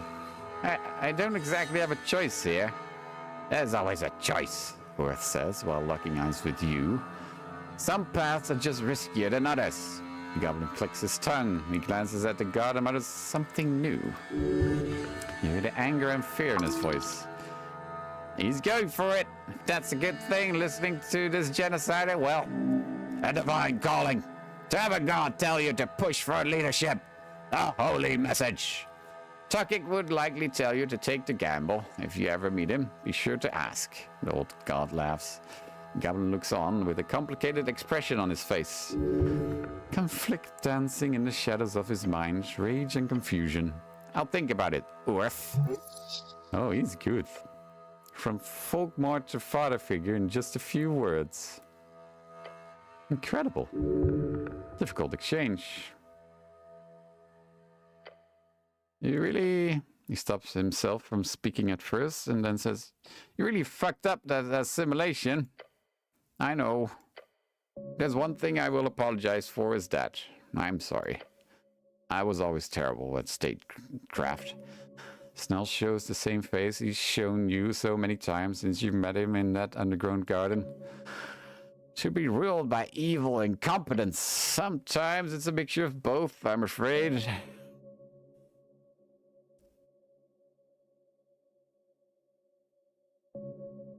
You can always do better. Agreed. Not me, though, since I'm dead. But you? We'll see what string you two will walk on. But if it is of any comfort around this incompetent governance, I can assure you, Snell, gives the goblin a meager glance, Lady Sageleaf is the one who truly changed the odds. Snell meets his eyes. I never expected it from someone like her. Alas, there are many things I did not see coming. If anything, your instincts are clearly a dowsing rod of their own. Now, he looks up at the floating angel behind her, a sea of stars. Ether. Earth. She grips a sword as if ready to pull it at any moment, her many eyes spinning faster. The voice cuts off, leaving silence in the void. She flustered. She cannot find the words. His greatness overwhelms her. I do not want your service, Ether. I've told you this before. His voice is soft and full of heartbreak. Killing with kindness. Rejection? No. He wants better of her. An oath will not bind you to the earth. Nothing can. Nothing. She lifts her chin, her arms in salutation, as if striking a pose in the air just for the sake of confidence. You have done so much for men, for me, but there's something far more. I am lost. The intense telepathic words echo in your minds. You see Earth almost jolt, his head held high to meet the floating porcelain specter before him.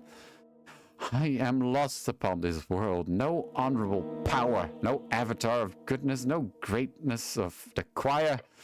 These remnants are children, playing and running the coast, no different than arcanists, human and celestial alike. Even ancients have gone mad or faded. And you showed me there was a better way, you fool. Your god shows nothing but empathy on this expression as he spits the insult into his mind. You absolute buffoon! You crutchy smirteliku! He smiles. I deserve that, I'll admit. I did not expect to fade so soon. I should have prepared more. But don't think for a second I haven't seen you. You dive into Earthguard work to fill the void in your heart. A deep sadness falls upon his face. My dear girl. He calls her girl. She's thousands of years older than him. Term of endearment. Look to angel companion, then back to your god. He holds out his hand. You need to get involved in politics. Kurwa. Wait, she's Polish? Catch a glimpse of Snell, his expressions sharing exactly your disorientation at watching these two beings bicker. This nihilism, it's not what you need. You are an era-spanning warrior, a lady of Norvik, an angel beyond the grasp of the Horde. I am truly sorry my pride and ego got the better of me so that I did not accept my mortality until way too late. If I had, I would have told you this before I passed. Make a choice. His voice carried across the eternal flats. Anything but this limbo, I beg of you. The angel floats closer, her eyes glaring at him. There is no good choice. Endless hesitation is the worst choice of them all, Ether. And you've selected it for years. Every morning, every night. She lands upon the ground, her feet hitting the esoteric ground. Sometimes all presented choices are bad. In those cases, you might as well pick the most ambitious road. Aim at the highest mountain and see where it takes you. Her many eyes slow down to a crawl, focusing on the god. Am I wrong, Ether? With Ether now standing, you see the two of them are nearly of equal height. No, Earth. He lets out a sigh. You are, in your simple way, correct once again. I aim to end my contract with the city and Darrow post-election. Good, good. He takes a deep breath and taps her on her shoulder plate. I know how stupid it is for a youngling like myself to say this, but I'm proud of you, Ether. And I'm sorry for my weakness. No, Earth. She gently places a hand on his shoulder as well. Your weakness is what made you special. I'm happy to see you one last time. One last time? Ether lifts from the ground once more. She knows all too well how these things go. Earth looks upon you with eyes that remind you of your father. Age wisdom soaked in blood. I would like to have a few more words with you, Regan, before you return. He steps forth until you realize your god is near, towering over you. Look up. I'm afraid we will never speak again, my son. Yes, this is all forced by his last will and divine might. So this conversation is truly simple and esoteric. Happenstance. Once time runs up, this will not align again. An esoteric event. It was. Caused by me, but not something that I will ever be able to make happen again. This conversation, Regan, he says, and places a warm hand upon your shoulder. The only time you will ever feel his warmth. The last time anyone ever will. It was worth everything. Look just down and back at him. Look to Ether and nod. Thank you for allowing me to join you, cleric. A voice echoes in your mind. You have done well. Look at Earth. I'm just a cleric. Yes. Some might even call you the cleric. Yes, he understands you. Someone finally does. Or a rogue, perhaps. Oh, man. He's been listening. Although wizard might be more appropriate. A correct statement despite its theological nature. And you've certainly been mingling with the primal forces a lot. If you want to be a druid, you certainly have my blessing. Your god chuckles at you. What about barbarian? That could be a cool title, right? Oh, I would say any warrior in this wild band of ours could be called that. Though I suggest using your rage sparingly. Anger always stems from some sense of injustice, meaning, as a barbarian, it is important to keep your mind as sharp as your brawn, in order to understand where true justice lies in the world. Earth looks down. And the flame tongue, keep it. It served me well for many years. Gorham would have wanted you to have it. Despite everything, he was a good man. A good man. Perhaps, yet a real man would never have let it come this far. A real man would have faced each trouble, each unspeakable fault within the system, within the strength to stand, even if the world crumbled around him. A real man knows his intent is nothing but an excuse. Alignment is as subjective as joy, nothing but intent. A man will see it all burn before he accepts utilitarian evil into his heart. Goodness itself lies in the heart of all folk. It is not built under the whims of a cleric. The world will burn by the intentions of good men. Your god listens to the words with care. Is that from a book?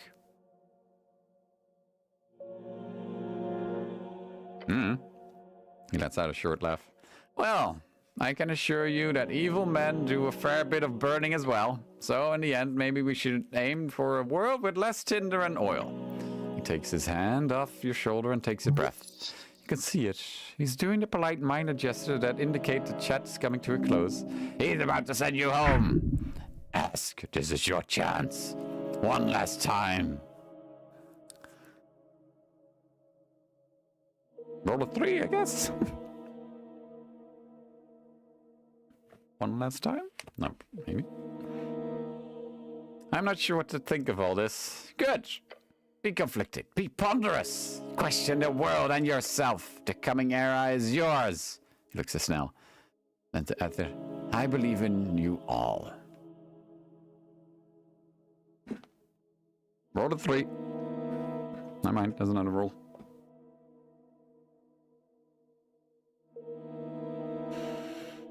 I am your servant. Nodding along with your words, he murmurs, I hope I deserve your devotion. I will tell you one thing, though. Do you remember your prayer, Regan? The one you always repeated to me at the end of hard days? You remember every prayer? Not from all. It's mostly noise, as you can imagine. Must be a name. So many desperate voices. Interesting. As a channel for a greater power, you must pick up on all of it. Yours, however, it was such a simple prayer, that's what stuck with me. Orf holds up a finger. One thing you asked me all throughout your life. It never changed, not once. Oh no, yeah, that prayer was embarrassing. No wonder you stopped doing it. Your goblin companion follows this conversation intently, yet he says nothing. Right, that. Feel embarrassed. He smiles.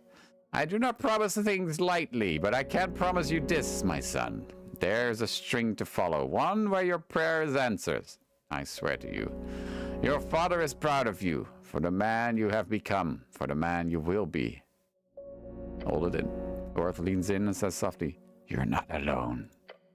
Then he takes a step back, his eyes shimmering in a faint glow. He looks down into the water. It is time. The election has begun. What? Right now? Right now? Funny timing, isn't it? Wait, now? Is it now? It's alright. Shit. I've got so much work to do. Your god holds up a hand. No worries, Snell. I believe Mishka has covered it all. She will be glad to see you back there alive. Trust me. Ah, oh, yeah, good. He's flustered. Oh boy, your hombre's floundering. Darrow looks quite mad, however, he says to Ethir. Good, I'm looking forward to it. Of course you are. I'm ready. We are ready. Your god holds out a hand. From it, a white drop falls. It hits the esoteric water below. Whoa! Goodbye, Nut. Hold on. One more thing. You need to ask. My lord, before we go. Yes, my son? His voice echoes through the blinding light. What should I vote in the election? You catch him by surprise with such a question. Through the light, you see a smile appear upon his face. He laughs. Your god lets out a loud and boisterous laugh among the radiant power of divinity. I think we both know you don't really care. Leave the beyond. I'm apolitical.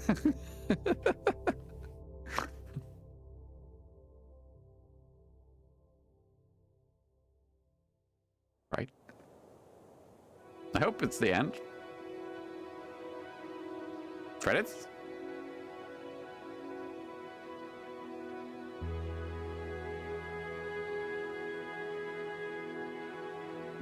Oh shit, the snail.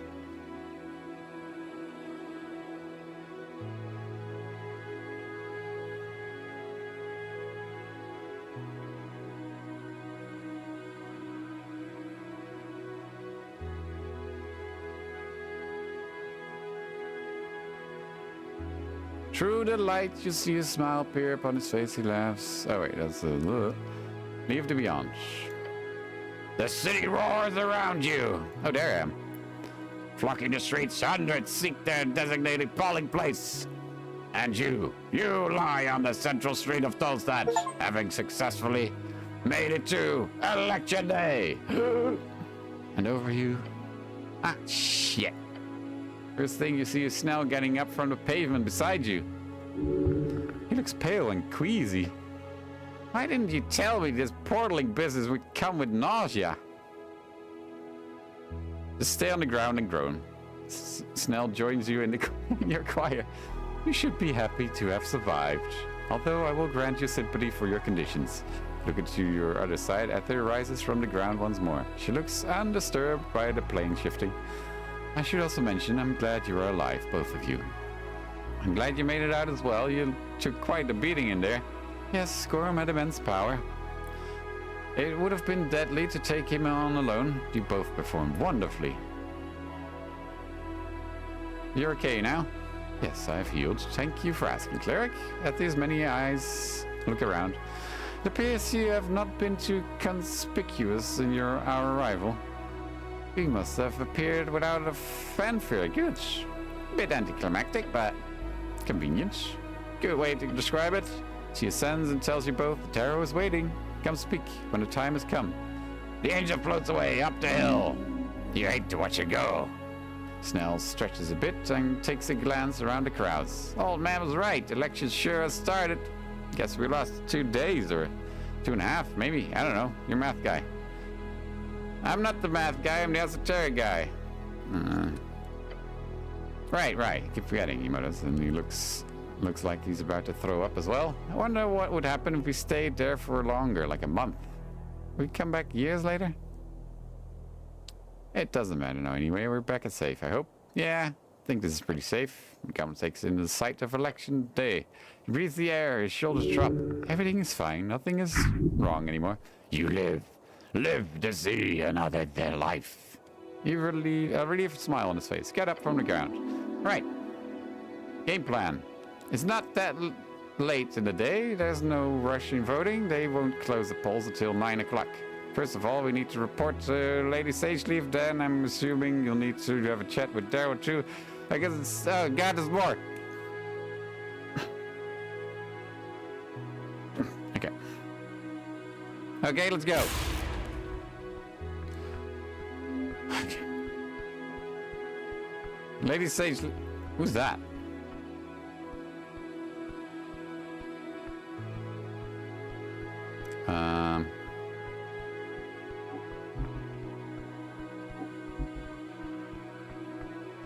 Bicycles.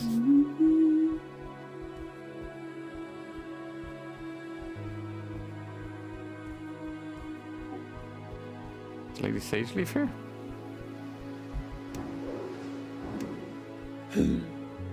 Well, look what Snell dragged back. It's the human man thing. One piece. Very impressive, I know. I hope you're ready for our sparing match, cleric. The election's almost over. Looking forward to it. Snell gives you a disgusted look. Not in front of me, please. Oh, come now. You'll have to be the referee, Snell. I decline politely and intensely. Mongor lifts her mace up on her shoulder. Watch yourself. This election day is ramping up. No trouble until that, but there has been some brewing on North Wall. Oh, anything bad?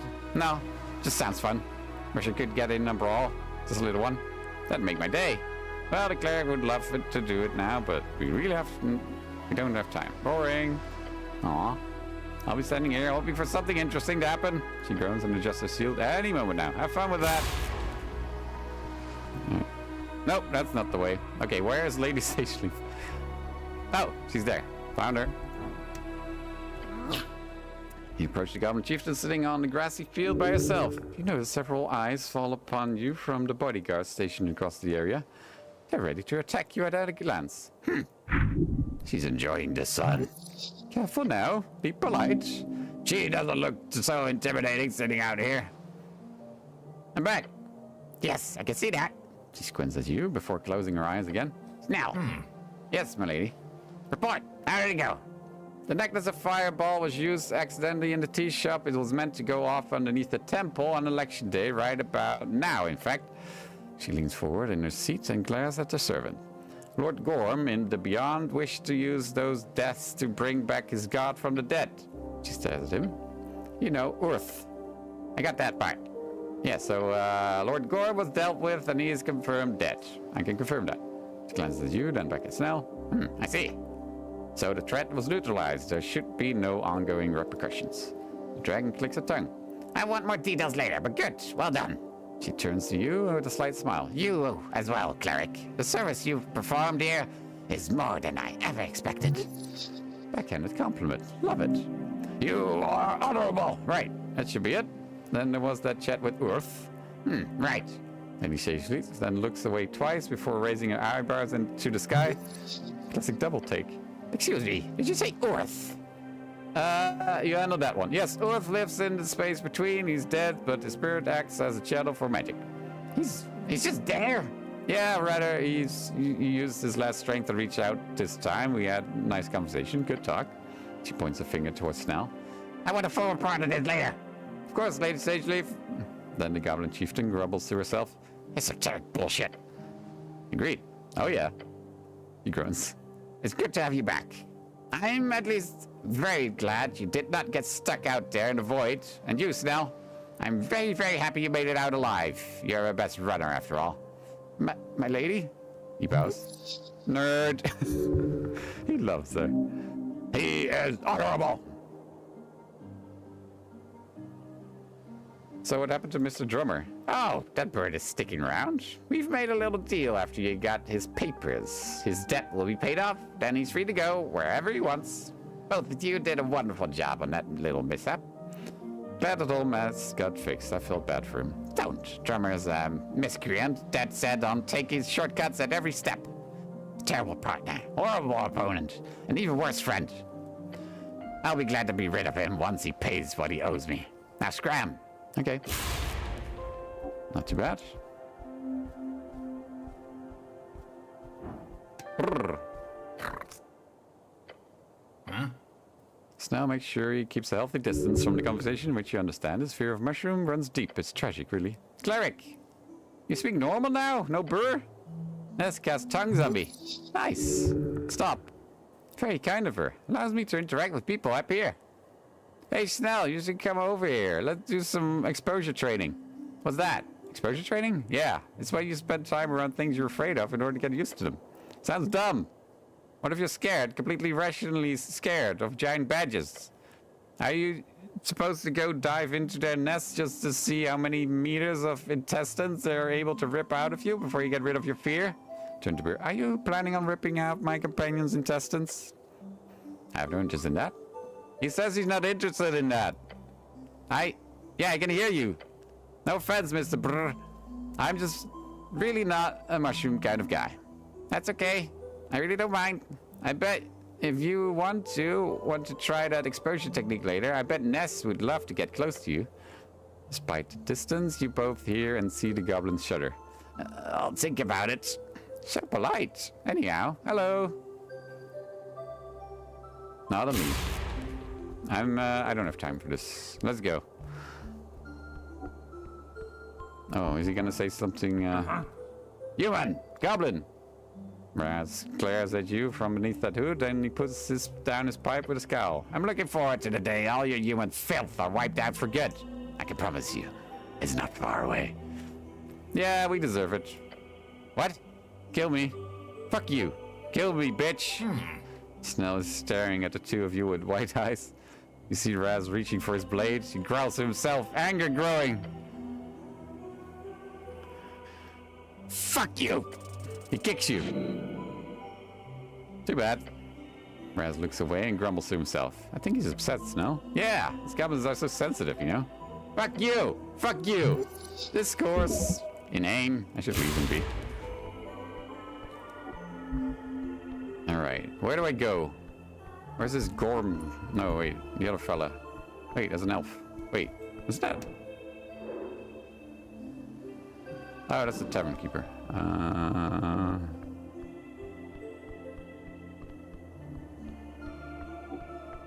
There's a fucking giant here. How joyous! Oh. That's, by golly, what a beautiful day for an election! I'm scared for the future of the city. Oh, don't be. This'll be great, I promise. He then glances at you nervously. Just don't punch me again, you hear? Can't promise anything. You, my good fella, is one spicy bastard. He lifts his chin. I've been present at over a dozen first elections across the coast in my lifetime. I've seen the populace embrace the free strider ideal. Free trade, democracy, prosperity, liberty for all. You're spreading like a disease. Or a meme. Or a funny joke. Or good branding, you see. Just because sickness is the most common simile that comes to mind for quick spreading things does not mean it's apt for every occasion. Free striderism is built on such a core concept of freedom that it overcomes cultural barriers with ease, you see. But here in Norfolk, it's even grander than usual. It's like a powder keg just waiting to pop off into a wonderful cacophony of prosperity. Maybe powder keg is a poor choice of similes, but still. Yeah, it is. Oh yeah, anyway. Did you catch that smoking invisible man mentioned? Oh, Lord Gorm, yeah, I found him in the Beyond. What? Wait, isn't that? Yes, Lord Gorm, the Paladin of Norfolk. He was the one behind the explosion. Well, not really. He was trying to blow up the election, actually, with the necklace of fireballs he got from the Ilm, but it went off prematurely in the tea shop of that day. Oh, and he was doing it to resurrect Earth, which maybe could have worked, but anyway, I also met Earth, who was sort of dead in the Beyond, and we had a chat. It was really informative, quite a spiritual experience, if I'm being honest. I still haven't really processed the whole thing yet. He stares at you with a slack jaw. Oh, it was also cool against the city by the Free Striders. You should look into that. Excuse me? Both Earth and Lord Gorm proved it to me that some magistrates of Norfolk are actively selling out the city to the Free Striders. This includes casting Feeble Mind on the Lord patriarch some years ago and keeping it under wraps, though maybe you're already aware of all this, being a trade prince and all. He looks at you, then over to the pillar again. Look, the free cities have a lot of deals, some of them quite shady, but we actively fight against corruption of this kind. It would be complete hells if this got out in the public. I'll look into it. I'll absolutely look into this. If there's foul play going on, I will be sure to handle it behind the scenes. Sounds good. Glad I told you. No, thank you, really. Thank you very much for bringing it to my attention. So I was writing down notes. So you're not going to write about this in your book, are you? I don't think anyone would believe me if I did. Might be good fiction, though. Very glad you survived to beyond, at least. Wouldn't be too happy knowing I'd accidentally sent a cleric to his death. He lets out an awkward laugh. Laugh even more awkwardly. He gives you a white smile. I'll be sticking around for a few more days, so we should speak more when there's time. But first, you should place your vote, good fella. All right, you need to do that. Yes, you do, for liberty. Seriously, we should talk more later. I'll find you. He winks. Cool. Well, the voting is here, right?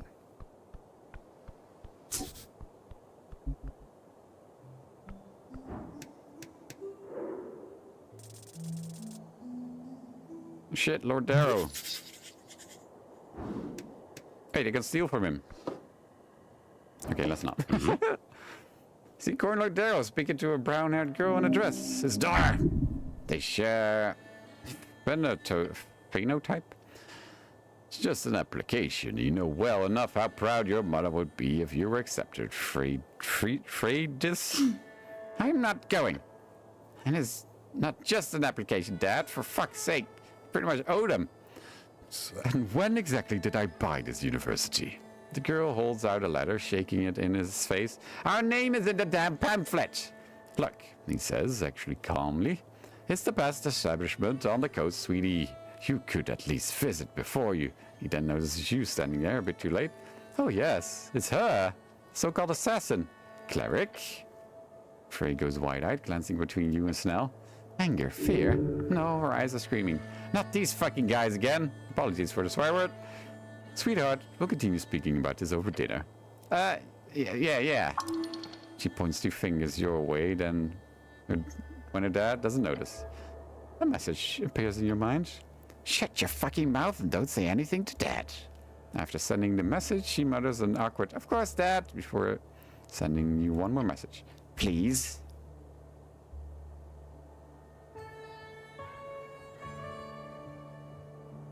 Is this your daughter? Yes, indeed. Our Freydis is quite a talent, you see. A proud inheritor of House Darrow. Sure. Good luck with your application, young lady. Thanks. We'll talk more tonight, Frey. The girl looks at her father and to you. And then she walks away, rubbing her eyes. The Corn Lord cuts in. Regan, was it? I'm very sad we never got a chance to speak. Anyway, the Coin Lord adjusts his expensive robe and lifts his head, looking towards the Pillar of Jorah. Now, your esoteric excursion. What did you find out there? The root cause was handled, I hope?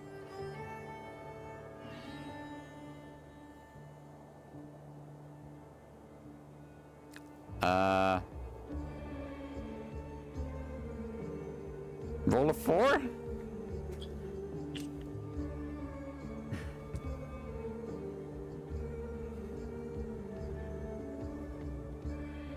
Before anything else, you should know Viskin, your local mortician, is a lich. He waves a hand in front of you as if to toss away your comment.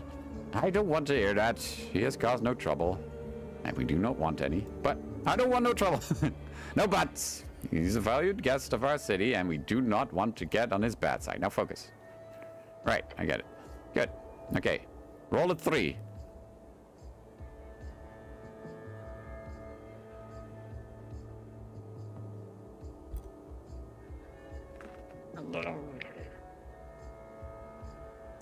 It was Lord Gorm. He blew up the tea shop. Lord Gorm? So he's not dead? In some dungeon below? Lord Gorm was planning on blowing up the election with a necklace of fireballs. It went off prematurely in the tea shop. I'll be damned. He generally did not expect to hear that. Then the Coin Lord... Okay, I understand. He was planning on resurrecting Orth by sacrificing humans in Norfolk. That's why he got a necklace of fireballs. There snaps his fingers. I always knew that Basil was a crazy zealot. I defeated him in the Beyond. He did not survive. Ah, good. Yes, well, the election is clearly going smoothly, so on behalf of the city, I thank you for your service, Cleric. Nod. Cornlord sees more people arriving from the hill, his eyes narrow. This is the end of our talk. As you might imagine, I'm quite busy on a day like this. He starts walking away towards the crowd. Be wise, be vigilant, Cleric. His words come across more as a threat than advice, to be honest. As he disappears, Tolset lets out a groan. What an asshole. Massive sneaky asshole. The biggest on Tolset. Absolutely enormous. Gaping, if you will. Oh boy. He's a gaping asshole, indeed. Oh. I should roll for voting, huh? Wait, can I just cut in line? This'll take a while. You sure you're done looking around? There's a heavy sound in his voice as he speaks to you. If you feel like you're done, he's going to miss this. The goblin is very much okay going through a few more conversations with random people before you do the deed. It's been one hell of a quest. Another job in the bag.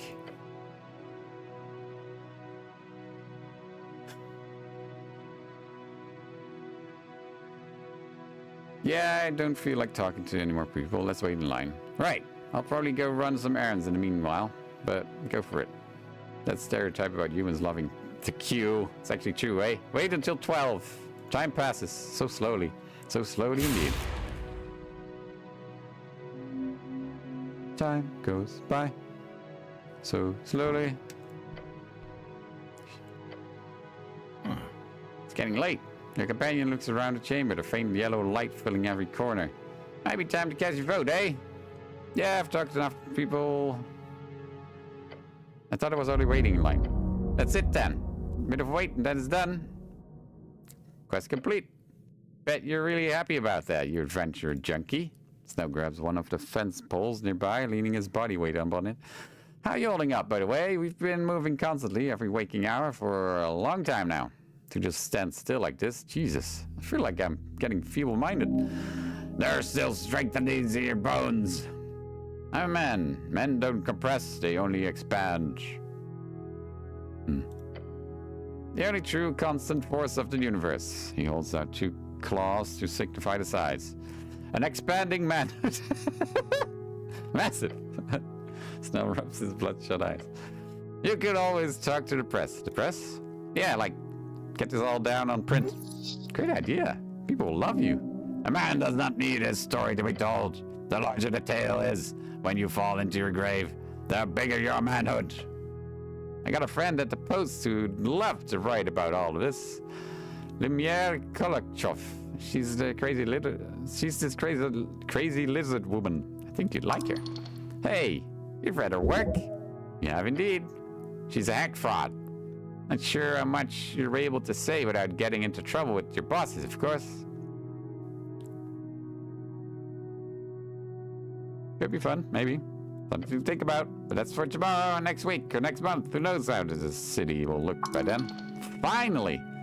We'll get some golden glory going around here. How hollow it all will feel afterwards. But more importantly, will Snell be okay? Will his people make it through this change? Will you be alright? I'll be fine. Hint of uncertainty. I felt build one hell of an institution here. It'll make it through. No matter who's running the show. The HWBT will survive, I'm sure of that. Whatever you do, do not equate them to cockroaches. Roll a 4.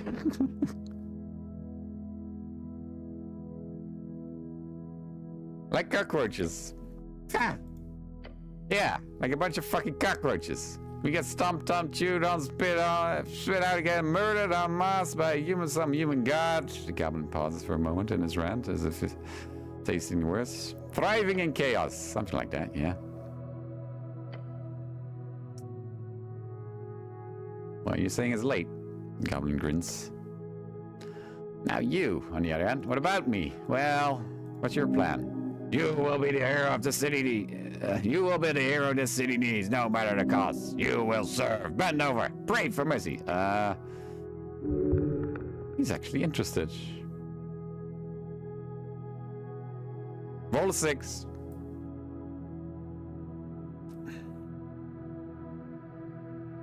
Sorry for the stream taking so long, by the way.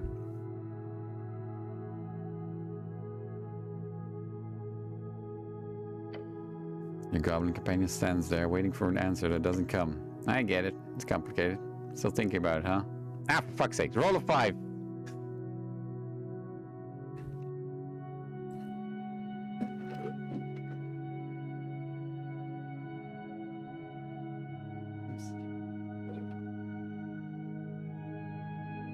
Wait, there's no...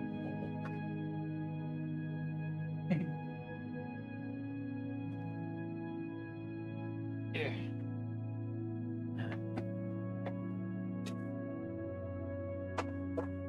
You go, buddy. Sorry, I'm just giving him food. What is 3? How will my magic become even more powerful? I feel safer knowing Vistix is dead. Quote from Zaf. Heh. He shoots you a wicked grin. Wait.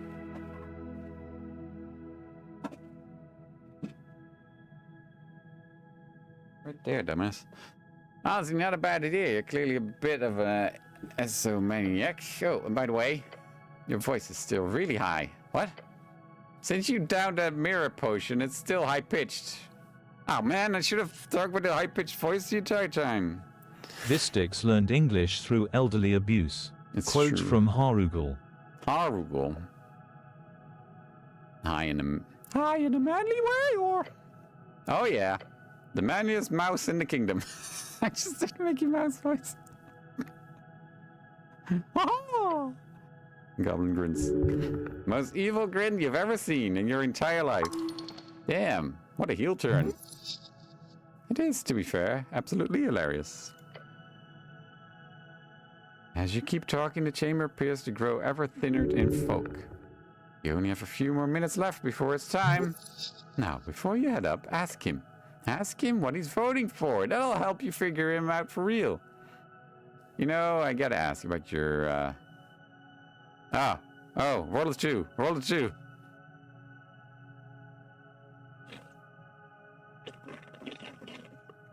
I'm apolitical, of course. No. Gesture towards the... You know, I gotta ask about your political opinions. Yeah? Hit me. Say it with a rough voice. What are you voting in the election, citizen? It's private. Ugh. Wants to have a piece of it to himself. Understandable. You know I had to ask. I didn't expect, yeah. And let's have a hearty scuff. I'll tell you this much, though. You won't beat Free Striders. Well, the Free Striders don't need your vote. Oh, I know. I'm sure they'll win in the end anyhow.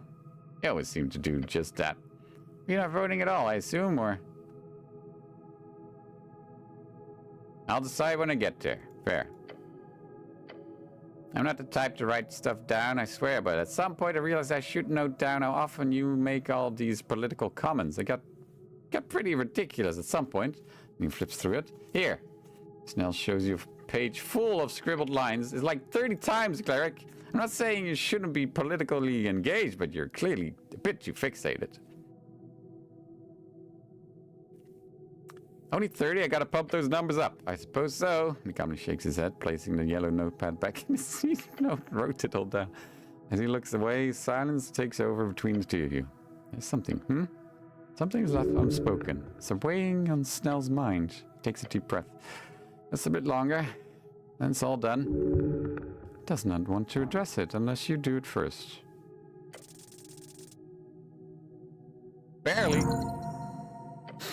Oh wait, that's a proficiency still on. Snell is a good person. He's a goblin. Yet, you have seen some great integrity within him. That is not something you ever suspected at such a crossing. You can trust him. And you understand him. What's he thinking about then? He's thinking of worth. There's a lot unspoken about your encounter in the void. Let him ask it.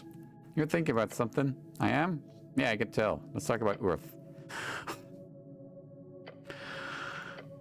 Yeah, I have to ask. I just had a brisk conversation with the man who personally slaughtered my entire race. Let me ask, what the fuck am I supposed to feel about it? I think you made your opinions very clear to his face, which is impressive, by the way. I figured I'm the only goblin alive who actually gonna get the chance to rage on the guy. Be ashamed to let that chance slip away, but... Ralph furrows into a scrunched mess as he adjusts his jacket. Thick. I don't know. Part of me hates that he got me at all. He seems like a regretful old man. Exactly. Something about that look in his eyes. I wouldn't expect that look in the eyes of someone with that kind of power. With that kind of power. That he knew from the start that it was all just a gamble. I don't know how to even process that. And that's how all those gods went about it. Following divine visions of whichever die roll had the greatest chance of success. I can't believe they would just make choices on basis of die rolls. It's insane. Yeah, choices, real life world choices cannot be broken down like that. It's far too complex. You can't just gamble. Agreed. There's no place to claw up against this temple. It's just this old man stands there defending every choice he's made as if were infallible, while also showing so much regret, like he knows how much he fucked up along the way. He'd still do it again. Am I supposed to feel bad for him? Or should I be some all-forgiving monk just because he did his best? On top of that, he has the gall to tell me what I should do. Like his words are anything other than the ramblings of a dead god. Fuck, I don't know. He looks down at the beautifully carved dwarven tiles. How do you feel about it? He looks for some genuine shit here. Don't be too human negative. He won't like that. Follow what your heart is whispering. Exasperation. Breathless thinking. There is a good answer. Be straight with him. This is the kind of moment where you make sure to remember Earth was just a guy. And now, you're the ones left to pick up the pieces.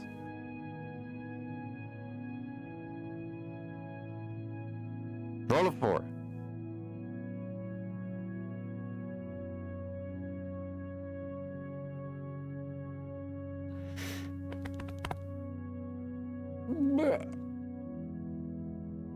Blip, blip, blip, blip.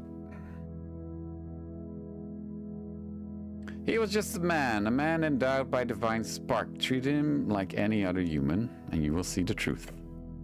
Goblin looks up. All right, I can do that. Goblin's eyes are full of contemplation. He will think about this conversation as much as he will about the one with your god.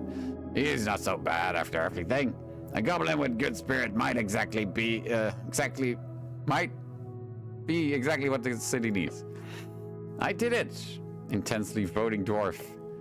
The dwarf at the front of the queue yells, his voice echoing out into the now almost empty temple chamber. I finally voted! I actually did it! Ha! He steps back from the ballot box, wiping sweat from his brow. The dwarf turns to look out over the chamber, tears streaming from his bloodshot eyes. I didn't think it would be so difficult.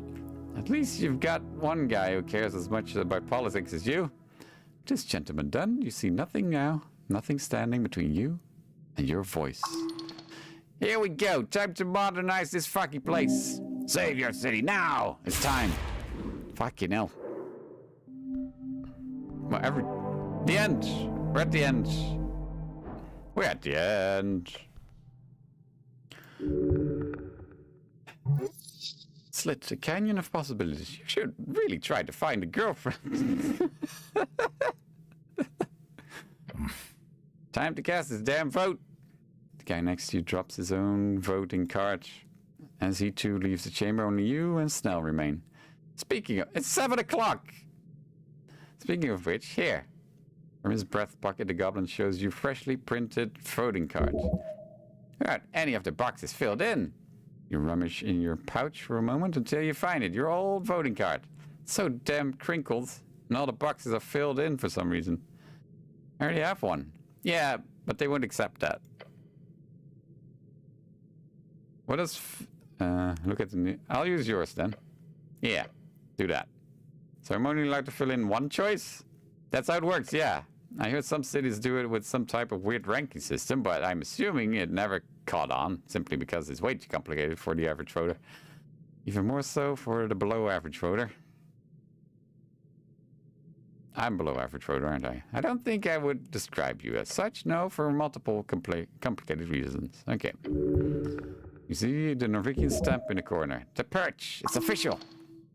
The printing is a bit different from the card you received in the mail last week. Seems like the goblins must have ordered a new batch. Thanks. Don't mention it. He goes, I could have given my card in the library and it would have changed. He holds up another card, looking just as fresh. I just snagged an extra when I took one for myself. Unceremoniously, Snell then drops his own folding card into the bag. Huh? Done. Power move. What? Just like that? What do you mean? A fucking ritual? Song and dance? It's in the box. That's what matters. He was known for a long time what to put in his box. Think I'm just as nervous as this means? Huh? Yeah. Your turn, cleric. Battlebox looms, its shadow, ominous, emanating an uncertain future. Turning to leave, he instead looks back with a scrunched expression. Just gotta ask one more thing. The prayer? What? The prayer. The old man mentions you would pray every night for one thing. It's been killing me, so I gotta ask. What was it? Yeah. Goblin gives you an almost desperate look. He needs to hear this. Yeah, it can't hurt to share. Not like anyone will ever ask you again. Your most closely guarded secret, only shared with your god. Does he deserve to hear it? Alright, I'll just say it. I would look out the window each night. I'd look at the moon and the dark sky, then would ask Earth to give me one thing. Yeah. What was it? Hold up a finger. Only one. One is enough. I prayed for one friend. Oh.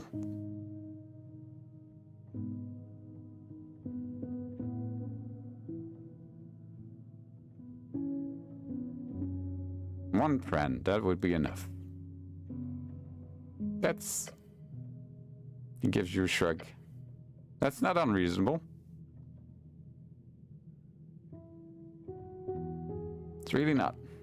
Your goblin companion laughs alongside you. He holds out a sharp claw.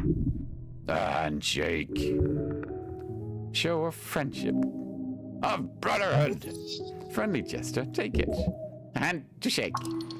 Be cool. Give him a tap or something.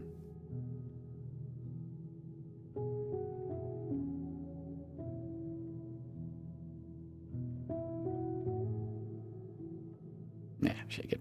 You give him a firm handshake. He grins. Your brothers in arms! He's going to miss this. For whatever reason. See you around, cleric. The goblin companion then walks down the stairs, heading straight for the exit. As he goes, you hear him yell, and don't vote for anything stupid! Turn back to the battle box.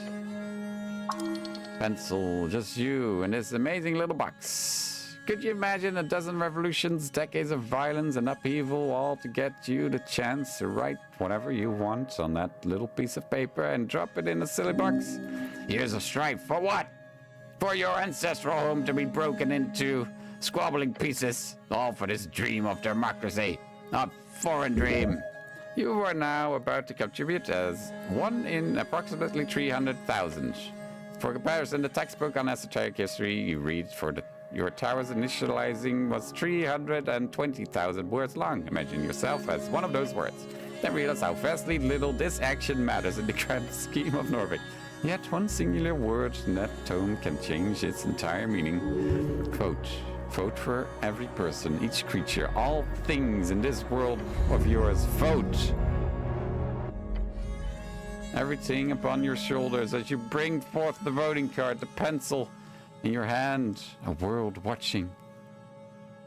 I know exactly what to vote. The ballot believes you, so do it. Choose now. One final time. Is this the voting? Sounds important. Meek thanks back. Well, choose good. Thanks, Meek. Yes, big thanks to me. Your scarf. Your talking scarf morphs back into a not talking scarf. This is difficult. The ballot box calls to you. You can delay no longer. Okay. Roll a 10. I can fill in every box.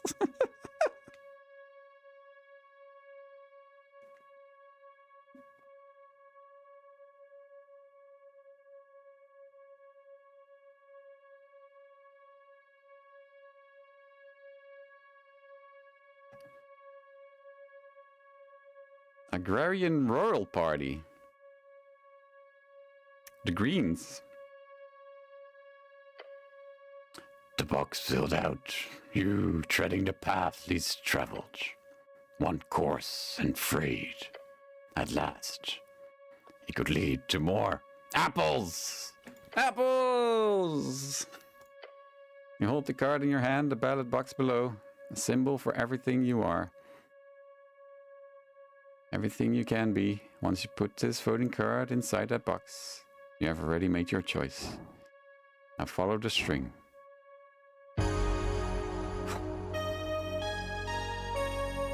We did it! And it didn't matter.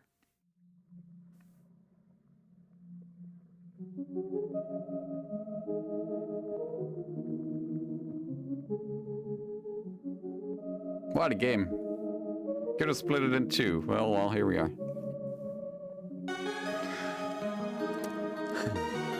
Hope you guys enjoyed. My voice is gone. I need to sleep. I have work in a couple hours.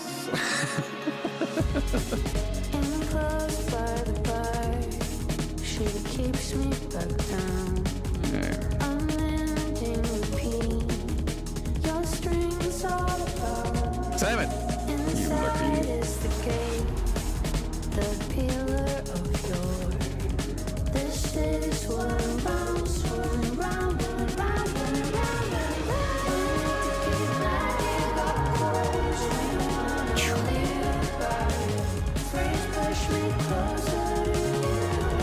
Thank you for rolling. I had fun. Hope you guys had fun too.